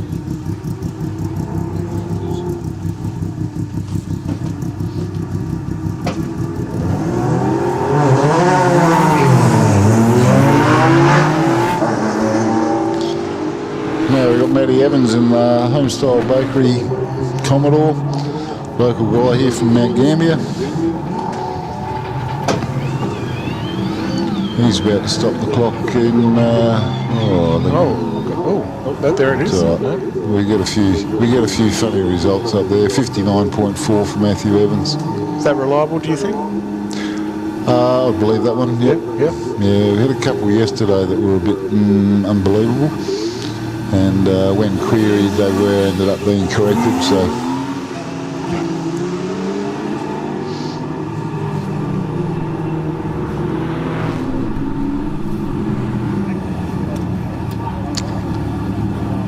now Norm Goodall, seasoned campaigner up here in the martini-coloured Porsche. Been doing this for forever and ever and ever. Wouldn't have expected a sub 1 minute there, but he stopped the clock at a 1:03.1. Lovely presented 1977 Porsche. Yeah, looks good from the distance. It's all stripped and gutted on the inside and roll caged and safety first. All the safety first stuff. Yeah, not a car you'd drive on the road.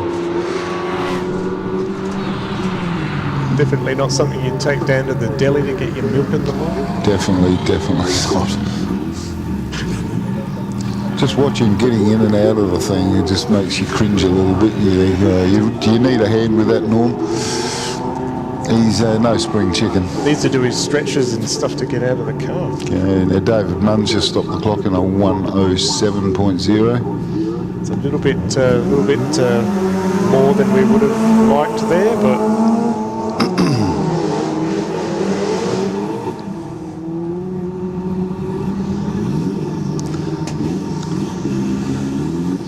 Now, don't forget, we've got buses coming up and down during the course of the day. Plenty of catering down here. There's plenty of catering at the top of the hill as well. Things are cool but dry down here at the moment. Not much wind either, although there wouldn't be in the middle of a volcano. Sometimes we get a little breezy down here, but yes, it's generally generally fairly well sheltered. Plenty of greenery though. The lake's looking nice and flat. The ducks are having a good time.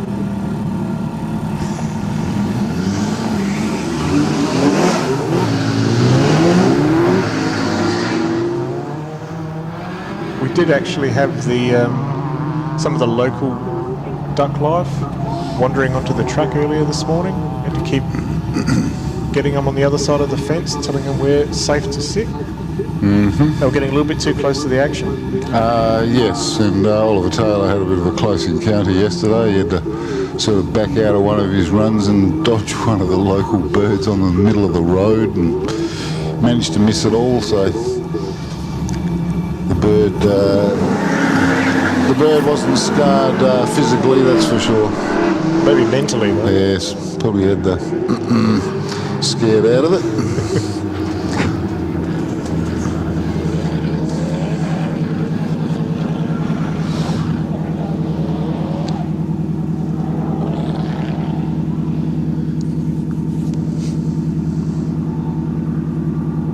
Okay, things are running along pretty smoothly here today. I can imagine we might get another at least 2 or 3 runs in for today. We're looking at finishing at around 7 o'clock.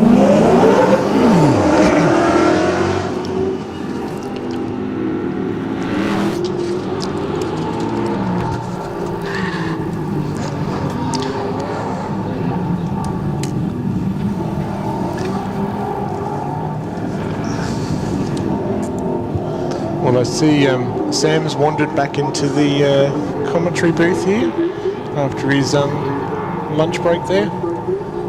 And I'm going to let him sit back into his chair after his lunch break. Oh, you're gonna run off on me, are you? Yeah. Hey, good on you. Just when you were getting in the groove. So we've got you warmed up, ready to tuned in, good to go. I do appreciate the invite into the chair. I'm always happy to have someone else come and join me in the box here. It's a lonely place on your own. You've got Sam, mate. I've got Sam, but He's saying no. I had Alan Richardson here with me yesterday. I would have appreciated him. It's just nice to be able to have that little bit of free time to go and wander the pits and have a talk to a few drivers and get a bit of dirt on a few people.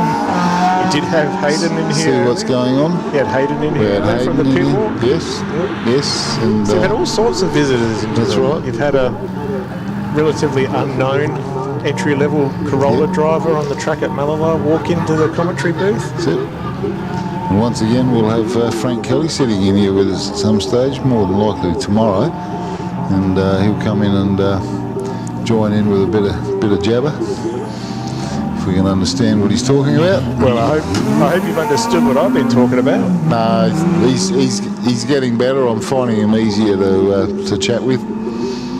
And I think he understands that in Australia you just need to slow the dialogue down a little bit. It's all about picking the right words, not quality of words, rather than quantity. Well, thank you very much for having me in the. No, well, you can stay there. No, you're not getting away this quick because we're just about at the end of the package here. We've got about another 5 cars. For those people that want to come down here, you better be charging towards that bus by now. And if you want to head back up the hill, as I see a few people heading south here, you need to walk a little quicker and you're going to make it to the bus to take you back up to the top. Those buses, though, they run on time, don't they?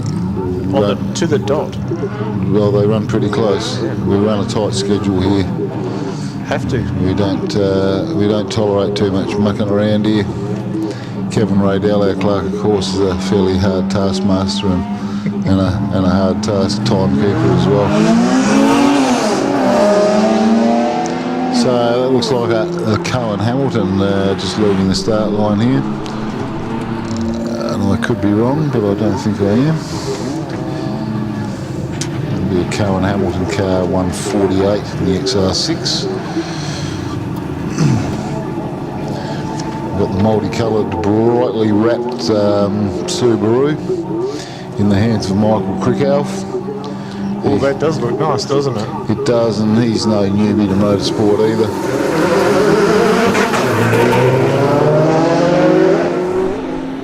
Very smooth start to that. Adam DiBiase stopped the clock at a 49. And we're watching Cohen Hamilton up the hill at the moment, are we? And we've just got a bit of rain coming through. No doubt it'll just be a little bit of a quick shower. Cohen stopped the clock at a 59.35. Now, although this is a hill climb, it could also be called a National Convention of Meteorologists, because I find that there's a heck of a lot of people around here that know how to forecast rain. We have, well, so far. Analyse weather systems. So far today, we've had all 4 seasons. Yes. We've had rain, winter, then we had the sun come out. Oh, that was just spring. We haven't hit summer yet. Oh. We've had a year down here, I think about 15 years ago, where it was 40 degrees and rather oppressive. So in November? Before my time, yes, in November. Wouldn't have liked to have been here for that day. No, and I wasn't. So, but I've had a few people tell me all about it, and yes, they were stinking hot days. And we didn't have air-conditioned comfort like we've got at the moment. Didn't have those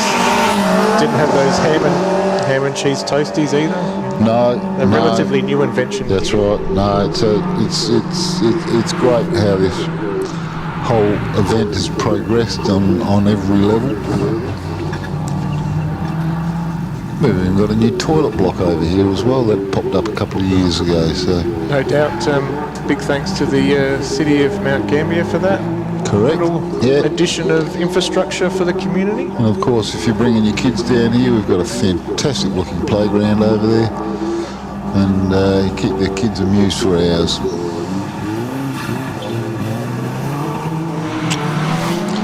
Now we've got Mark Lacey, and he's running car 153. Apparently there was a little bit of a mix-up there, because he was, I'm not sure what car number he was first assigned to, but when he came to pick his number up, it had been given to someone else, i.e. Chris Harwood, our senior timekeeper, had taken his number. So Mark got thrown down to the back of the field. Now, Frank Kelly, he hasn't come back down yet, so he's obviously still waiting up in the top car park, waiting for the last few cars and the course cars to come through, which is going to happen pretty soon here. We're up to Mark Lacey's going to stop the clock at a less than impressive. It's going to be over a minute. No, just under. No, it's not. Just under. Well, there's a surprise for you. 59.73 for Mark Lacey in the little Ford Laser. He'll be happy with that. He will be, definitely. And just looking at the weather at the moment, comfortable 14 degrees here in the in lovely Mount Gambier. Feels like 7.1 though, but I don't. If you're out in the sun, I don't think you'd feel like it was 7 degrees.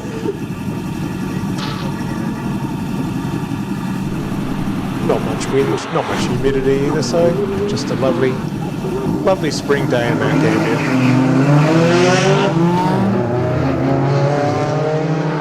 And glad to have... No, it's a beautiful place down here. We've got quite some lovely parks down here, playgrounds, picnic areas. They've even got frisbee golf over here on Browns Lake, and that's a pretty popular thing apparently. And I think a lot of people organise group picnics down here and all that, so it's a fantastic facility. Now, what are we up to here now? 172. The doctor, Andrew Booker, is heading up the hill. He's our first responder. Brings his Skyline down here every year and sits right at the very back. And when something not so fortunate happens, he's first man on the scene and organises emergency response from there. Happy to say that he's been out of the job all weekend so far. Let's hope he stays that way. Exactly. Okay. Well, thanks, Dylan, for coming and joining me in the box. All right, thank you for letting me guest commentate at the 20th anniversary. That's it.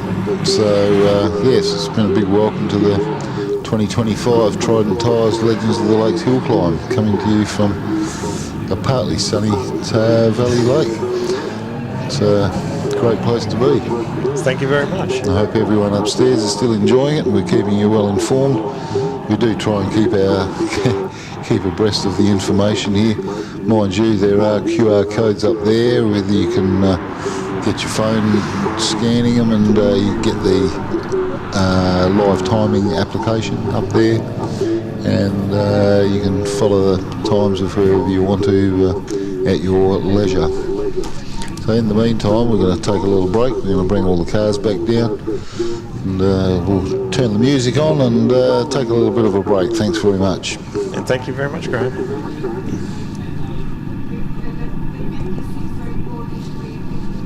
Bosch Motorsport BR540 high-flow in-tank fuel pump sets a new Bosch standard for quality and performance. With class-leading fuel delivery at high rail pressures, it's ideal for both boosted and non-boosted engines, suitable for most fuels, and compact in size. The BR540 suits high horsepower motorsport applications. Search for Bosch Motorsport Australia or find us at boschmotorsport.com.au. There's good, there's better, and then there's Bosch. Bosch Motorsport, when quality and performance matter. Bosch Motorsport BR540 high-flow in-tank fuel pump sets a new Bosch standard for quality and performance. With class-leading fuel delivery at high rail pressures, it's ideal for both boosted and non-boosted engines, suitable for most fuels, and compact in size. The BR540 suits high horsepower motorsport applications. Search for Bosch Motorsport Australia or find us at boschmotorsport.com.au. There's good, there's better, and then there's Bosch. Bosch Motorsport, when quality and performance matter.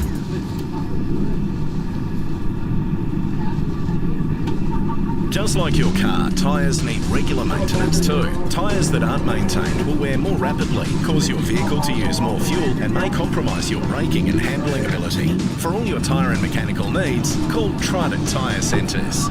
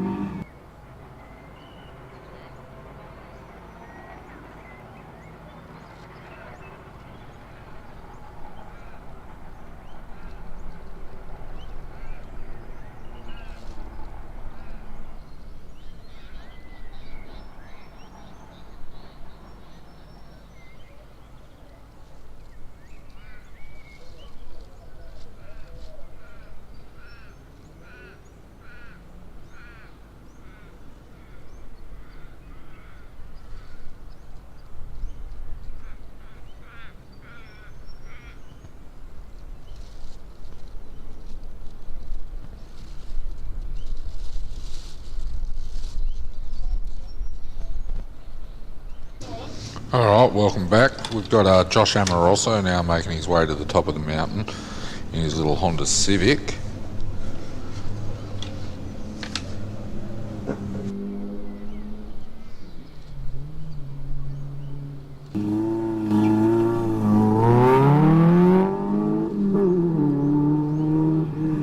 Josh just making his way up past the Devil's Punch Bowl now. Throw it into the hairpin very shortly.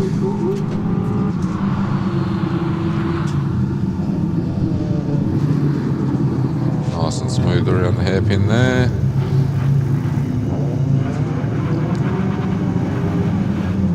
Takes that final right-hander and puts the foot flat to the floor and crosses the line and stops the clock at a 1:11.30 for Josh. Nick Burns following up behind him in the little Hyundai Excel.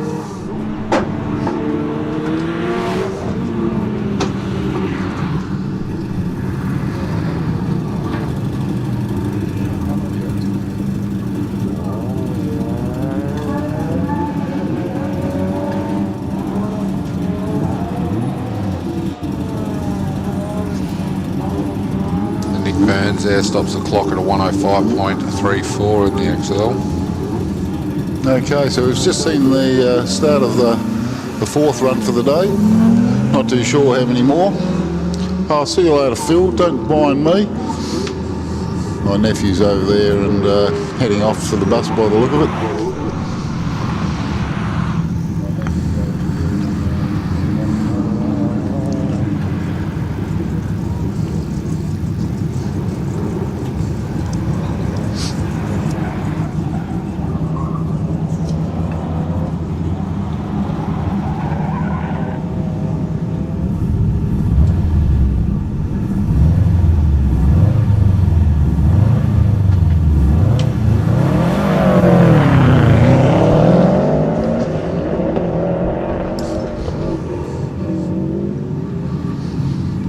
Plenty more action yet to come. We're not at 3 o'clock yet. We've just started the fourth run of the day.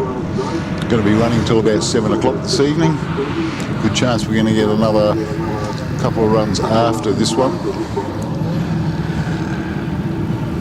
Bob Bime just making his way out of the hairpin. BMW.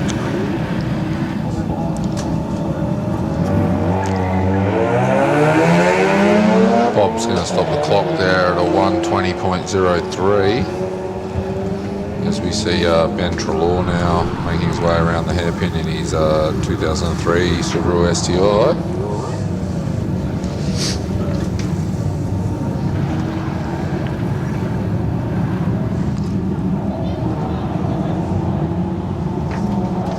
Trelaw stops the clock there at a 1:01.02.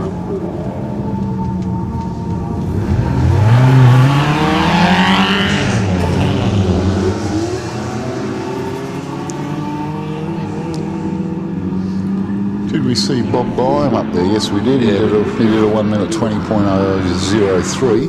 Yeah, we did miss Jordan Burr. He did a 1:07.07. Just looking at Bailey Munro now.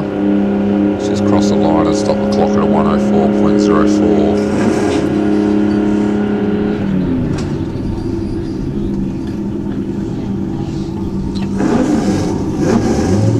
Timothy Adams on the line. He's just being pulled back off the start line. We've obviously got a little bit of an issue somewhere up the hill. We're going to have to send one of our course cars up there, see what's going on there.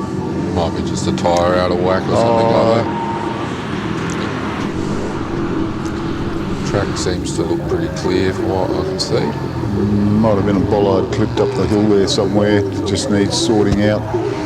Certainly no sign of any major incident there. So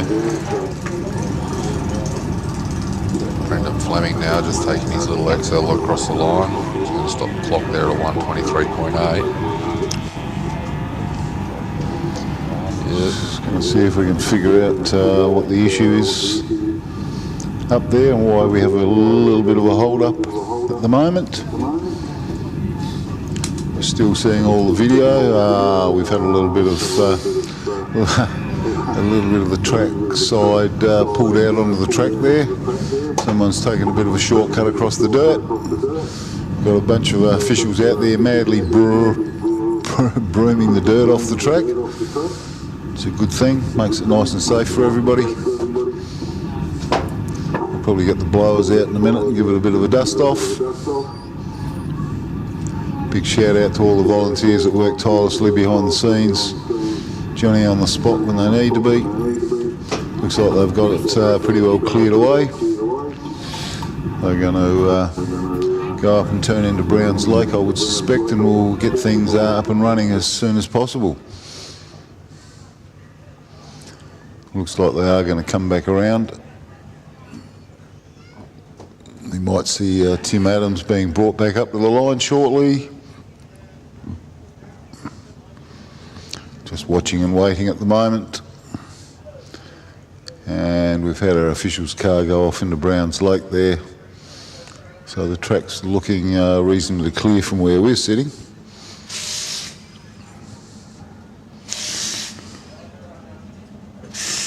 And Tim Adams closing the door and rolling it back up to the start line, and we'll be back underway here at the 20th anniversary, the 2025 Trident Tyres Legend of the Lakes Hillclimb. Coming to you from a somewhat overcast Valley Lake at the moment. And we're up and running again, watching Timothy Adams in the Nissan Skyline.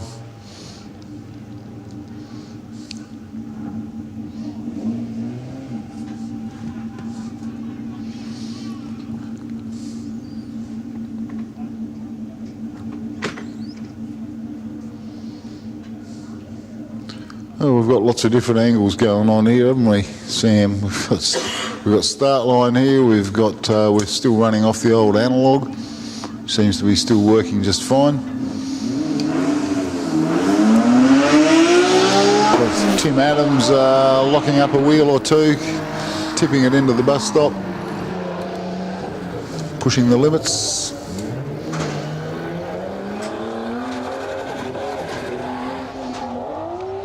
So Timothy Adams is going to stop the clock at a 1 minute 1.2. Got Chris Burns in the Datsun 260Z.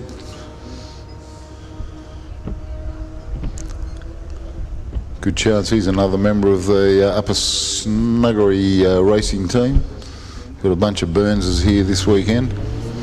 Yeah, we've got two in a row. Two in a row. On this run.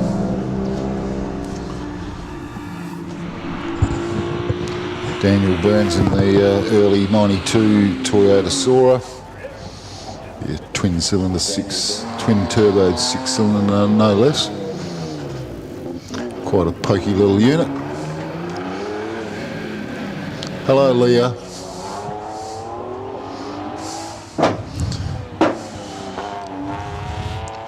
And the 260 is going to stop the clock there at 109.50.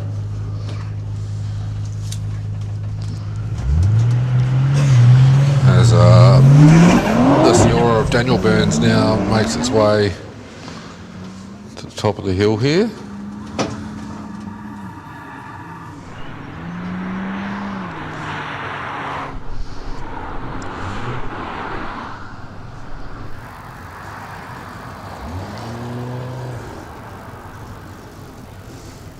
Still waiting on a time for Daniel. Certainly not as quick as I thought it was going to be. Going to be struggling to do it 120 now, 118.1 for Daniel Burns. I'm sure there's more in it than that.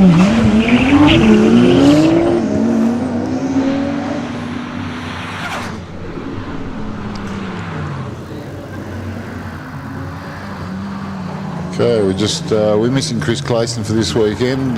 Big shout out to Chris if you're sitting here listening. Send you all our best wishes and hope things are working out well for you.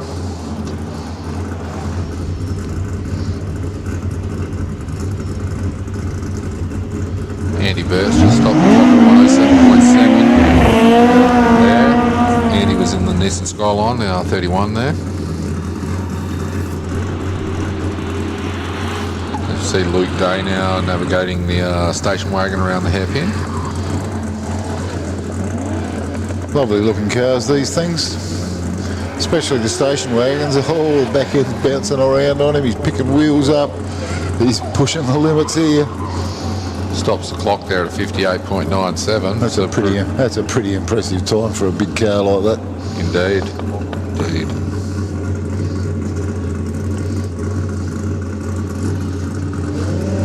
Got Jim McGough sitting. He's just heading off in the black ute with the red wheels. Looking at Neil Jamison though at the moment, making his way around the hairpin in the Mark II Escort. Let's find out what power plant he's got in that thing. It sounds, it just about sounds like Frank's car. Looks like it too. Yeah, it's got some serious mumbo about it. A few seconds behind Frank though. There's a 104.21 there. There you go. Yeah, you got to pay to play in those things. How fast you want to go is how much money you want to throw at it, I guess. 100%. I know for a fairly basic Millington engine with 300 odd horsepower, you're looking at a bit over $30,000 just for a basic long motor, and you've still got to put some fruit onto that to make it get up and go. So not a particularly cheap power plant, but worth their weight in gold.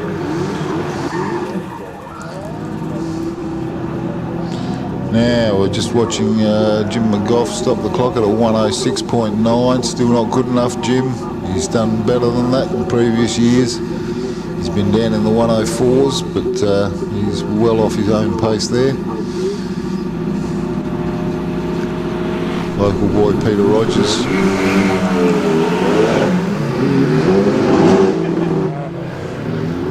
It'll be interesting to see what his footage looks like from the GoPro mounted to the rear side of his car there. Be an interesting view. Podger's going to stop the clock there at a 105.91. I know he could do better too.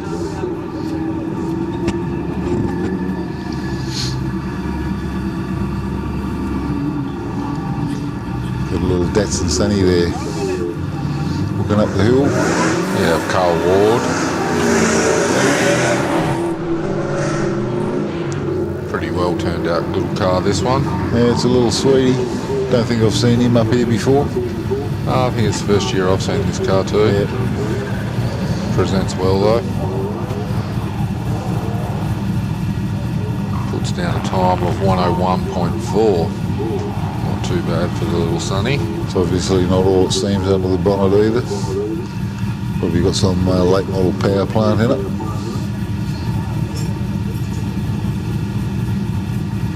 You see the Saline Mustang now of Anthony Day making its way up the hill. Of course, Anthony's the patriarch of the Day family. Young Dan Day's grandfather. He's been playing motorsport all his life. Also been president of the World Saline Club, so he's been right into his Mustangs. I pulled up next to him this morning on the top road here, and he was a little bit broken down with a blown fuse or something or another. I asked him if he needed a tow, and no, he was all right, but he did carry a tow rope because he drives a Ford.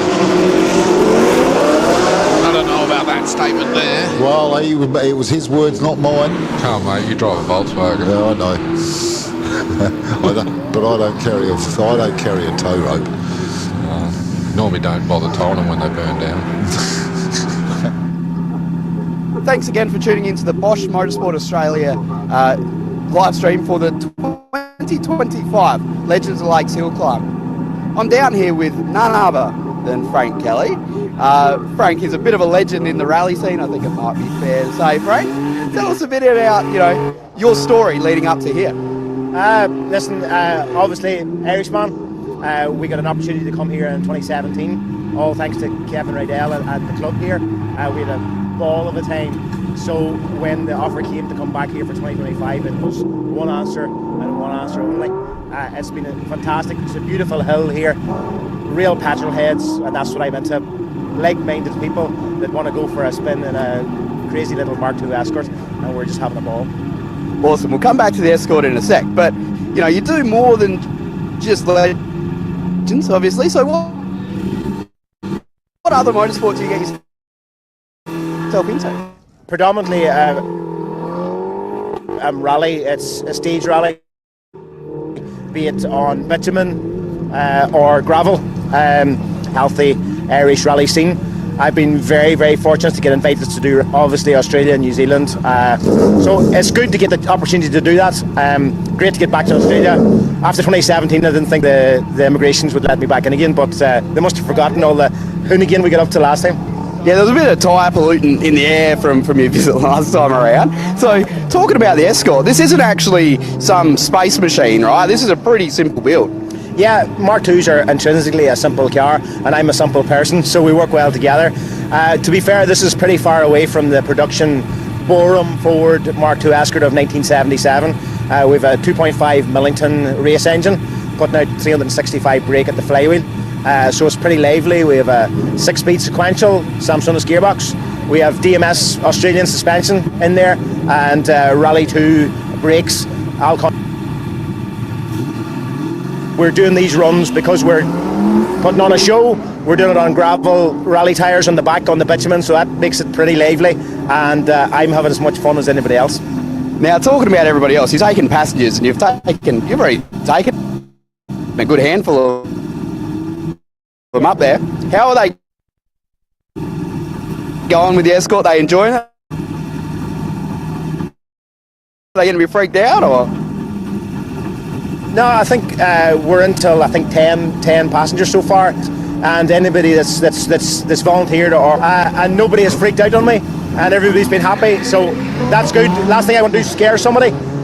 Usually if I've scared somebody, I've scared myself, and luckily so far today, no scares. Now, obviously this is a bit of a unique event.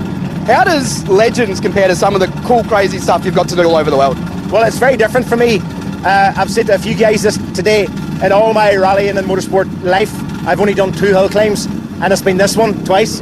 So it's a very different nature of a thing, 1.2 kilometres and no warm-up period. In rallying that we do, you get to do a 12 or 13 or 14 kilometre transit to get everything warmed up and get everything working and then go rally. So it seems a bit daunting to drive 200 yards to the start line and go, but it's a fantastic event, great atmosphere.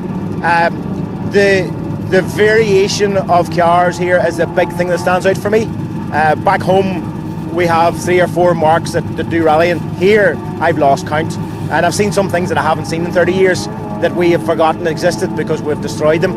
It's great to see it, and we still see the Holdens and the Fords here, which is good to see. No, it's educational.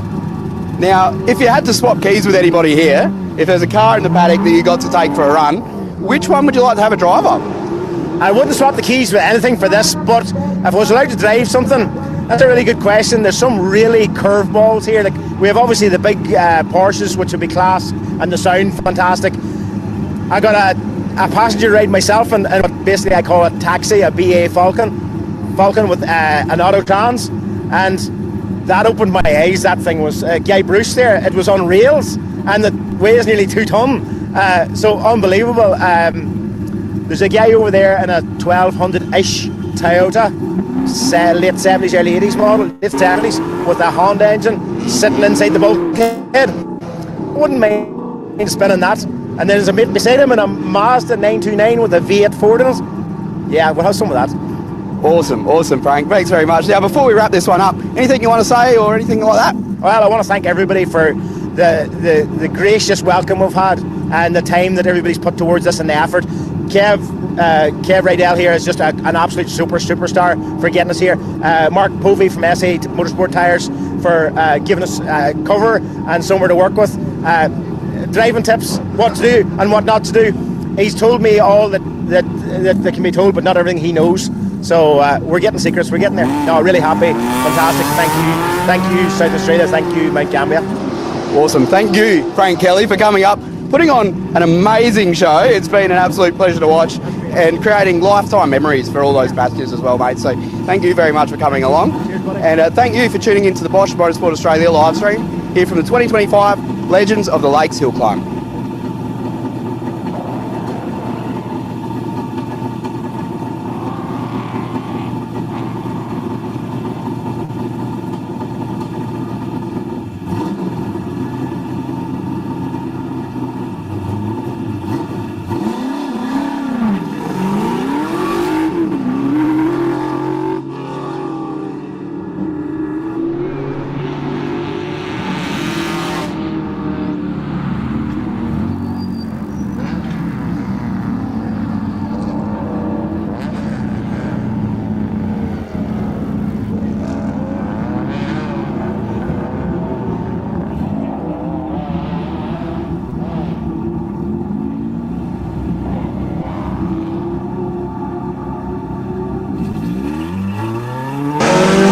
So we've got Rob Vanderkamp now making his way into the hairpin. And he span the GT around up there. Just stopped it up the top there. Looks like he might have stalled it. A little puff of smoke there to get it going again. Robbie won't be too happy with that one. Leaving in a... Diddly dang, he's really smoked it out of there. Yeah. Got the bit between. I think he's driving a bit angry there. Put on a show for the crowd since the time's not going to be much chop. No. Still does a 58.49 apparently. Get out of here. I don't think that's right. No, it couldn't be. Got to be a problem there. Oh dear. The joys of motorsport, eh? Yeah, just looking at the replay there, he's leaving in a bucket of smoke. It's so good to have showmen like that on board in events like this.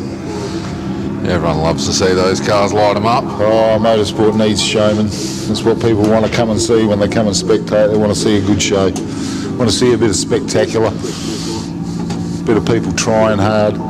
That's it. Oh, there you go. There's the corrected time for Rob. It's 109.82. Makes a bit more sense there. That makes more sense. We'd all have to be feeling a little embarrassed if it was sub 1 minute there. I'd give you the tip.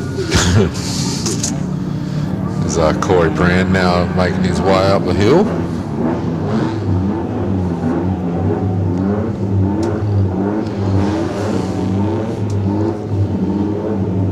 There's a little XL. Corey's just stopped the clock there at a 102.09. Robbie won't be too happy with that one, leaving.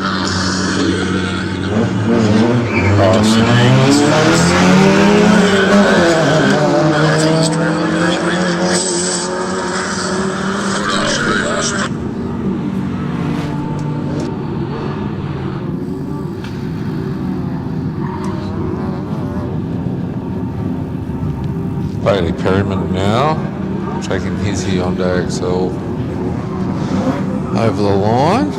He's going to stop the clock there in a 102.5. A couple of these XLs in a row here.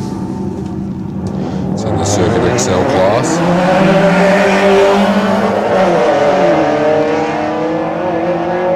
Got Robert Vogelsang now making his way through the hairpin.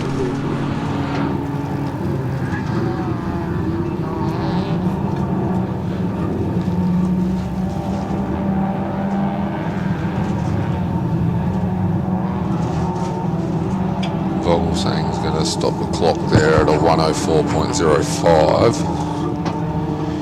Now we've got Zachary Vogelsang as well, making his climb to the top. This is the last of the Circuit XLs.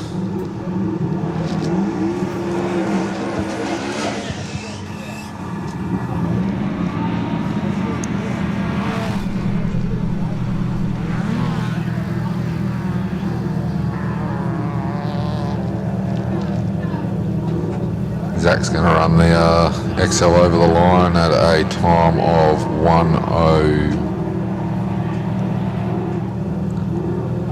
107.6 for Zachary Vogelsang. As we see the Ford Focus of Ashley Blanchard now making its way to the top. I'll see if I can record.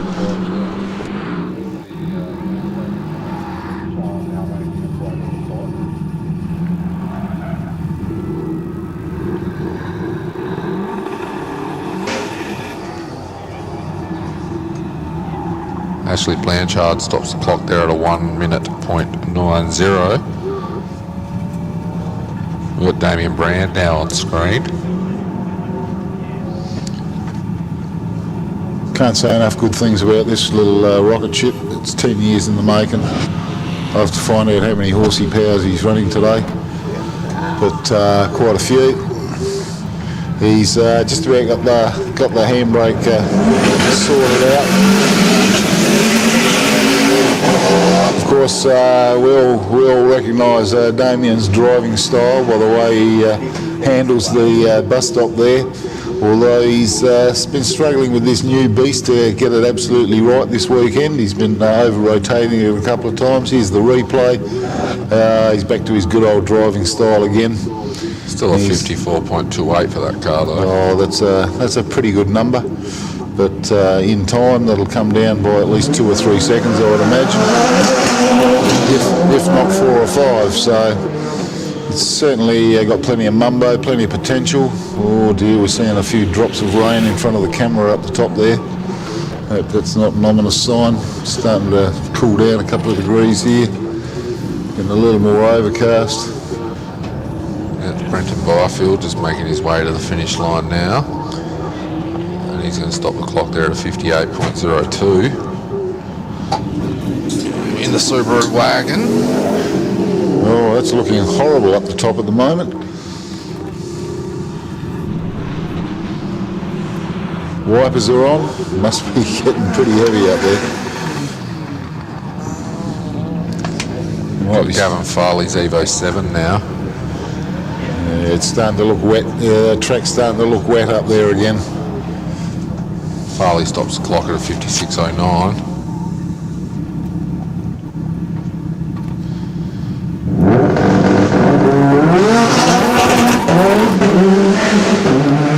Mirko Grivic just firing his little Lancer off the line here.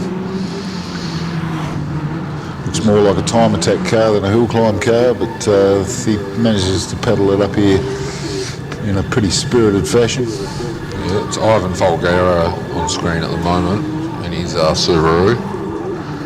Definitely looking a lot wetter at the top end of the track now. Oh, it is. We're starting to get quite a few drops on the windows down here now. So yeah, Ivan stopped the clock there at a 101.8, and back to the Gribic machine, the big black Evo.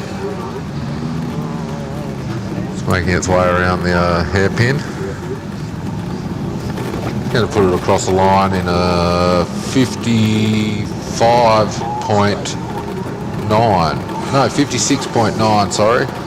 It's just getting hard to read the times now because our windows here are covered in rain. Oh dear, oh dear. Just when we thought the afternoon was going well, it's the weather's come in. We're getting a bit of a dumping down here. Yeah. Get your umbrellas out. So unfortunately that just means the track gets slower, everyone's times go up, unfortunately. So I don't think we'll see any records this afternoon now. No, I think we'll just see a whole lot of driving to the conditions here at the moment. It's a matter of survival, keeping things straight and getting to the finish safely. We just saw David Harris cross the line there at a 103.2. Don't forget, if you are hungry or anything, there is food available at the top of the mountain and also food down the bottom. But if you're up the top, make sure you go support our vendors up there. And if you're down the bottom, come down and grab something. There's plenty of options down here. As Patrick Hitchcock is about to take his car over the line and stop the clock there at a time of a 104.06. 104.06 for Patrick Hitchcock.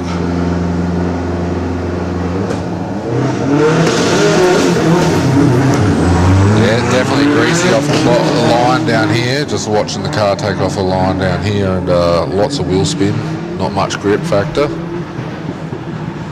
As we see Peter Holst navigate his little Volkswagen around the hairpin. Rather hot rocket, this thing. You know a little bit about this car, don't you? A little bit, yeah. So, Mark 7.5 Golf R, 4-wheel drive, turbocharged, 2 litre.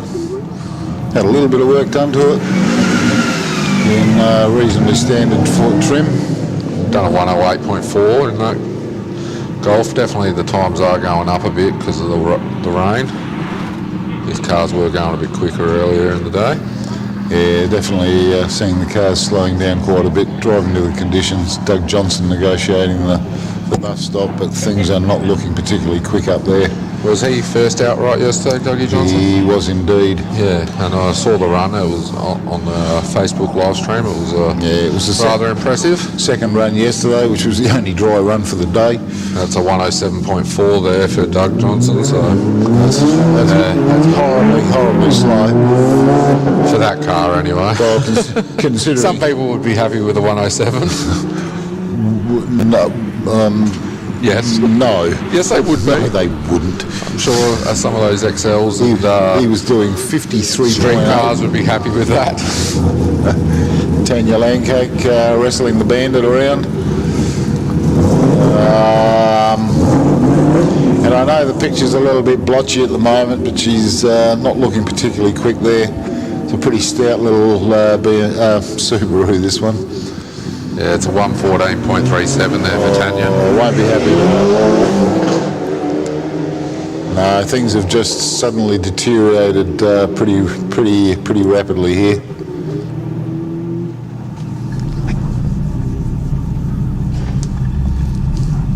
I don't know.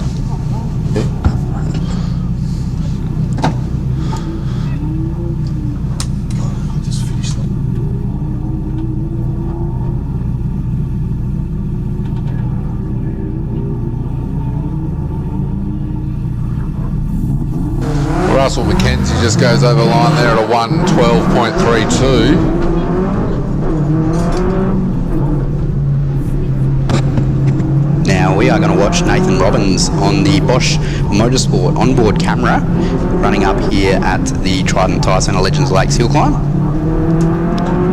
So we're on board, we get to see how wet it actually is, and in my opinion, Sam, it's wet enough to not even really push. This is the type of conditions where if you've been in a run like this, you're going to be very disappointed with yourself. Oh, 100%. It's like you're saying, there's not much point pushing it in these conditions. You're not going to achieve anything. Yeah, it takes very little rain to make it impossible to beat your PB. A lot of these guys have been racing here for many years, and they're chasing tenths, hundreds of seconds. Rain will cost you, we saw 15 seconds slower from the likes of Dougie Johnson, and that says a lot. So Nathan Robbins is getting towards the end here in his WRX. It's actually going to be pretty quick for a wet weather time, 101.95. Yeah, very impressive. That's very, very tidy. He definitely drove knowing there was a camera in his car. We were going to be watching him.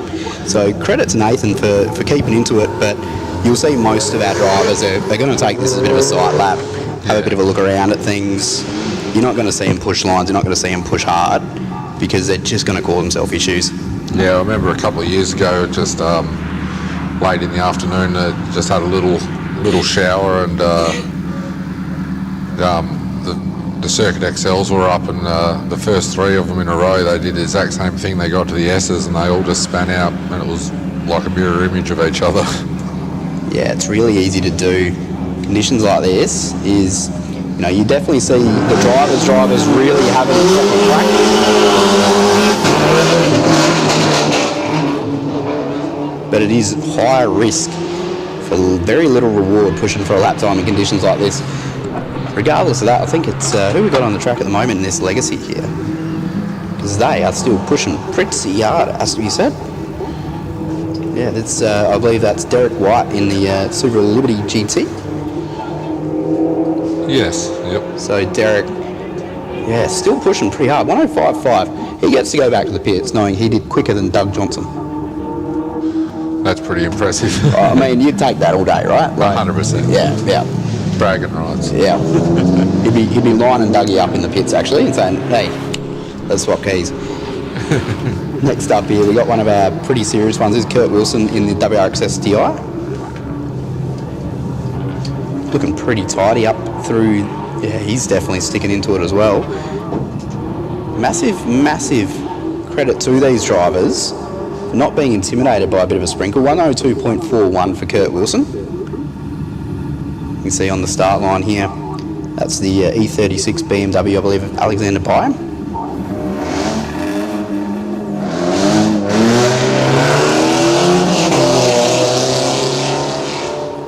Meanwhile, going up the hill, we've got the Brand's Subaru WRX, I believe. So that would be Marcus Brand in the Impreza RS. Sorry, it looks all the business of the other brand Subarus that we have around the place. Oh, look at that. It's even got the nice little flicky handbrake turn. Not bad. I think I can think of somebody who might have had something to do with them learning how to do that. Bit more sideways action towards the end there. And Marcus Brand is having a good crack, the junior. Great job, young lad. That's how you drive in the wet. We'll get an instant replay from Clutch Life Media for that one. So Marcus Brand in the Subaru Impreza RS. Big flick, handbrake turn, neat as you like. Chucks it in, more sideways. That was a bit of a how you going. Kept it under control and got the job done.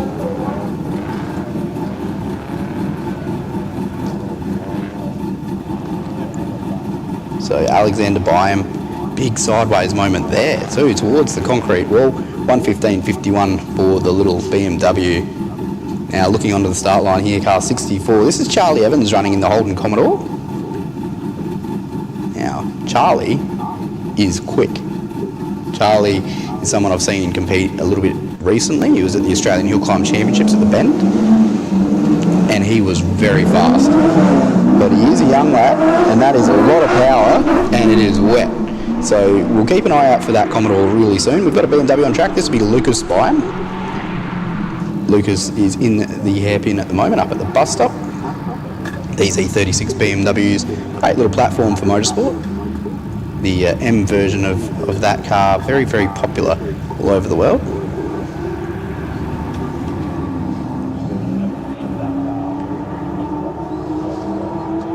So Lucas Byam getting up towards the top now. Just the last couple of corners to navigate. That's a 1:27.81 for Byam. And we'll switch to Charlie Evans in this big V8 monstrosity. We've got to give the kid credit. He can steer. Whoa. Geez, that was pretty keen on the barriers there from Charlie Evans. It's a lot of car to try to wheel around up the top, but he's done a pretty good job of it. And Evans in the wet, in the rear-wheel drive V8 Commodore, is a 1:04.90. Gotta say, these juniors are really showing that experience might not count for as much as we think in the wet there, Sam. No, they're doing really good job actually. That Commodore, when it was coming off a line here, I thought it was going to be an interesting run. Didn't have much traction. Yeah, wheel spin central. He was spinning all the way from the old Shadows down to the cop shop, I reckon. Pretty well. We got Oliver Polner now making his way around the hairpin. Another one of our juniors. Fantastic to have a lot of juniors competing with us here this weekend, Sam. This event is a, Australia world recognised hill climb event, pretty unique event, an event that it's really hard to get an entry into. You got to be one of the first people in the first 15 minutes or forget about it, better luck next year. That's it. So to see so many juniors coming here and having a proper crack, great thing for grassroots motorsport, and it really ties the event back to what it's all about, right? Like it is a club event that just got so big and so popular because the whole world loves it. Yeah, it's gone crazy. And that was a 1:12 there for Ollie Polner. Now, we've got Braden Radell on the track at the moment. Pretty famous last name if you're familiar with legends. So Braden looking pretty tidy as well. Nice little Lancer build. And Braden Radell with a 1:17.23.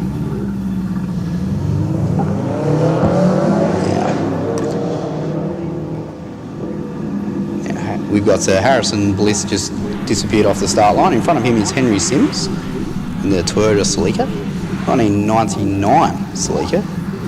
These things weren't exactly the most popular car in the world when they came out, were they, Sam? No. They're probably, in the Celica department, they're probably one of the worst looking ones, but they still go alright. Look at the sideways action, getting this thing moving. These are front wheel drive, They are, yeah. The Celicas before were, you could get the turbocharged all-wheel drive ones, and that's, they were rally cars and all the rest of it. Henry Sims just did a 1:11.40 while getting all sideways and having a bit of fun with it at the top. Yeah. Fantastic drive. We're looking at Harrison Bliss now, another one of our juniors. Harrison in the Subaru WRX. When I looked at the weather this morning, I thought this is a good day to be driving a Subaru WRX at a hill climb. Definitely the all-wheel drive makes a huge difference. Definitely. Harrison Bliss, 103.94. Now, the rain does seem to be calming down a little bit, which is definitely fortunate. But that's also a really good drive from Harrison. We're watching him here on the replay. Really tight, really fast through the bus stop. There's a lot of our drivers could learn a thing or two watching Harrison back there. Yeah, just seeing Max Vittinen now making his way around the hairpin in the 6-litre Combi. He's just going to hold it sideways all the way. Look at him go. Max Vittinen. Oh, can he link it the whole way? Yes, he can. Has he got a spinner? No, he's holding it. He's done a good job now. Max Vittinen, I'm not exactly sure if that's the fastest way to climb a hill climb, but I can tell you from experience it's definitely the most fun. A 108.33 there. The track is drying off. The rain has paused. Everybody in the pits is crossing their fingers and toes that we can get a bit of heat into that surface. And here we are on the Clutch Life replay. Look at it. Beautiful, beautiful driver from Max Vittinen there. Now the Chloe Krischoff Subaru Impreza. Just heading up towards the top now. So Chloe's going to do a 107.7.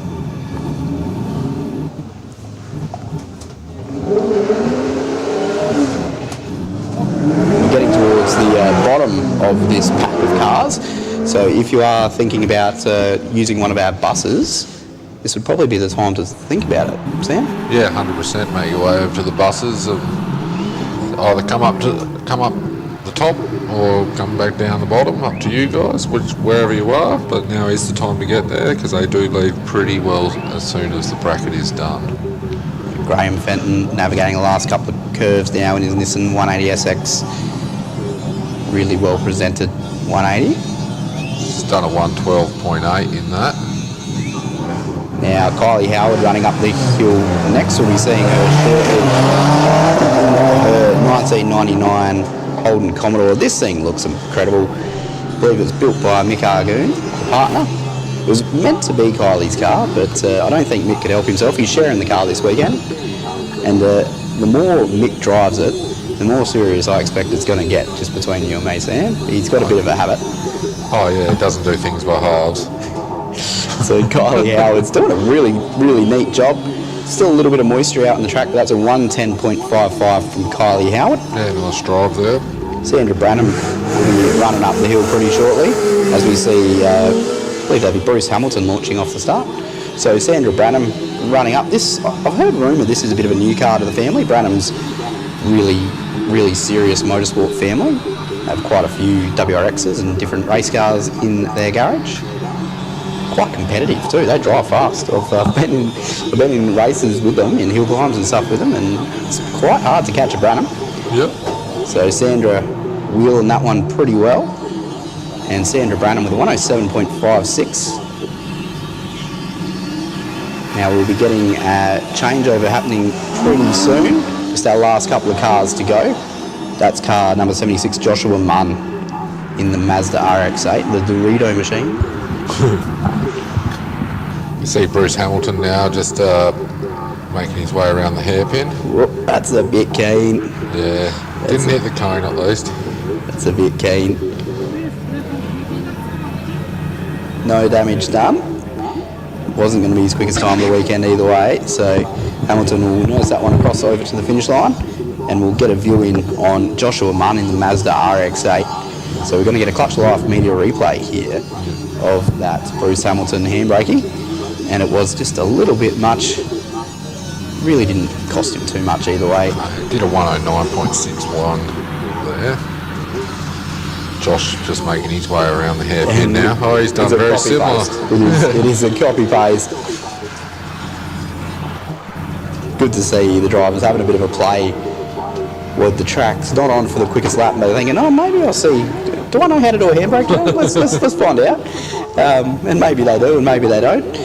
Never hurts to try. That's it. At least they're keeping them off the barriers. 100%. So 114.42 for Josh.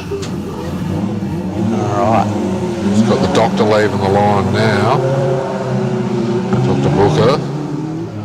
So he most likely will be the last one for the run, unless Frank's doing a run as well.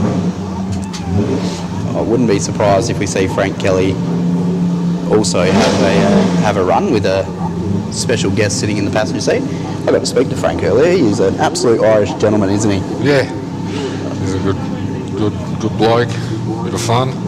Lovely guy. Absolutely loves this event. I found it really interesting. Someone who comes from Europe and is into motorsport and Ford Escorts is the only hill climb he's ever competed in. Oh, that's crazy, isn't it? It's just nuts. And he just thinks it's the best thing since sliced bread. So, absolute honour to have Frank Kelly with us. The doctor is making his way to the top of the hill. Having a bit of a crack too today. The early model Skyline. And almost the forgotten generation, these, the DR30 Skylines. Yeah, you don't see too many two-door ones either in Australia. Getting around, they're always the 4-doors and the 31s mostly. That's a 108.5. We'll get a bit of a replay on that one too, I believe. Here we go. Nice and neat. So we are going to take a bit of a breather here. I can see the buses are starting to make their way out onto the track. That is our last car of this bracket. We'll be back with you here from the Bosch Motorsport Australia live stream from the 2025 Legend of Lakes Hillclimb as soon as we can. Performance tuners and racers trust Bosch technology for their high-performance engines. Precision, reliability and performance. Bosch fuel injectors give you peace of mind, knowing your engine is getting the best fuel delivery. Race after race, year after year. Optimised spray formation for improved combustion, smoother power delivery and better throttle response. Bosch fuel injectors will put you ahead of the competition. Search Bosch Motorsport Australia. There's good, there's better, and then there's Bosch. It's fair to say a lot of things have changed since we began back in the 80s, but the foundations of our business remain the same. We were here for you then, and we're still here for you now. Providing quality products, professional service and guaranteed workmanship by qualified technicians. As we continue to grow into the future, you know you can always rely on us. Trident Tyre Centre keeps me safe on the road.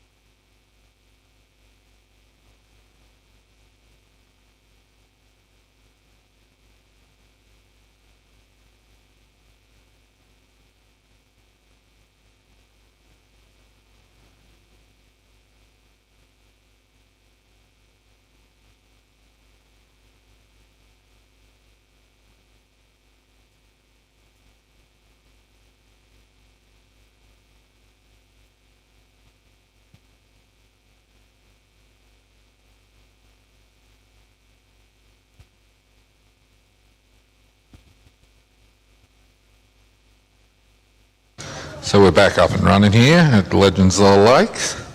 That's Mark Dixon making his way up to the top of the mountain in his little Ford Focus now.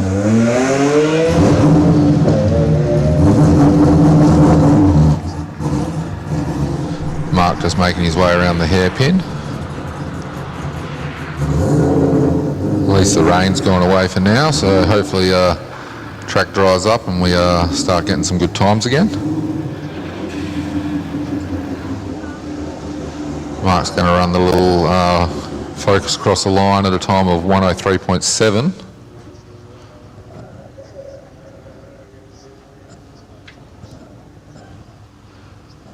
We should be seeing Stuart Bates in his Subaru Impreza now making his way to the top.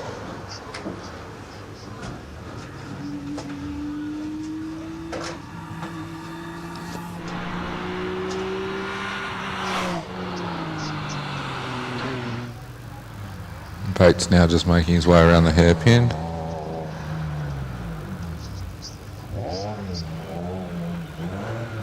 Points it to the finish line, puts the foot flat to the floor, stops the clock in a time of 1:10.0.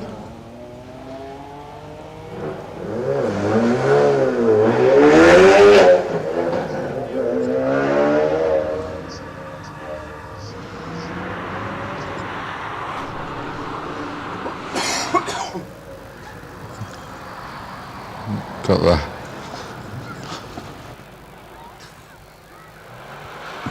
Hayden McMahon now making his way around the hairpin. He's been in here doing a bit of commentary with us earlier today. Stops the clock there at a 103.63.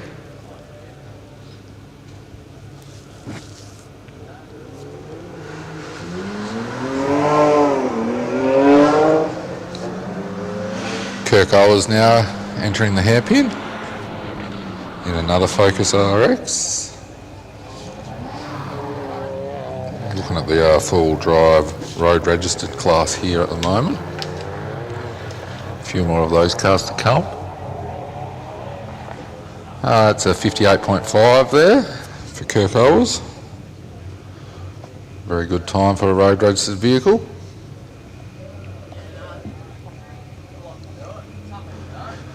Got the GTR now of Dave Riley making its way to the top of the hill.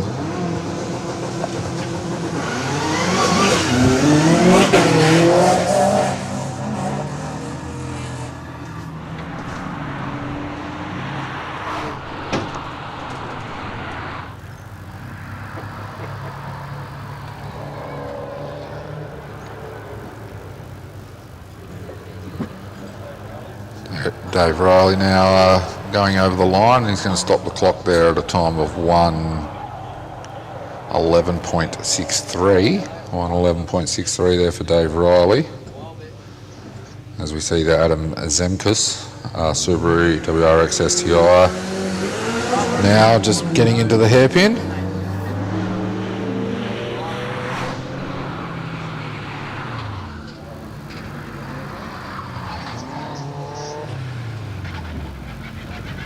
Car's rather quick,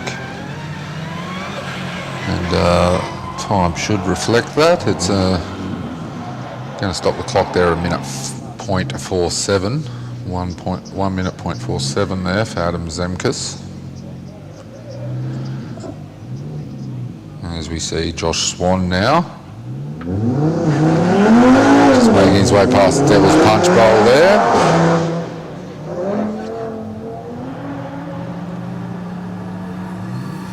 Into the hairpin.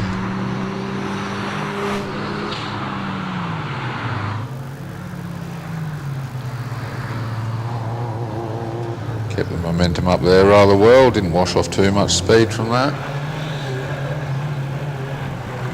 Josh is going to stop the clock there with a time of 1 minute 9.53.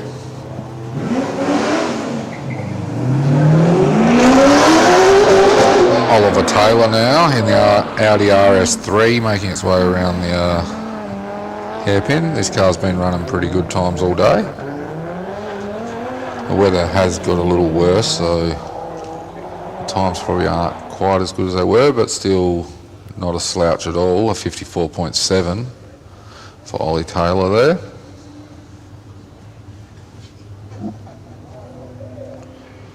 That's the end of the full drive road registered saloons.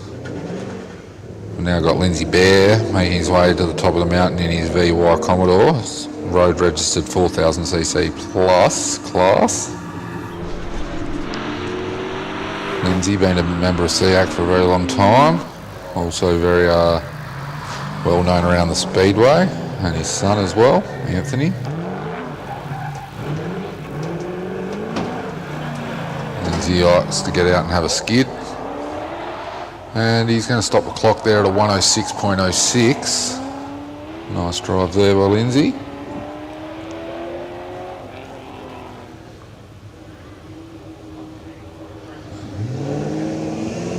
We've got the Mustang now making its way to the top of the mountain. That's Wade Simpson. Oh no, it's actually Alex Bonner. Sorry, they're both driving Mustangs.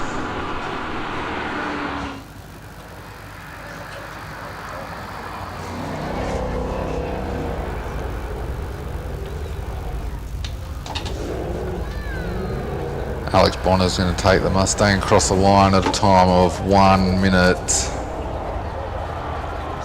18.87.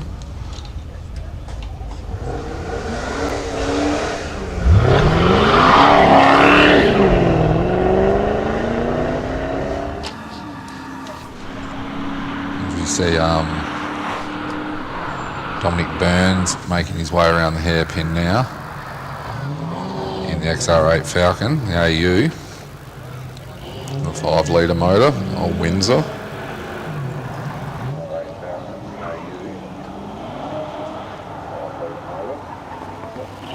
Dominic stops the clock there at a 110.86.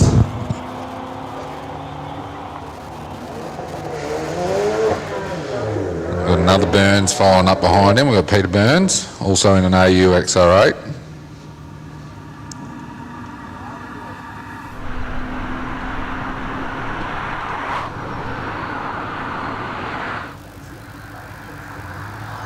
It'll be interesting to see the time difference between these two cars, considering they are essentially the same.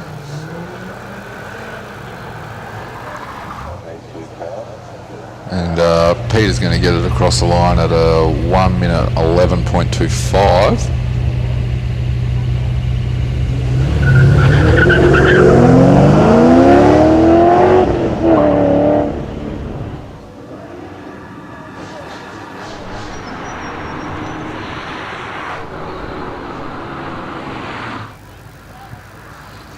As we see Wade Simpson now making his way around the hairpin. It says here that he's driving a Mustang, but it's clearly a Focus.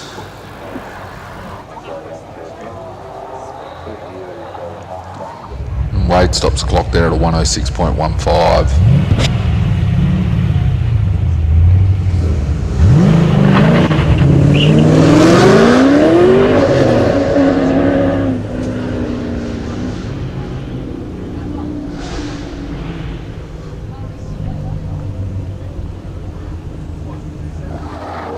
See the Commodore now of Chris Roberts making its way around the hairpin.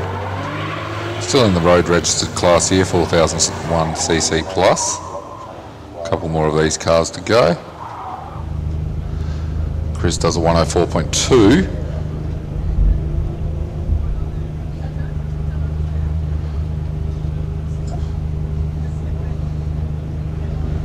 We've got Mark Rowley now.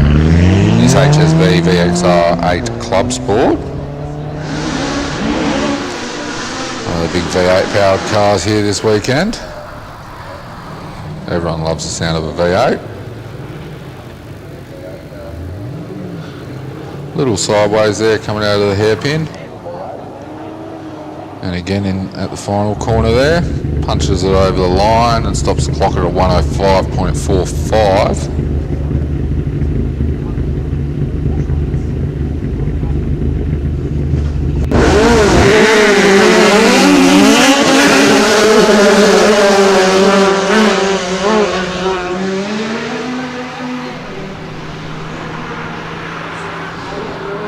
Got Glenn Campbell now making his way up to the top in his VW Polo.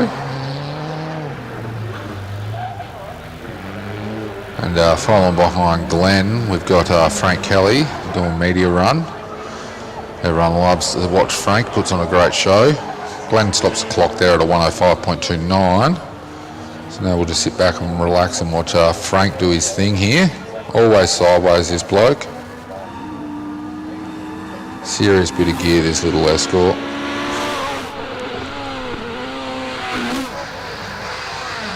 Frank's just melting some tyres there at the top, putting on a show for the crowd.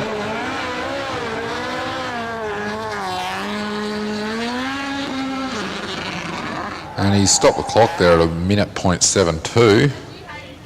Rather quick for a constantly sideways car.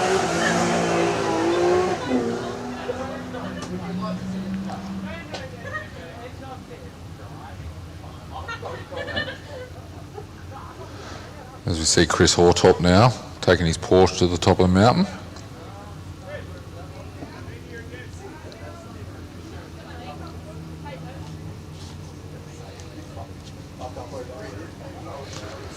It's the Porsche Cayman. It's a 2010 model. This is in the road registered class 2001cc to 4000cc.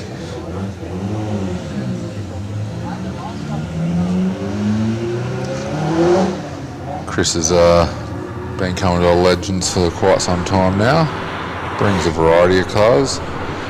Used to drive a Clubman when I first saw Chris here at Legends, and then last few years he's been running a Mini, and this year he's bought a Porsche. Must be nice to have a selection of cars to choose from, what you feel like racing on the weekend. And he's going to stop the clock there at a 104.72 for Chris.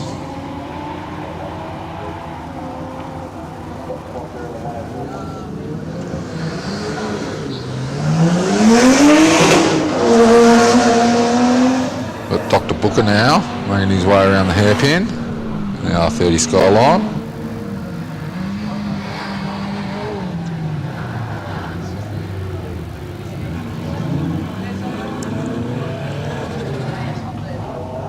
It's just a media run, he's just doing it for a bit of fun. 102.38 there for Dr. Booker.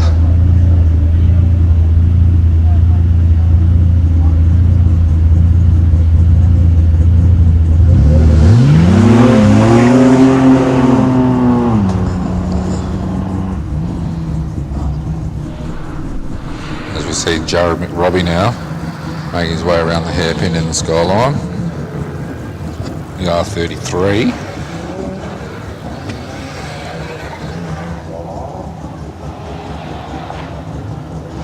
Jared McRobbie stops the clock there at a 59.7. And following Jared is Joseph Scanlon in the LJ Tirana.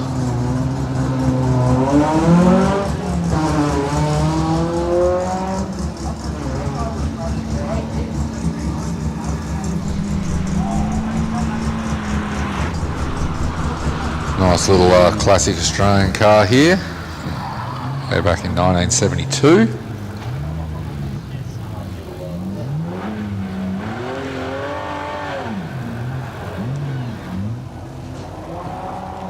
Joe's going to stop the clock there at a time of 108.50.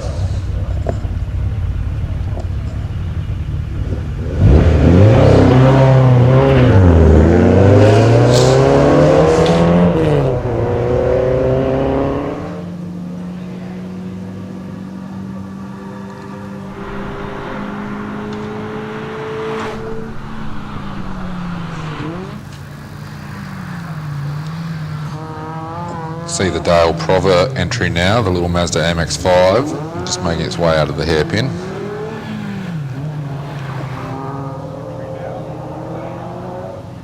Dale's going to stop the clock there at a time of 111.48.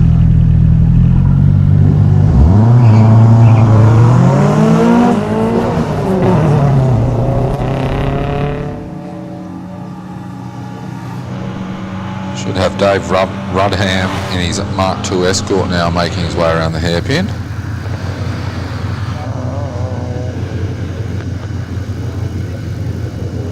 very proven rally cars, these Mark II Escorts.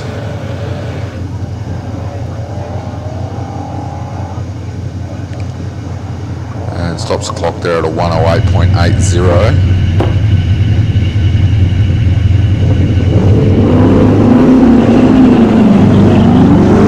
Further downfield we have the Suzuki GTI of Chris Bennett now, just going up past the punch bowl and into the hairpin. Nice little car to get around the hairpin here. Shouldn't wash off too much pace. Smoothly done. Chris is going to run the GTI over the line at a time of 109.74 there for Chris.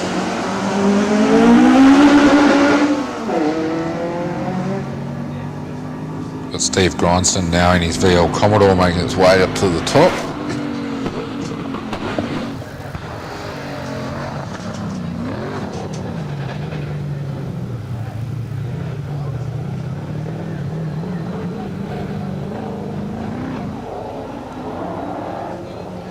Definitely looking a lot sunnier at the top of the mountain now, so hopefully it stays that way and we can see some time improvements.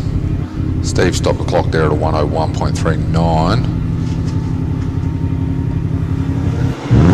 As we look further down at Warren Heath and his little Ford Laser two-door. This is improved production up to 2000cc. Been actually rather quick all day, this car, and I don't think this is any different. He's just done a 1 minute .1, a very impressive time for the little Laser.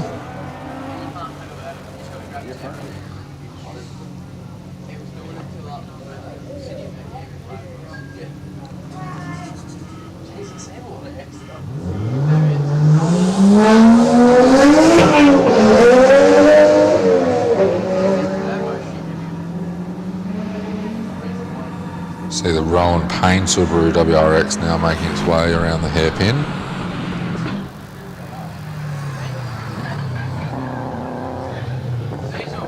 In and out rather smooth there. Points the Subaru to the finish line and breaks the beam and stops the clock there at a time of 103 flat.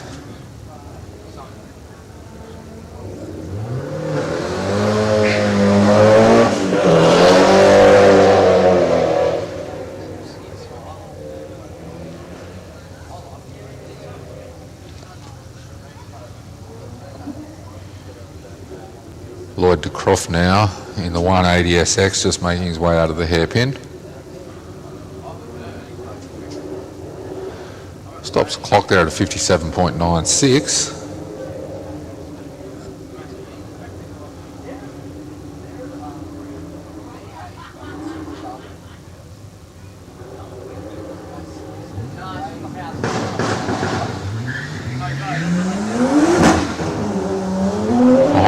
We have Wayne Fitzpatrick, also in a 180.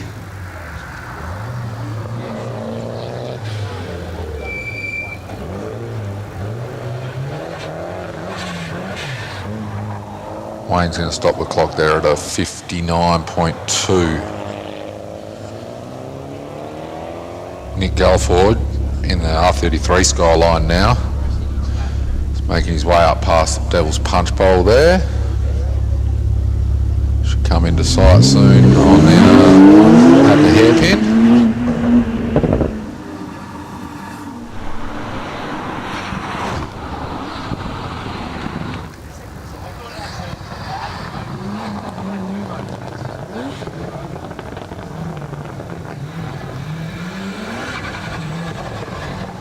Nick Galliford's going to stop the clock there at a time of 59.3.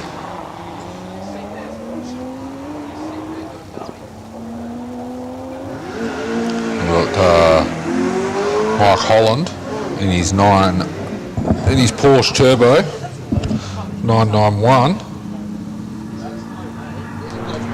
making its way around the hairpin now.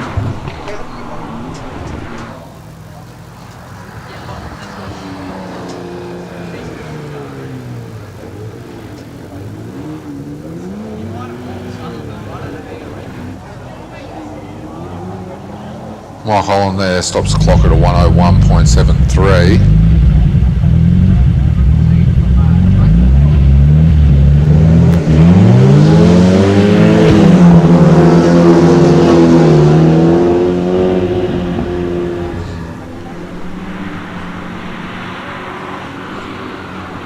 Mick Goosen in the Toyota MR2 now. Making his way around the hairpin. He's got the roof on this time since the weather's come in. Earlier in the day he was running with the top off.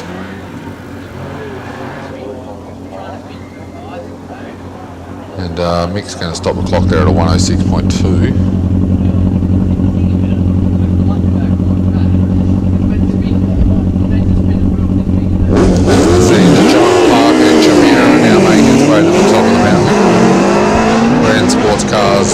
Class up to 2000cc at the moment.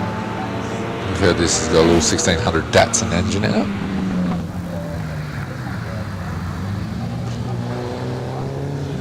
John built this car himself back in 1972.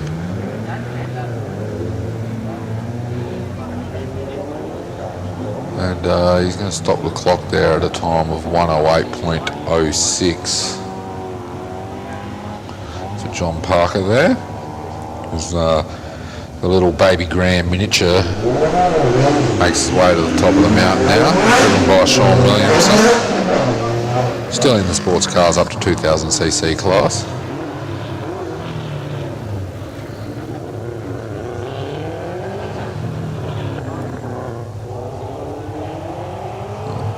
Little baby Grand's going to stop the clock at a 58.90.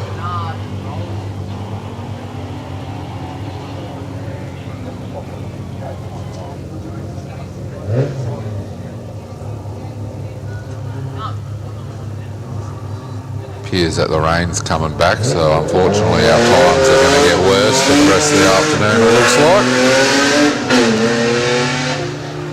like. Looking at the Matt Firth entry now, the Nissan Silvia.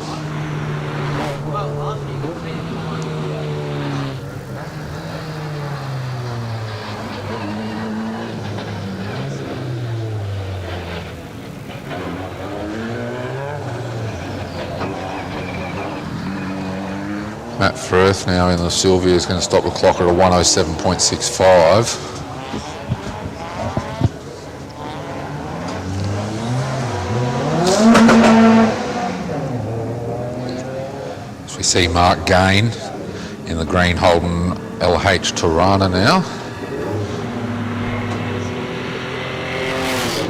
Just navigating his way around the hairpin. Taking it easy. It is slippery up there at the moment. Not going to see any records this afternoon, unfortunately, with this weather. Mark Gain's going to stop the clock there at a time of 109.8.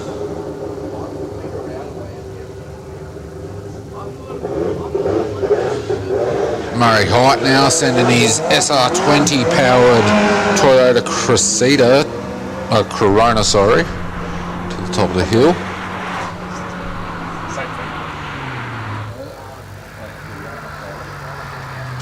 And Murray's a member of SEAC, been racing for a few years now.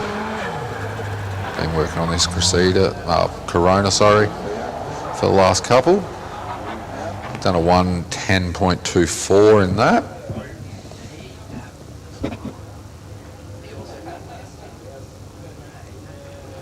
We see the Adam Stoddart Leyland Clubman GT Turbo.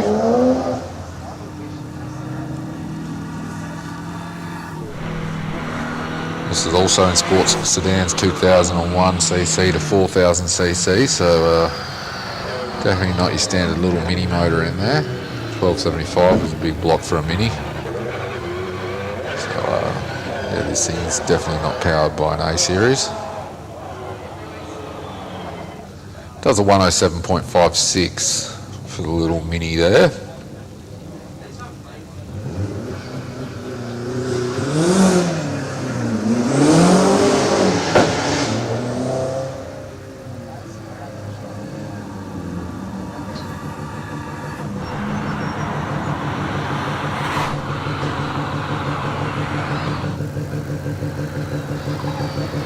as we see the Toyota Cressida of Jake Venbelow now making its way to the top of the hill.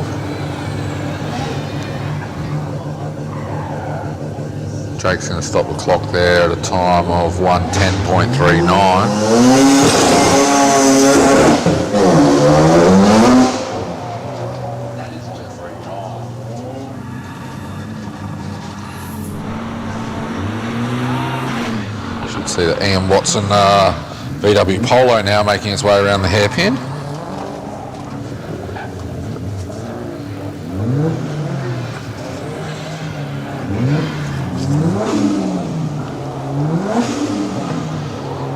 Ian Watson stops the clock there at 1:03.60.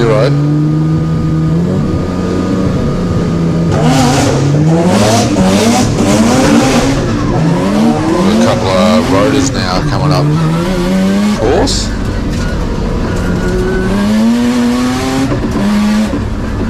First being of Glenn Ladder.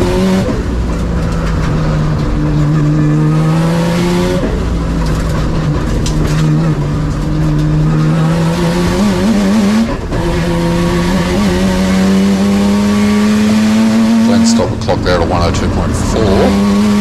Following Glenn is Damien Malzani, also in an RX-7. These RX-7s are in sport sedans 4001cc to 6000cc.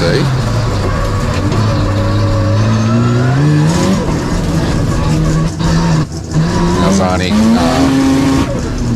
third outright on the Friday. Wet still does a 57.33. Very well done by Damien there. Another local guy here, Reece Molden, and his 1600 Datsun.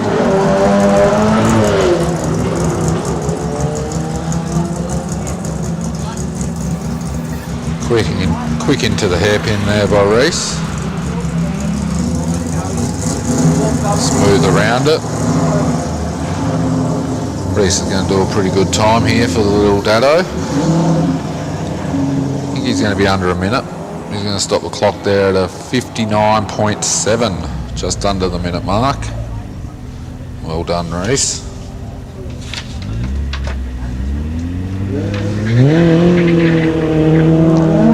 Got one of these Mark II Escorts now, making the climb up the mountain. This one's driven by Danny Moll. Danny's a very regular participant here at Legends. See him most years.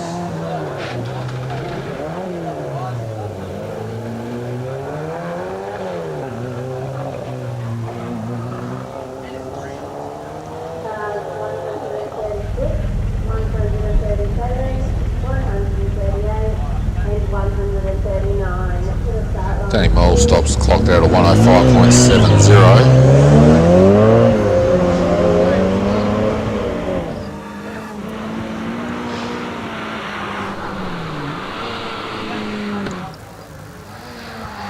See James Poley now taking the Austin Mini up the mountain. This is sport sedans up to 2001cc.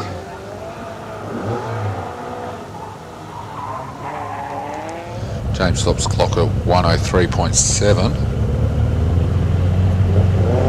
Behind James we've got Steve Poley and Morris Gilberess. Also in sport sedans up to 2001cc. Great little race cars, these minis. Nimble. Good fun to drive.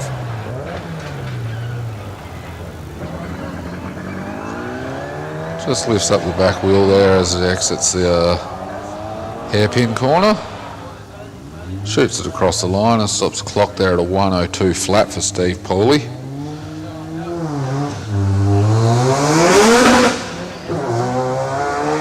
Got Sean Stingers now making his way up to the top. Also another little Mark II Escort, this time a two-door one.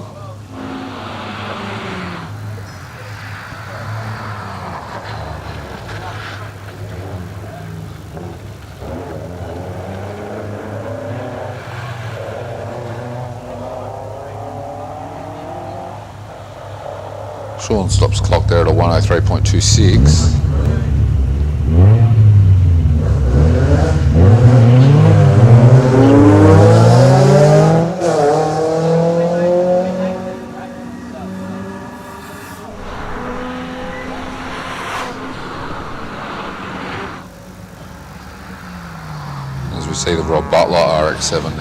its way around the hairpin.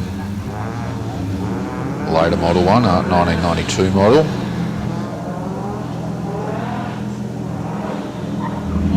Stops the clock at a 101.65.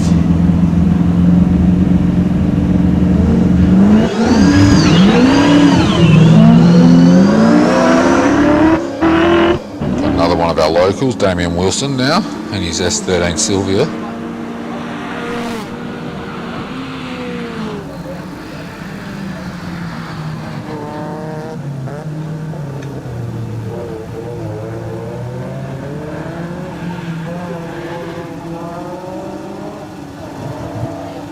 Damien's going to stop the clock there at a 102.1.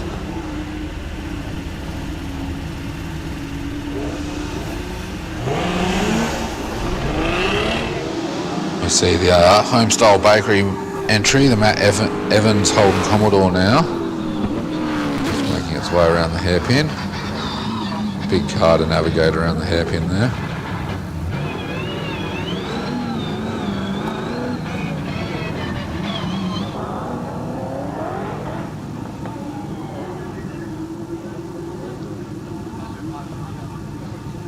We saw Norm Goodall just go through as well.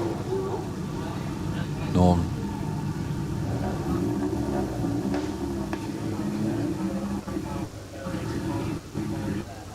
He's having a little issue with timing, so unfortunately Matt Evans did a 59.38, it's just come up now.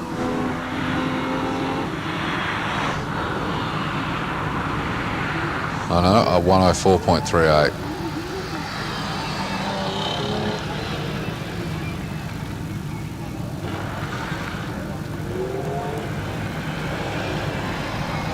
See David Munn just exiting the hairpin and crossing the line, does a 51.95. Doesn't seem right.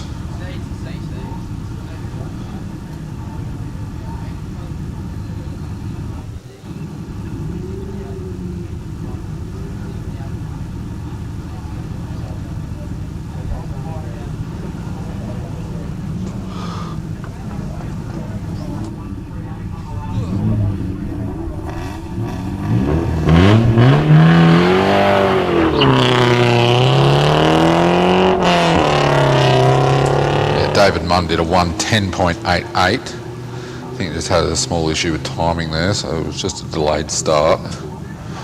Just had Dave Byram leave the line down the bottom here, making his way to the top of the mountain in the BMW E36.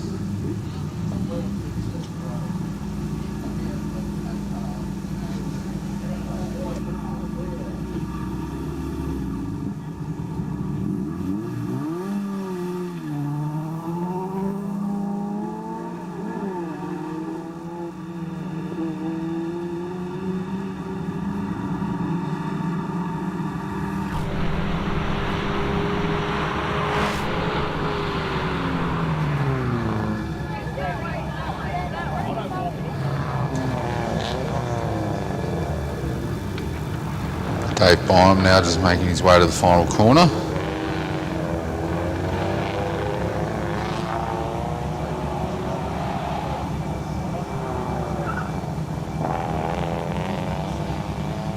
Stops the clock at a 1:15 flat.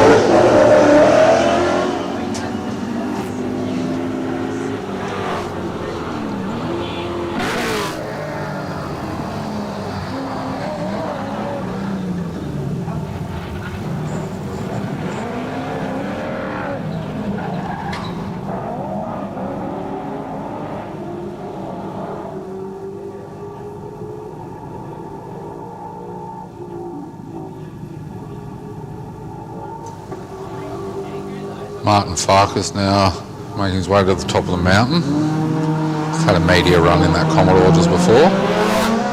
Got Martin Farkas in the BMW. E46 M3. Oh, a little untidy there exiting the hairpin. It's going to slow him down a bit there.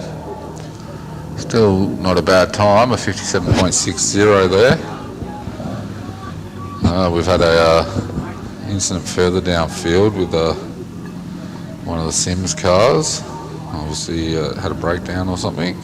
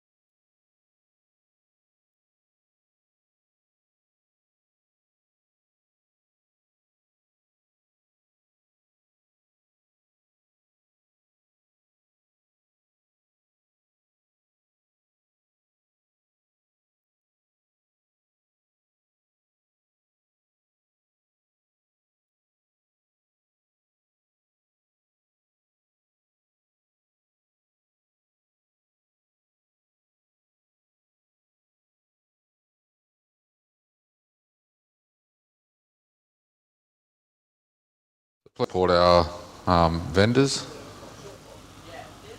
It's always nice to have them come back for everyone's catering needs next year. But they only come back if they get support, so make sure you do get up there and have a feed. I'll also shout out to a few of our sponsors while I'm waiting for the track to clear here. CCM 4x4, Clutch Life Media, they're doing all the work on the live stream this weekend, doing a great job at that. Cocky's Auto Mart, Compton Refrigeration, Cooper Subaru Hamilton, Crumpet Garage, D&D Mechanical and Four-Wheel Drive, Decor Lighting, Defi Performance, Diversified, DPF Particulate Solutions SA, EB Graphics, EJ Swan Consulting, Exchange Printers, Farm Gear, Galpin's Accountants, Gambia West Brakes, Gillies Machinery, Gulwa Vehicle Sales, Grand Auto Wreckers, GT Industrial Sales, Hangtime Hostel, Hannaford Seeds, Heemskirk Security, Heenan Earth Moving, Homestyle Bakery, Hydrolec, Hydrojet Solutions Australia, Infrabuild, Iron Rock International and Jaws Tech. Thanks to these sponsors, we couldn't put on this show without your great support that you do for us, whether it's in kind or a monetary donation towards the club to put towards building the track and getting all the bits and pieces here that we need, all the marquees and etc., and the food vendors and generators. There's a lot goes into putting on this event. But yeah, we'll just have a short break while they're clearing the track at the moment and be back with you soon. For over 120 years, Bosch Motorsport has fueled racing legends. Some things never change.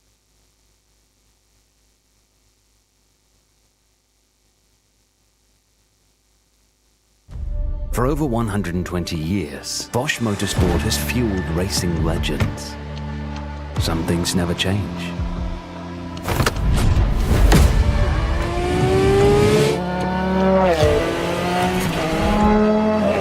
Every detail, at every moment, optimized. When quality and performance is demanded, choose Bosch Motorsport fuel pumps.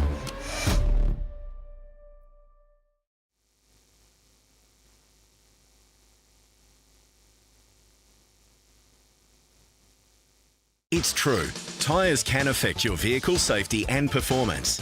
And you're pretty much throwing away money with the wrong tyre choice. Generally, you'll need a new set of tyres about every 40,000 kilometres. But which ones are the right fit for your truck, passenger vehicle or motorbike? The answer is Trident. Their experts will assess your vehicle and driving style, pairing you with the best tyres for safety, efficiency and ride comfort from reputable brands you can trust. Trident Tyre Centres, keeping you safe on the road.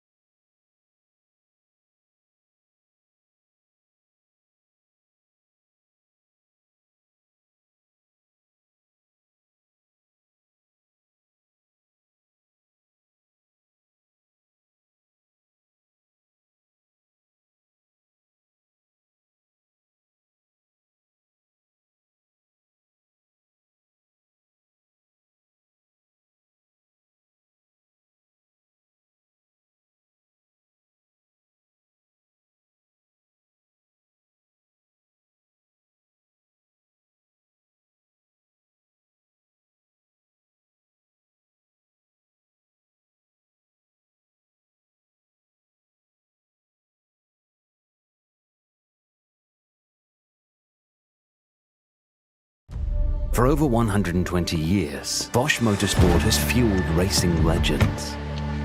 Some things never change.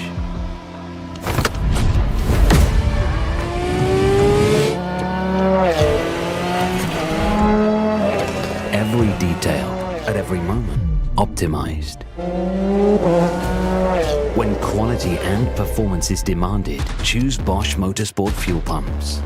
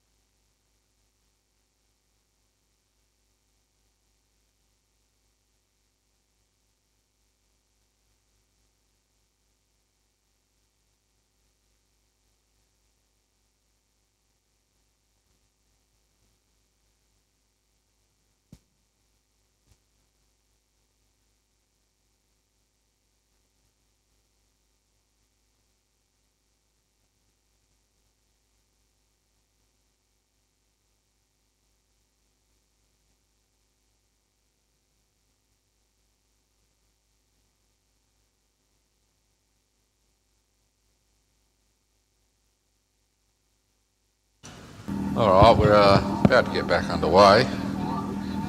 Just had to fix up a barrier that got knocked, but that's all been sorted out. Had to get the forklift out. We're back underway with Mark Povey now leaving the line in his Datsun Stanza, which is in the improved production up to 2000cc class.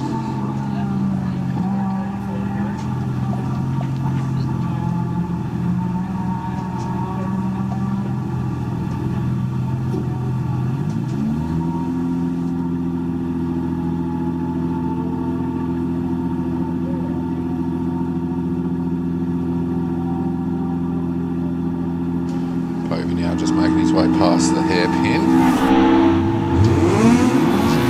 The punch bowl, sorry. Now entering the hairpin.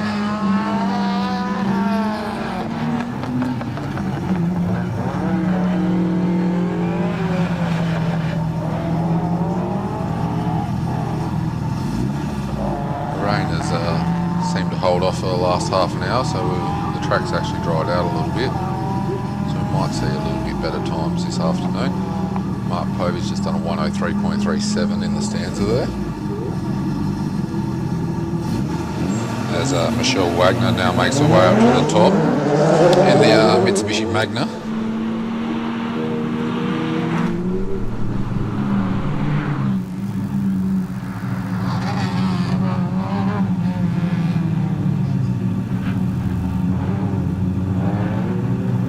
Navigates her way around the hairpin there.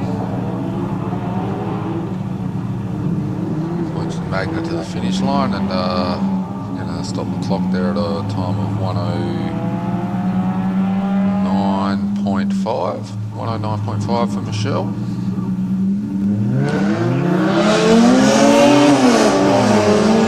As we see the DeBassi entry now, making its way around the hairpin, the 180SX.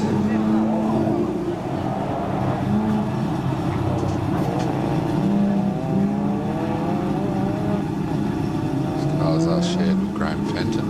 Adam's just done a time of 57.35.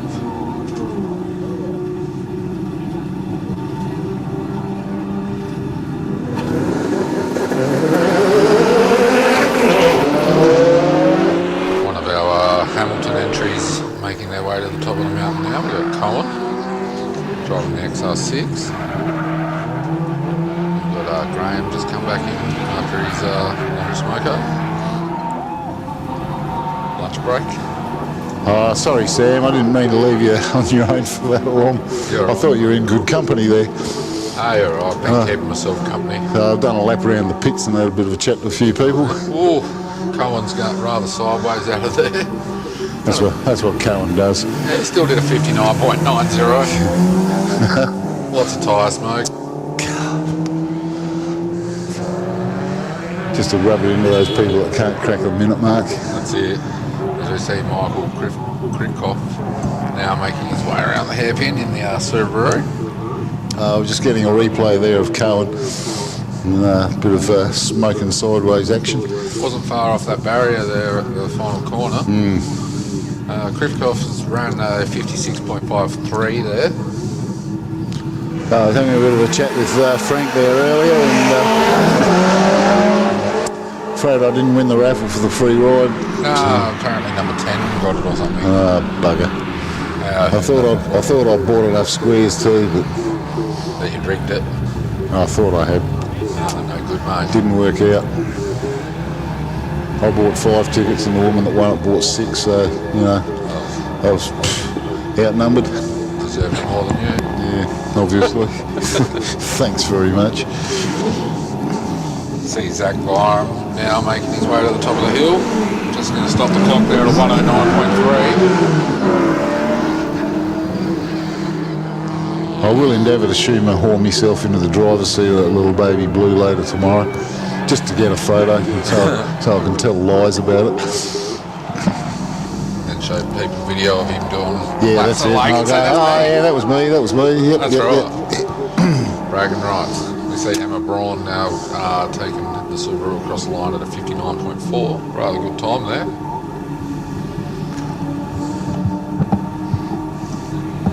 Probably see Frank very shortly, actually, I think.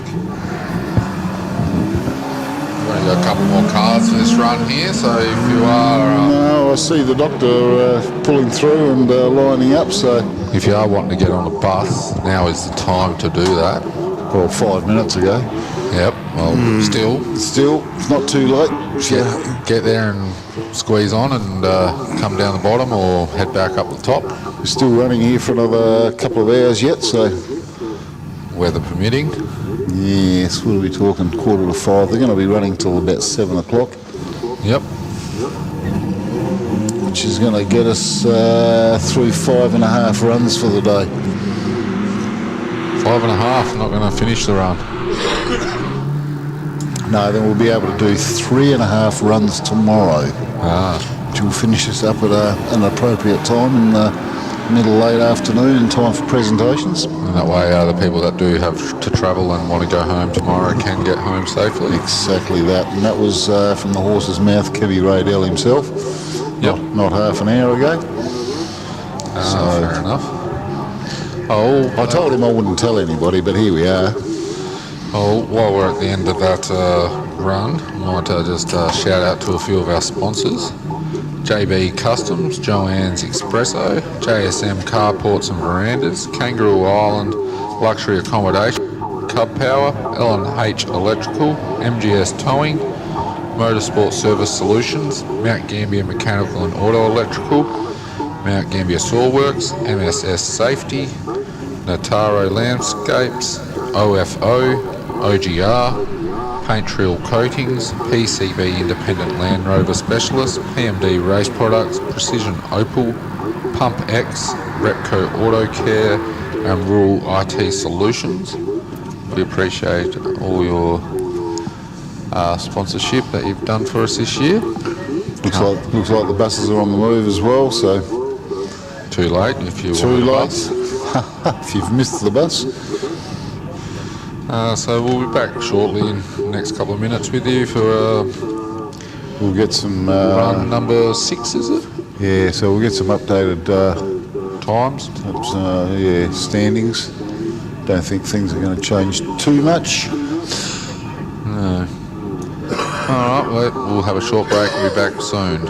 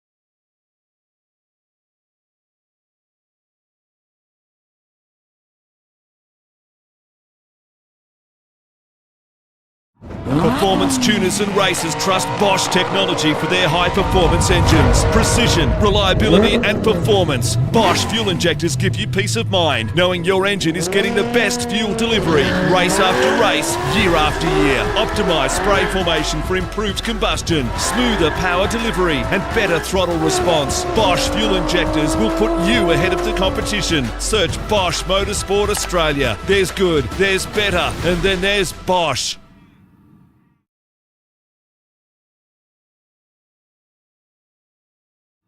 Just like your car, tyres need regular maintenance too. Tyres that aren't maintained will wear more rapidly, cause your vehicle to use more fuel and may compromise your braking and handling ability. For all your tyre and mechanical needs, call Trident Tyre Centres.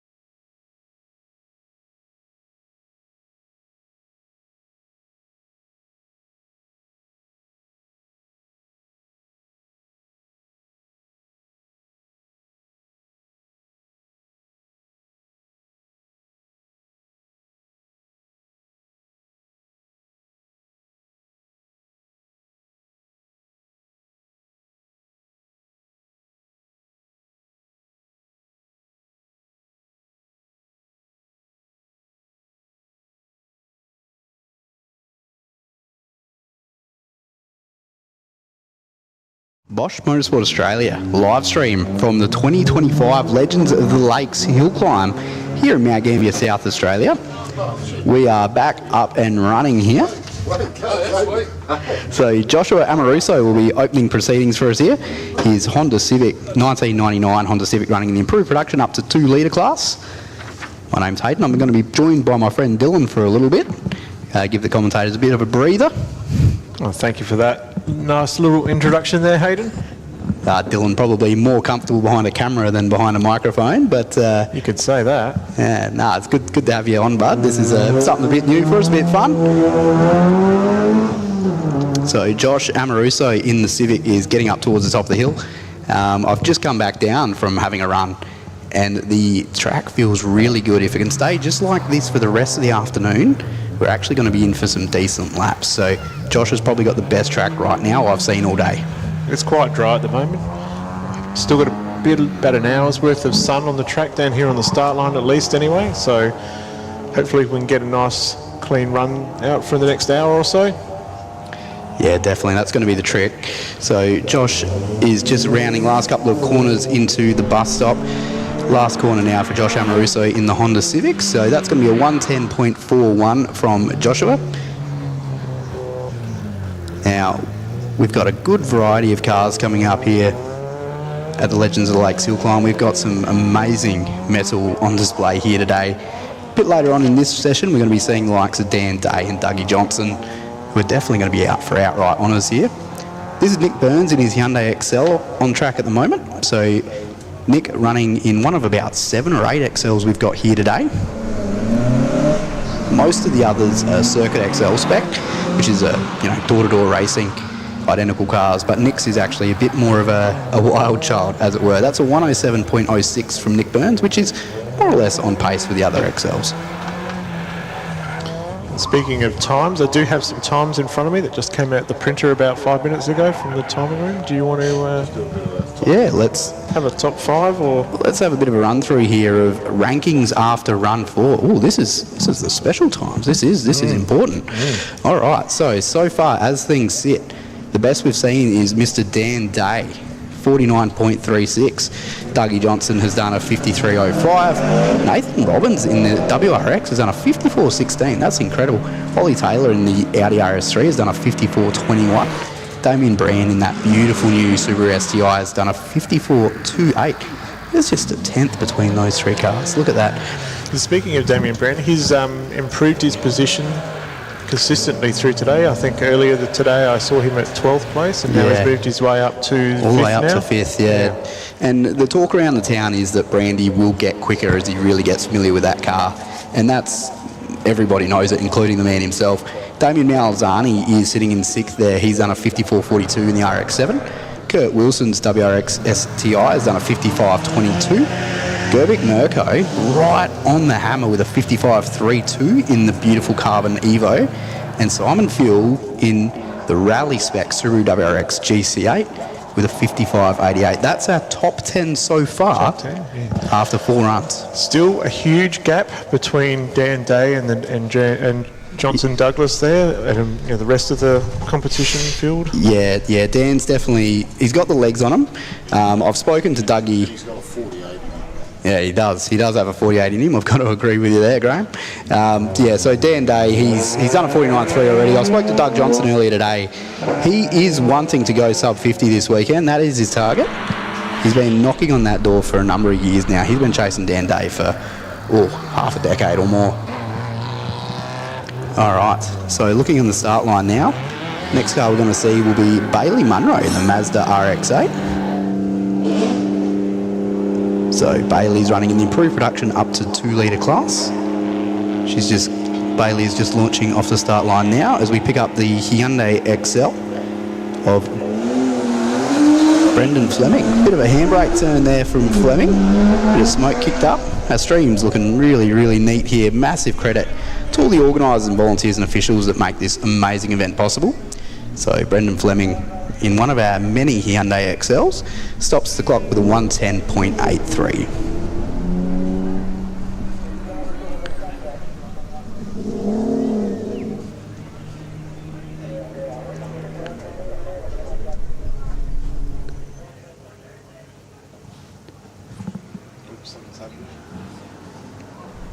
We'll be back with you in just a couple moments.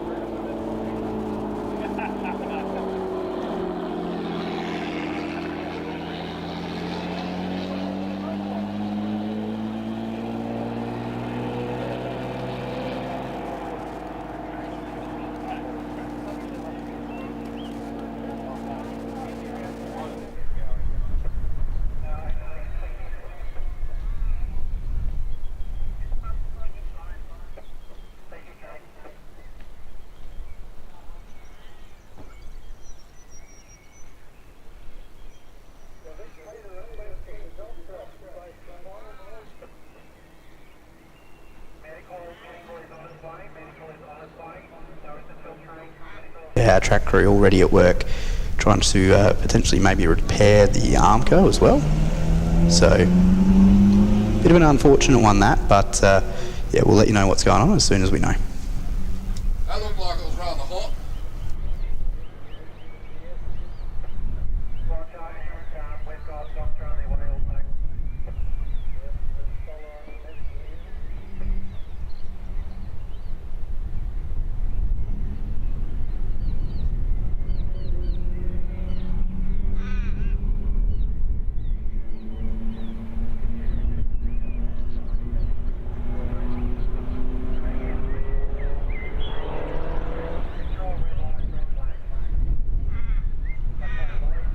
Clearly conscious and feeling okay. We'll be back with you shortly once we've got this RX-8 all cleaned up. Thanks again for watching the Bosch Motorsport Australia live stream of the 2025 Legends of the Lakes Hillclimb.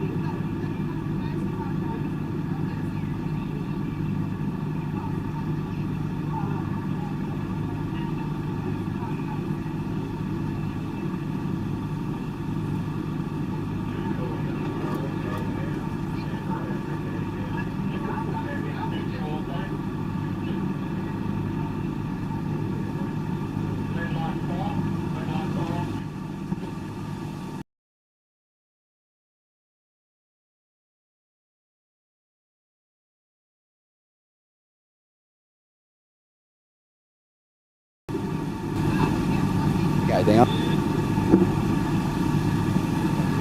Okay.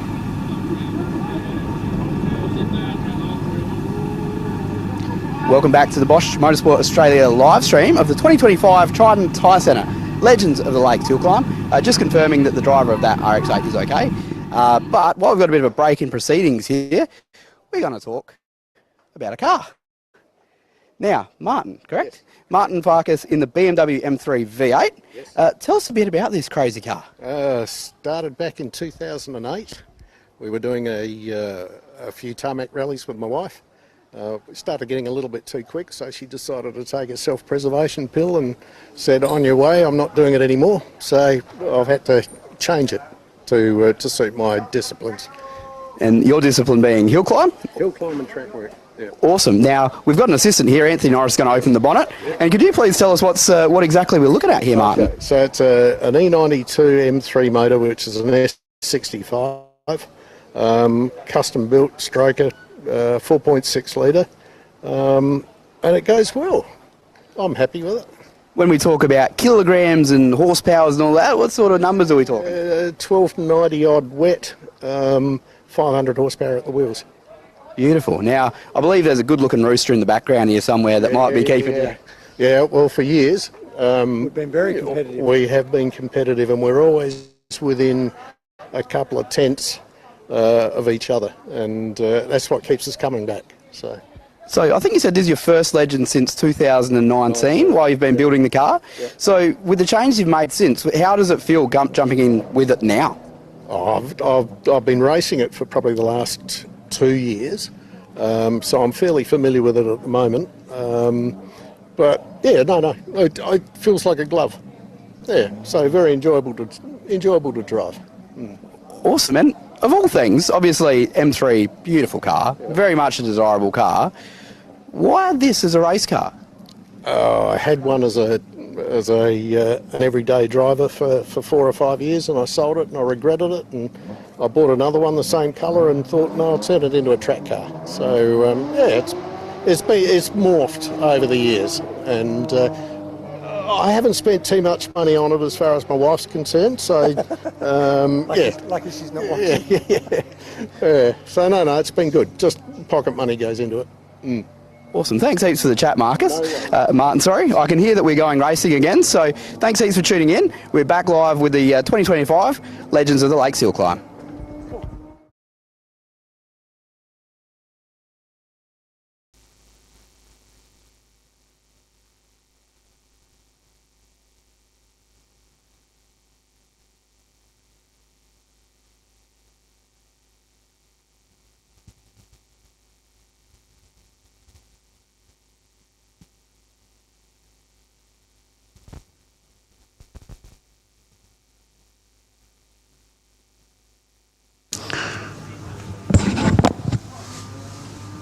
Okay, we're back to trackside again. Thanks, Hayden, for the little bit of enlightenment there on the pit walk side of town. Martin Farkas, of course, the star of that little show, giving us a bit of a guided tour of his BMW.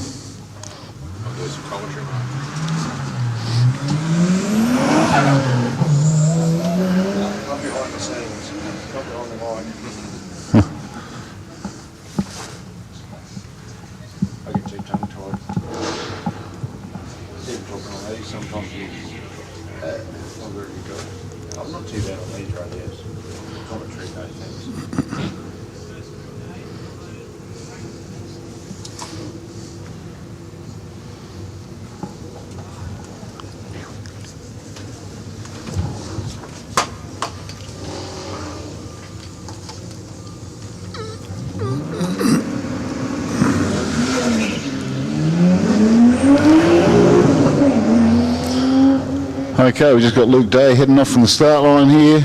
We've got Daniel Burns just crossing the line there.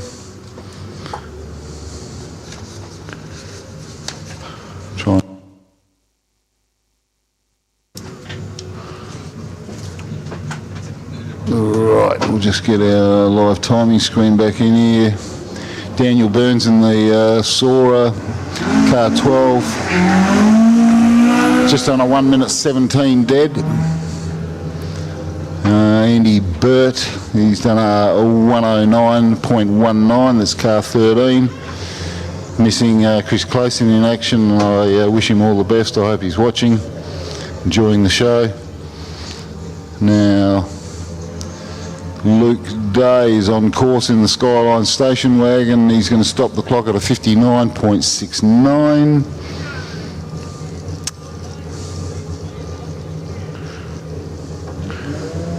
Okay, just a little bit of a delay between the picture and the sound and the times at the moment. We'll try and keep on top of it. Got Neil Jamison in the Mark II Escort.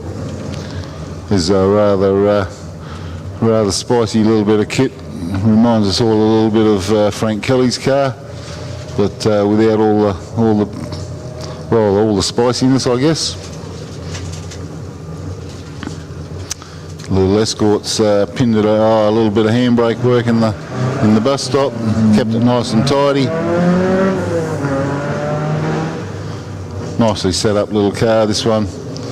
He's going to stop the clock in a 105.00. Meantime, we're looking at Jim Goff, Adelaide boy from Southern Districts Car Club, in the kind of black Commodore Ute. And Jim's, no, Jim, you got to go faster than that. It's a 106.64, or at least he's consistently in the 106s. I do have to keep reminding him it's about 2 seconds slower than a 71 Superbug, but hey, is he listening? There's plenty of people a bit slower than said 71 Superbug though in there. Yeah, I know that. I don't mind reminding them from time to time either. It's a critical part of the process. Exactly. You know, they don't learn otherwise. No. Got Carl Ward, I believe this is. There's an awesome little Datsun Sunny sitting on the start line. Okay, we're just watching Pete Rogers, podge to his friends, local man, negotiating the bus stop there. And he's recorded a time of 106.37, and I don't need to say it. So yeah, we'll leave that right where it is. We'll leave that where it is. Yep. So we've got. That is, Carl Ward in the Datsun Sunny running a 1.98 litre in the improved production 2 litre to 4 litre class. Got some nice little live shots there of Carl. Thanks to our cameraman Dylan, cameraman / commentator / tech guy / pretty good bloke, to be honest with you. So thanks Dylan for all your help throughout the weekend. I think you're a little bit biased there, Hayden. Oh, I might be. Yeah, of course you are. Yeah, I think we all are around here, aren't we? Yeah, of course we are. We've all got our own personal preferences. Alright, so Carl heading up towards the bus stop here at the moment. Leighton House livery, sort of really iconic livery in Formula 1 and all sorts of stuff throughout the 80s. Are we missing a Verada in action or what? I think we may be. I'm not seeing it on the... yeah, Aaron Thompson doesn't look like we've seen Aaron Thompson have a crack. No, I'm not seeing him on the timesheet either. So maybe he's gone a bit MIA. So Carl Ward in that Leighton House livery Datsun Sunny does a 101.41.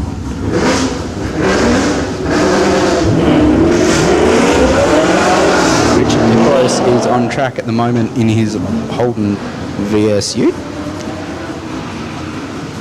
So quite a good selection of Holden Utes here today. What would you imagine in a South Australian hill climb event, I suppose? Tip roast with a 102.5 and a nice little handbraking in the process. How good.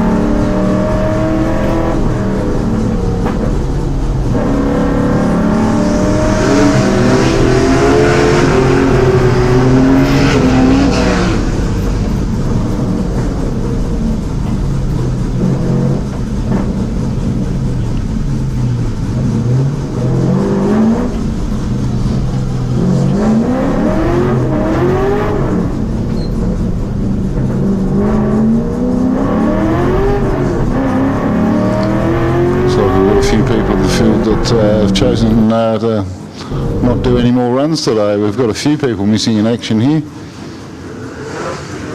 It's a look. I'll be honest with you. I think the track right now is the best it's been all weekend. I think so. I think it's dry. It's relatively warm. I think if you're sitting this one out, might be blowing your best chance for a decent time this weekend. So I can understand where they come from because it was pretty wet and miserable and cold earlier, but it's kind of coming good. So you can see a little bit of a moment up the top of the hill there for one of our utes. But yeah, I wouldn't be sitting this one out, and I definitely won't be.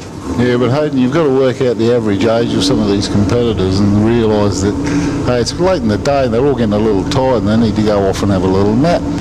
So maybe that's why they're opting to pull out. There can be no other reason for it. That's not experience there, Graham, is it? No. No, Definitely not. No, I wouldn't do that. I'm last to leave. I'll be hanging in for every run I can possibly get. Yeah, you pay your money, you get every dollar. Oh, hell yeah. I'll do the optional wet runs and everything. Yeah, that's just good driver training, isn't it? If you're here, you run. Beautiful. Now we got the clubman heading up. I believe that's Steve Goss running in a Puma clubman. Yeah, we just had time there from Tony Wallace. He snuck a run in there at a 59.44. Which is pretty reasonable, really. I've seen a 58 from him earlier today. I gave him a bit of a spice up on the commentary. Said he's pretty handy, and he went and backed it up. So always appreciated from Tony Wallace. Yep. Pretty safe bet to go do something pretty great. Especially when it's someone else's car and you don't have to worry about it too much. I mean, running 58s in a borrowed car. Yeah. Like, I don't know if I'd be comfortable doing that, to be honest. You know, I'm kind of uncomfortable enough having a rider check for my own car. Be like me hopping into Frank Kelly's car and going for a drive. I'll go, oh, no. Yeah, not here. Not here. Not here. Not here. No. And the Puma clubman getting up. I was planning on sitting in his driver's seat later and getting a photo taken and then telling lies about it. We'll see how that pans out. I think it's good strategy. Good strategy. Yeah, I think you're on the money. I'm kicking myself. I missed that opportunity 8 years ago, and I'm a bit hard to believe it was 8 years since he was here last. And I think it's crazy that it's the only hill climb event he's ever ran. I had a chat to him before and he's like, I've done all this motorsport and rallying and all this stuff, but I've only ever ran a hill climb twice. 8 years ago and today. Is that right? That's right. Unbelievable. Man from Europe, drives fast escorts, wins whatever, does everything there is to do. Yep. Comes all the way to South Australia to run the best hill climb in the world. Absolutely. What a champion. Lovely guy too. Yep.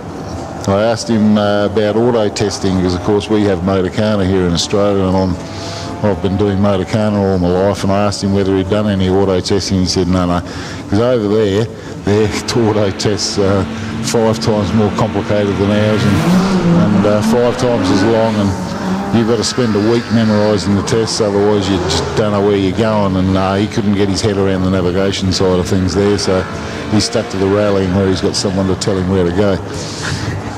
I'll pay that. That's definitely fair. Definitely. William Davis got pretty loose there on his run through. That was a 105. It was a pretty good run in the Escort twin cam. But yeah, it's definitely the more difficult things about a Motorcana is actually remembering where to go. You can have your little map, but I think we've all been all crossed up and looked at a cone and gone, hang on, are you that cone or that cone? Okay. We've got it pretty easy here in Australia, and I've looked at a lot of Irish and British auto testing, and they are so complicated. They actually get the tests a week before the event, so they've got time to study and memorise them because they are a lot of hard work. Give me the Legends of the Lakes Hillclimb. Anytime. You don't have to think too much about where you're going. It's just how you're getting there. Yep. And how close can I get to that arm code? That's right. And how flat can I stay? Yep. And how brave am I actually feeling right now? Yep. Without having to worry about whether am I going to turn left or right. Yep. Nah. Beautiful. So we can see James Crimson is on the track at the is it James? Or is it Neil Oatway actually? Sorry, on the track. No, it's Neil Oatway. We've got the red one. It's the Red Falcon. We got another one of these big ones coming up with Rob Vanderkamp. But yeah, Neil is on track at the moment. 71 XY GT. Absolutely iconic Australian car. you've got to put it in the top 3 best Australian cars ever made, right? Well, yeah, I guess so. For an Australian-made car. Yeah, it's got to be up there. It'd be sort of just right there behind the Magna somewhere. Oh, let's see if we get a bite. You guys are talking about how much you like this new commentary tower. That's the sort of stuff that'll get you back in the horse plate. Well, we've got the yellow peril here, Rob van der Kampen, who's the quickest of these 3 GTs. So now he had a bit of an overstep moment in the bus stop earlier on and lost a bit of time, and then decided he'd do a bit of a smoke-up session through the last couple of corners and put on a good show. He's always good for a good show, is Rob van der Kampen. I think he's 17th outright at the moment, and you can tell why just by watching the big yellow Falcon. It is absolutely pinned everywhere. So we're just seeing Grant Stevenson cross the line in his Escort. That was a 108.4. We now cut to big Rob van der Kampen manhandling. Nice bit of wand work there. Yeah, manhandling the XY. Absolutely awesome. So Robert van der Kampen, 56.1. Wow. That. With the little sideways drift through the bus stop, with the wheels lifting everywhere he goes, that big yellow Falcon, Rob, that's unbelievable. Oh, that's nice. Yeah, he's wiped off. He's wiped off a whole 1.1 seconds, right? Wow, quickest run of the whole weekend for him. I told you the track was good. Oh, amazing. Yeah, look at that. Those people that are sitting out, do it at your peril, because you're missing the best opportunity for the weekend so far. I think you are. I think this is it. Probably us in the second bracket, we might get bit by the sun disappearing behind the crater and the shadow overcasting the track, but it's definitely looking absolutely spectacular out there at the moment. Opportunities knocking, folks. Answer the door and get yourself a handy quick time up here. Well, a guy like Rob van der Kampen going and knocking 1.1 seconds off tells you a lot, because that's someone who's consistently quick. He's probably a really good read of what the surface is like. And he's had a lot of runs over the weekend so far, including Thursday, of course.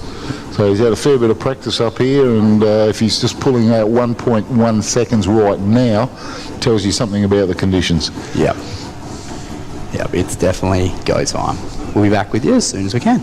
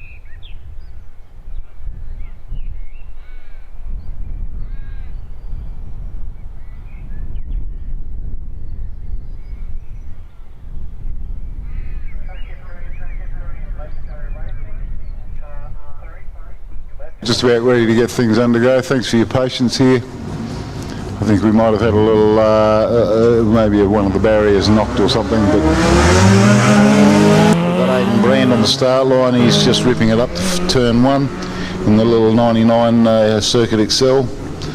We've got quite a popular car, these little XLs, and we've got a whole bunch of them coming up here. Aidan's just gone. We've got Corey Brand on the start line. He's ready to give it a rip.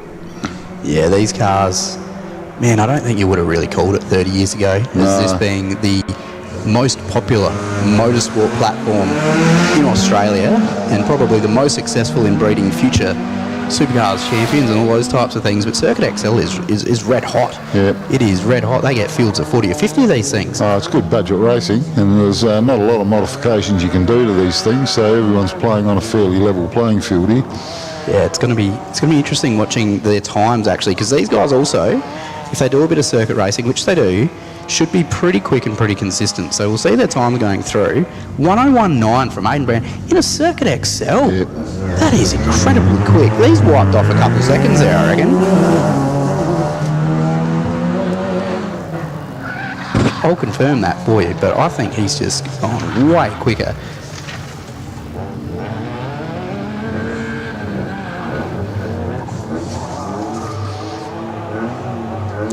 Okay, we're going to watch Corey Brand. He's just gone past the minute mark. He's about to stop the clock at a 102.36. Now, that's pretty impressive. Yeah, so Corey just on his pretty much quickest so far this weekend there. Aiden did go 0.8 quicker as well. So the track barometer, when we look at Rob Vanderkamp and we look at Aiden Brand, who's our quickest Circuit XL here so far this weekend, so the track is very good. So Bailey Perriman is on track at the moment with the OG Roberts Circuit XL. Definitely a good class for juniors to be stepping up into. It's the kind of car parents can afford to supply for their kids. Yeah, it definitely is. Like, it's the tricky thing about it is, I heard this story a little while ago. They're running out of them. They're running out of XLs to turn into race cars because, you know, fortunately they ran for 20 or 30 years as perfectly good road cars, and then someone decided would build a racing series out of them. But the panels is apparently, they're really hard to get a good door now. Right. Okay. So there you go. And they're all the two doors are the popular ones, of course. So. Oh, you've got to have the coupe, right? That's right. And Roger Vogelsang is getting towards the tippity top with his Circuit XL. And he'll do a 104.7, which is just a few tenths lower than his best so far today. Speaking of Vogelsangs, we've got Zachary Vogelsang on the course at the moment. Or have we? Yes, we do.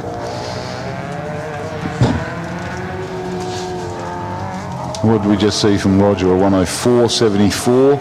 Not the quickest of the XLs up there so far today. Zach's going to drag it out to a 110 dead. All right, now on the start line here, Dylan's got a good shot of this bloke. Dylan's taken videos of this guy a couple of times actually. Damien Brand is sitting on the start line in car number 40. He's given us a wink, he's given us a smile. This is the car to watch. If you haven't already seen this thing, get by the fence. It's time. Damien Brand, ladies and gentlemen, here he goes. A little bit of trouble getting it out of a dig. Oh, if that was ever a race face. That was definitely a race face. Damien Brand with a wink and a smile, off like an absolutely proverbial shower. Now looking pretty tidy through the first couple of corners is Damien Brand. This is poster boy stuff. One of the most popular people and cars in the paddock.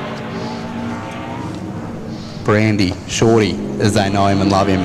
He's been in the 54s, I believe, so far today. There, Graham? Yeah, 54.28's his best time, and that was his last time, actually. So I think the track's better than it was then. He's quicker, and he's getting quicker all the time here. There's an absolutely trademark handbrake turn from Damien Brand up the top. He's going to be pretty strong here, I reckon. So we turn our attention to the timing boy, Damien Brand, with a 55.00. Not quite his quickest, but his second quickest of the day. Starting to build some consistency into that car.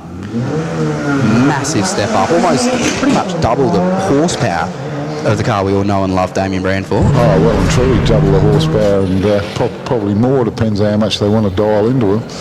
Yeah, they can wind as much horsepower into it as they want, but they've got to be able to use it as well, so there is a comfortable balance in there somewhere. Yeah, and at this place, speaking from personal experience, there is such thing as too much horsepower. Absolutely, and I think you can ask Dan Day about that one, because they've certainly got theirs dialed back from where it could be. 100%. So Brenton Byfield's gone pretty quick. That's a 57.5 from Byfield. Now, about half a second off of his best so far today. We've got Gav Farley on the track at the moment. We're on board with Gav with Bosch Motorsport on-board camera. So far, the guys with the Bosch Motorsport onboard cameras have done a really good job of, you know, keeping it on the track first and foremost while the camera's on them, but setting good times as well. So Farley with a 54.1, if you don't mind. And I believe that's his quickest. That's his quickest by 1.1 seconds. Again. Mirko Gerbic, so we'll be seeing the big time attack Evo pretty soon. Ivan Folgera's on the track at the moment, so we'll have a look at his time as well. Bit beyond belief, really, why anybody be thinking about leaving early at this point in time, isn't it? Well, I know I'm not. I'm eagerly waiting and hoping these guys are very quick so I can get out there while the track's still good. I'm not talking about anybody in particular, Peter. But anyway, there you go. Yeah, Gerbic Mirko out there in the Evo 7. So Folgera's just done a 59.1. The big carbon-clad Mitsubishi Evo time attack car is getting up towards the bus stop. Beautiful drone footage we got there. So Gerbic, we've seen guys go up to 1.1 seconds quicker on the track at the moment. His best so far is a 55.32. So Gerbic. Wow. Oh, 52.9. Wow. Heaven forbid. That's second outright. That's what that is. Jeez. Mirko Gerbic. Take a bow. That's going to light a fire under a couple of people, isn't it? Yep. My word, yes. And David Harris is on track at the moment and lining up. We have a good shot of somebody who keeps hearing me say about the track's at least 1.1 seconds quicker. And I can nearly see him smile from here. Dougie Johnson's on the start line. He's just been pushed into third place outright. David Harris is at a 55.5. So Harris has also gone 1.4 seconds quicker.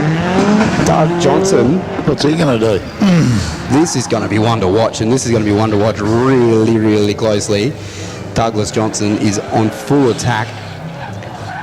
The track is there, ladies and gentlemen. The excuses and the rain have gone away. Time to step up for a decent time here.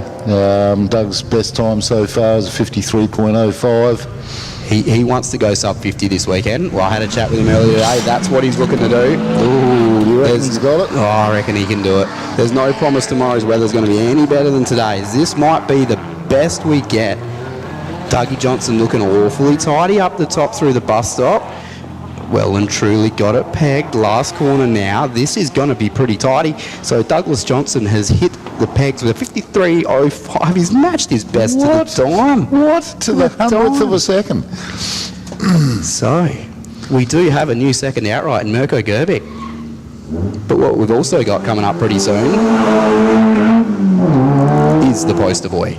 Not just of this year, really, is it, Graham? It's the SJ1000's been the poster boy for 9 years, a decade. Yes, it's a fair achievement. I don't think anybody expected Peter Gazzard's record to fall, but for it to fall, records are there to be broken. For it to fall and then fall and then fall, and then consecutively, just Dan Day is just something else. So really excited to see him be running really soon. We have Russell. I believe this is. Just put it in perspective. Back in the first year this was run, Kevin Mackerel won the event outright with a 55-second run. And here we are. We're down in the 48s. It's 7 seconds quicker. That's unbelievable. The track really hasn't changed. No. It's just the pace of the cars and the whole lot of things. So Russell McKenzie, we saw him in the SR20 powered Pulsar before. That's a 103.6 from McKenzie. We do have the Evo coming up through in between, but we almost going to skip it because Dan Day is on the limiter, and up and away goes the SJ1000. Dan is out to beat his own record this weekend. Oh, he's definitely got a 48 second in him. Has he got a 47? Don't know. 48.05 was his best time from last year, and as we say every year, that's never going to be beaten, never going to be beaten. We could be watching history being made as we watch all of this. He's certainly looking... Sparks are flying. The car is on the limit. There isn't an inch anywhere for the SJ 1000. Dan Day chucks it into the bus stop. Sparky. Yep. Is that a handbrake turn? Yes, that was a handbrake. Oh, Damien Brand would be a proud boy right now. Dan Day chucks it in the last corner. Let's have a look at this. This is going to be a 49.55 from Dan Day with a handbrake turn. Oh, God. 2/10 off his quickest so far. Wow. And a mere half a second off getting a 48 something. That looked pretty rapid. We saw Dan have a couple of issues earlier today. He seems to have that car dialed right back into the window. And with that, I might leave you guys for a couple of minutes. Thanks very much, Hayden. Hayden, of course, has been doing pit walk for us all day and does a marvellous job of it. And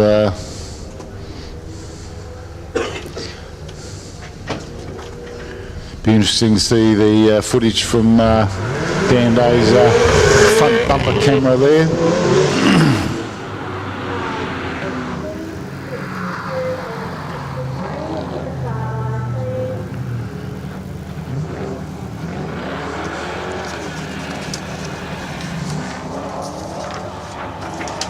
Oh, welcome back, Sam. Who are we watching here? Derek White and the Commodore. Yeah, cheers, Graham. Wrong car. Starting to look a little... could be in for another spot of rain yet, so... Kurt Wilson just leaving the finish line. Seeing car 54, Ronald Rutty. And he stopped the clock at a 101. Sorry, a 102.02. We've got Derek White now making his way to the top of the hill in his Liberty. He's just gone over the finish line actually with a 57 flat there.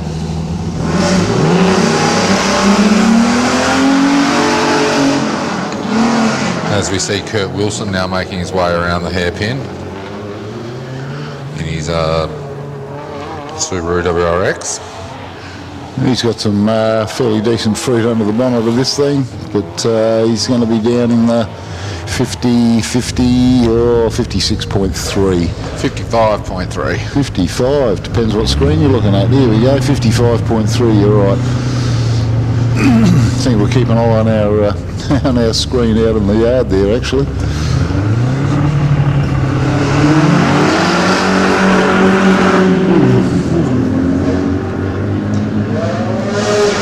As Jeff Walsh makes his way to the top of the hill now in his Prad Holden Sports historic vehicle.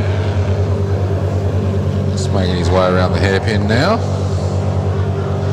Yeah, quite a classic Clubman this one. I think it's a 179 Holden motor in it with a Repco cross-flow head. One of only 100 of such items made by Repco back in the day.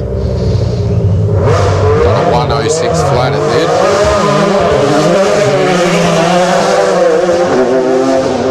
Got another Clubman type car making its way to the top of the hill now. We've got Thomas Inkster in his IDS Clubman. It's a strange looking car, this one, isn't it? Yeah. Can't say I've ever seen that one out here before. Must be his first time up the hill. Yeah, it's the first time I've seen it here. Mm-hmm. That's always good to have new people.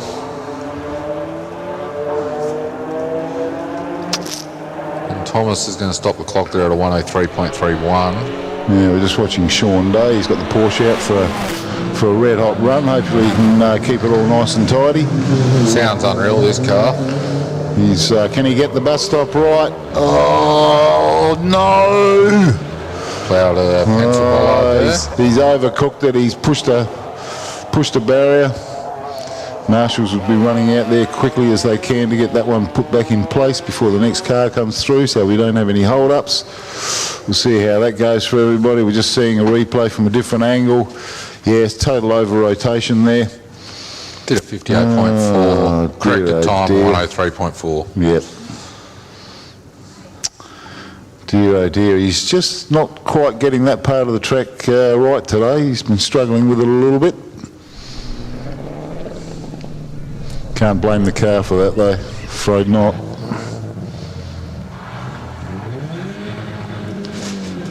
Who are we looking at here? Marcus Brand. Marcus Brand. He's at a hold up at the bus stop. Looks like there's a candlestick out of place there, and I don't know whether that was from Sean Day's run or whether Marcus just did that. So, not sure what's going on there. Oh yes, the candlestick Yeah, is there's a candlestick well out of position there. Not sure whether that was Marcus or whether it was Sean. I thought the marshals would have had time enough to get out there and straighten that one up, but maybe not. So they're going to maybe just hold up the start line here for a few seconds. Thank you for your patience. We'll make sure all the markers are in their correct place. And we're off again. Car 62, Alexander Byam in the E36 BMW. Improved production up to 2 litre. Should be all clear to run. Just starting to feel like it's going to rain down here.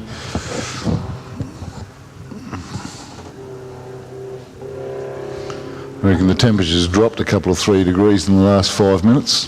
Yeah, it's definitely a lot cooler. Just got that feel about it.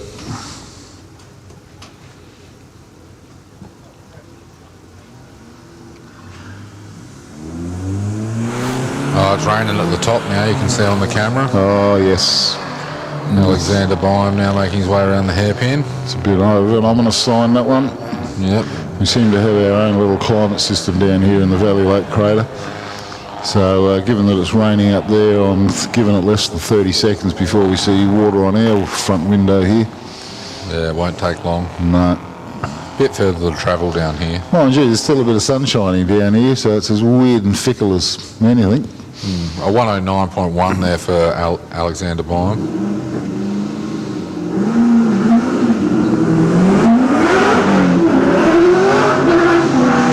As we see Dave Byam, I think it is. I believe it's Dave Byam now making his way to the top. No, it's Lucas.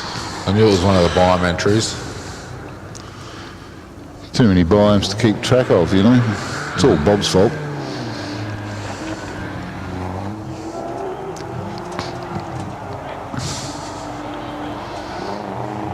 Lucas is going to get a time of 1 minute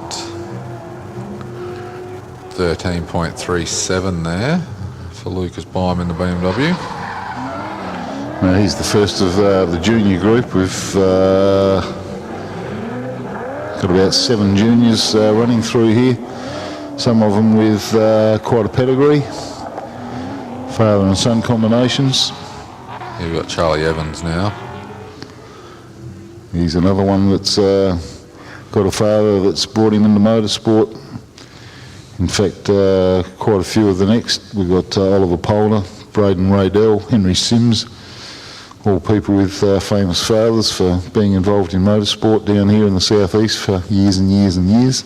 Charlie's just done a 58.32 in the Commodore. Oh, that's impressive, isn't it? Not a bad time at all. I think he's one of our quickest juniors for the day.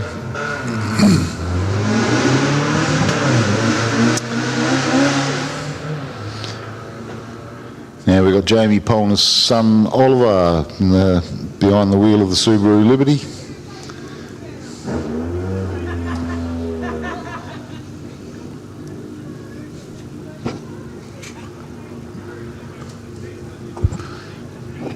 Oh, who have we got here? Star of the show. We've got none other than Mr. Frank Kelly all the way from Ireland with the baby Blue sitting on the start line. Got a passenger on board, no doubt. Ready for a ride of a lifetime.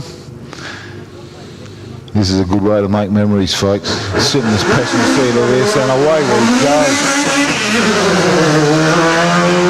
go. Boy, does that make all the right noises. And we'll be able to hear him down here when he's just about over the finish line. Just the acoustics of this whole crater is absolutely magnificent. Now they're just going to hold up the start line a little bit because Frank's been known to do a little bit of extracurricular. So his time won't necessarily be that quick, but it'll look spectacular and it'll be a be a heck of a joyride for whoever's sitting in the passenger seat. No two ways about it.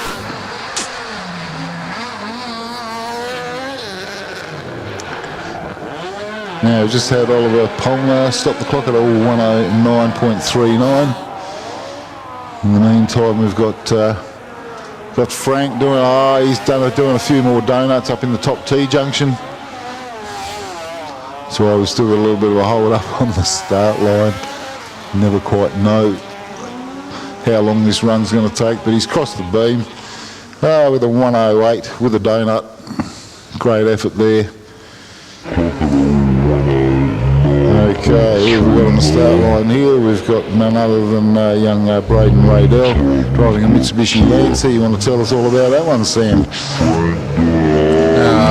One of your old cars? It is one of my old cars, but she's pretty standard. Well, when I had it anyway. I know they've done a bit of work to it. Put a cage in it and a few other little bits and pieces. It looks like it's had some suspension done because it did definitely sit a bit higher when it was my wife's car. But yeah, it's good to see it back out racing. Sorry? These were on the ground.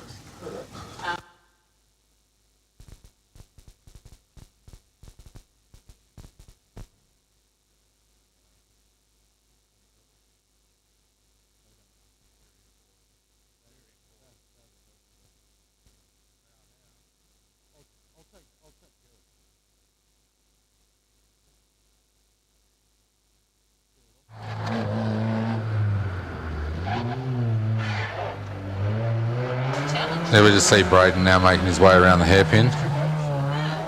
Just pointing it to the finish line now.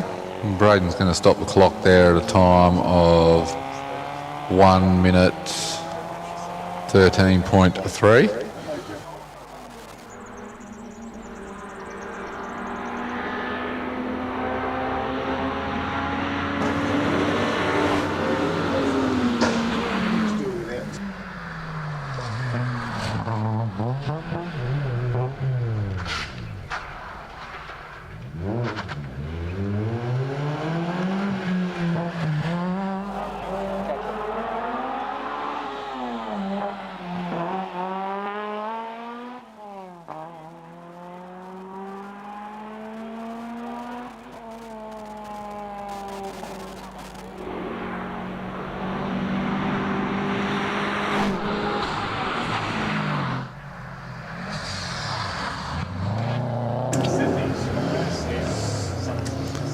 Okay, here we go again. We've got Max Vertanen out in the VT Commodore. He's had a variety of vehicles over the course of the weekend. He was driving a Mercedes yesterday, of all things. Rather rapid little car, but mind you, he's no slouch behind the wheel of this VT. He's been sub 1 minute already. So we'll see what he pulls up today. Harrison Bliss has stopped the clock at a 59.8. Good work there. Henry Sims had a time of 107.56. And in case we haven't mentioned it, Braden Raydell had a time of 113.03 in the little Lancer. So hopefully we haven't missed anybody out in all of that. But Max Vertanen, he's about to stop the clock in a 1 minute 0.19. That's a pretty impressive time for a young fella in a big car like a Commodore, so take my hat off to him.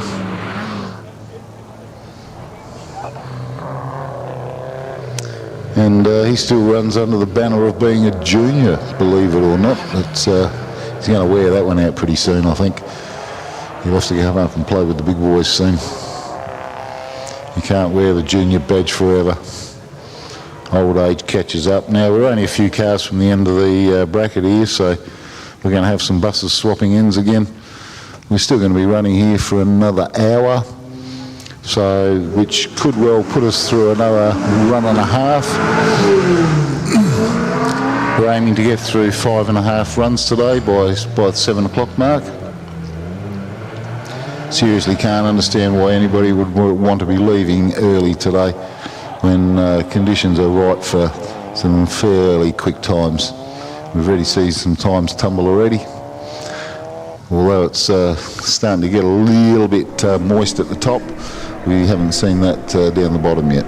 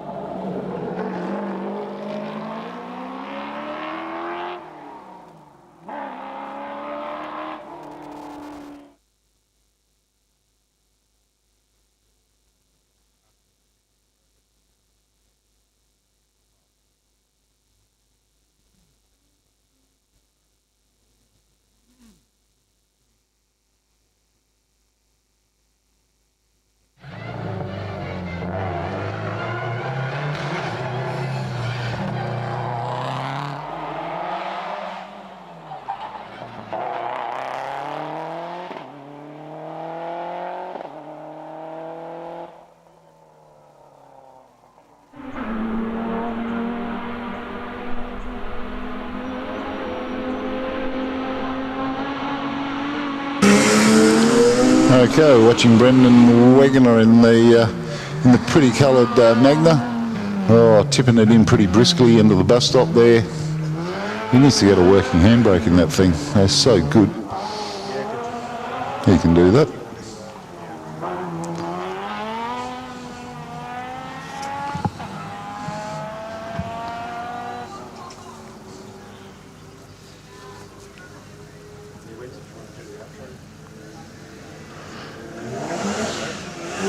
Okay, we're just watching a replay of Brendan Wegener negotiating the Magna through. Big shout out to Brendan and wife Michelle, of course, for allowing us the use of their caravan for the weekend, making it available to us. It's certainly a lot more comfortable than a horse float, so we're most grateful for the access to this thing.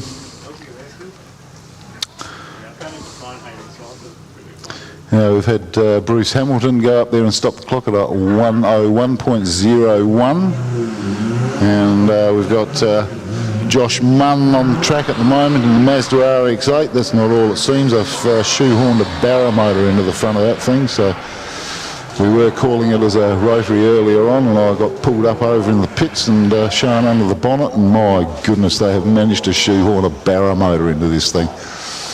So pretty impressive bit of engineering there. Big improvement.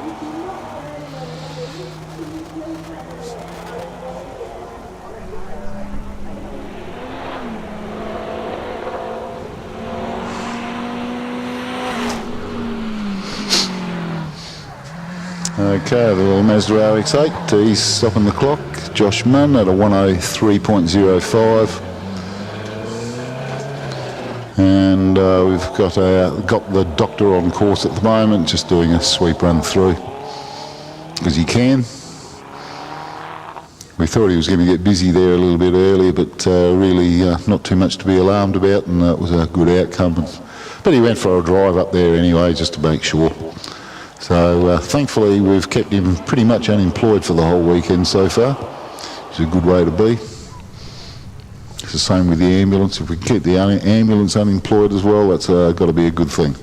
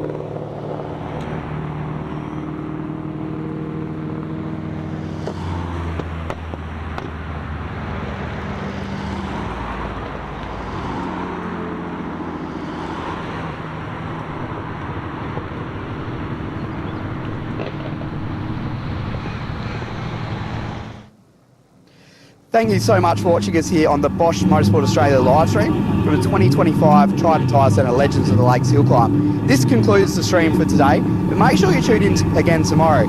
Ending the day tomorrow is going to be really exciting. We're going to have the Bosch Motorsport Top 10 shootout from right here at Legends of the Lakes, and we're going to see these guys go quicker than we've seen them go all weekend. We're going to have people like Dan Day and Dougie Johnson chasing records, both for themselves and outrights.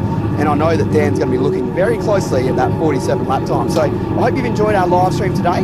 If you're local, pop down tomorrow, come visit the event in person. But if you're from wherever you are all over the country, all over the world, thanks so much for tuning in. Have a lovely evening and stay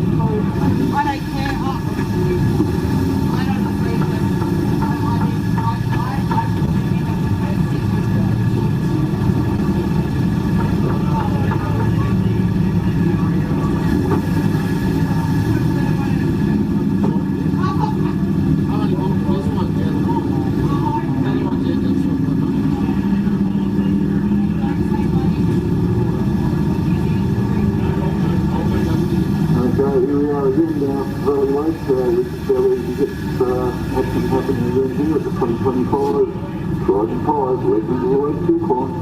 Conditions have been improving on the last run on the improve. Times have actually come down with a few PBs set on the last run. So we're indicating that conditions are improving.